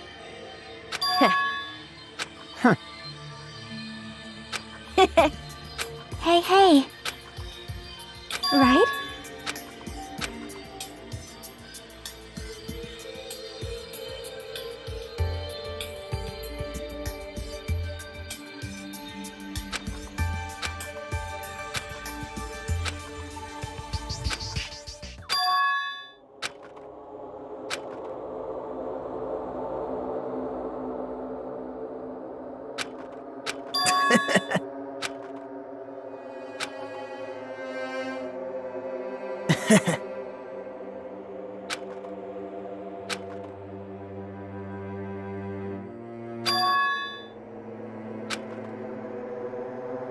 Well...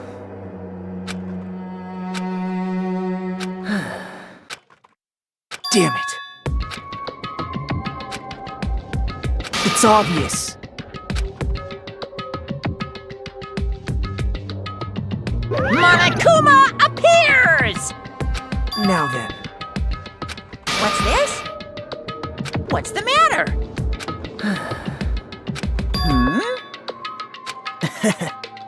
Well...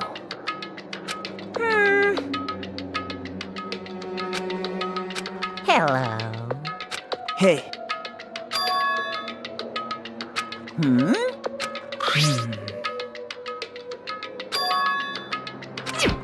Say what? You don't even know? Isn't that right? Of course! But...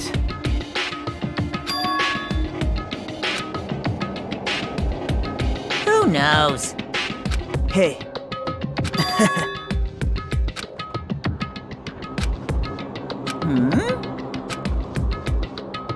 Well... Right? You're getting all riled up!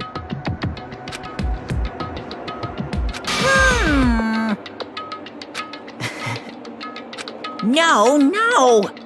Shing!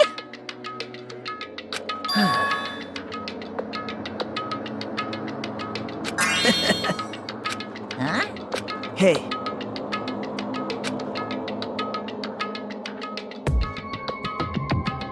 Yep.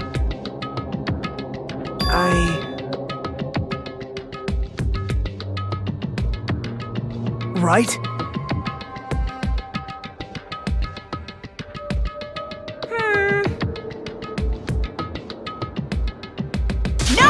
no! Unbelievable. Well,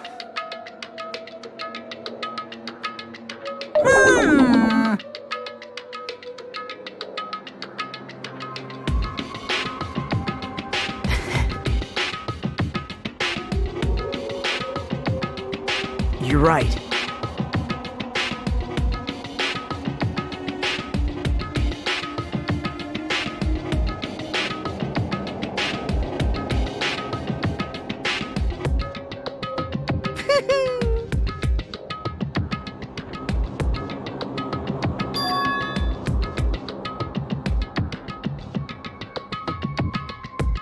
Huh?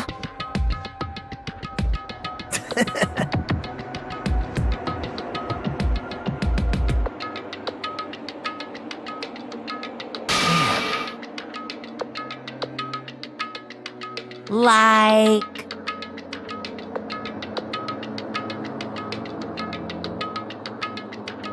Well,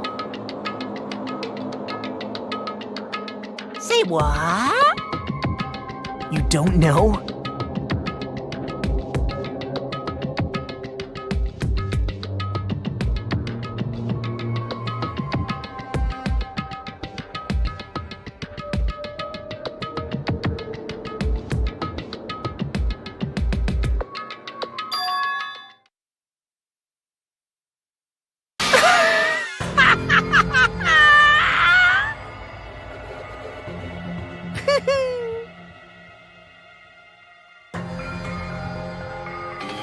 Hey,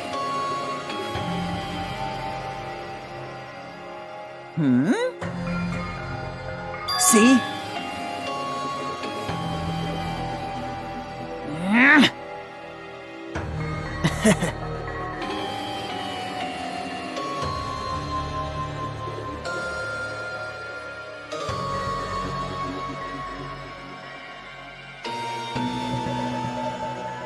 Hey, That's...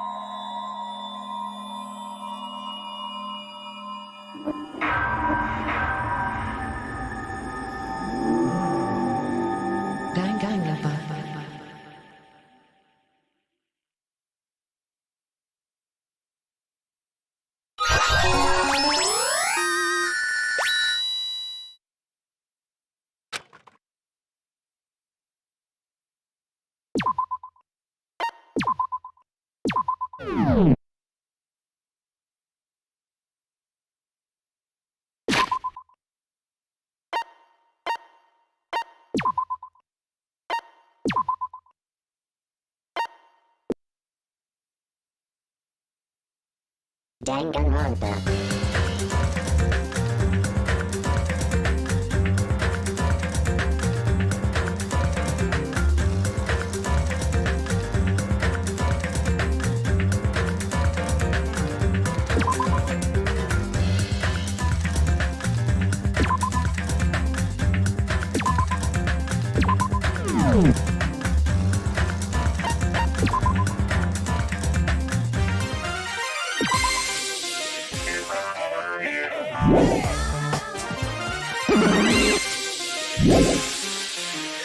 Danganronpa.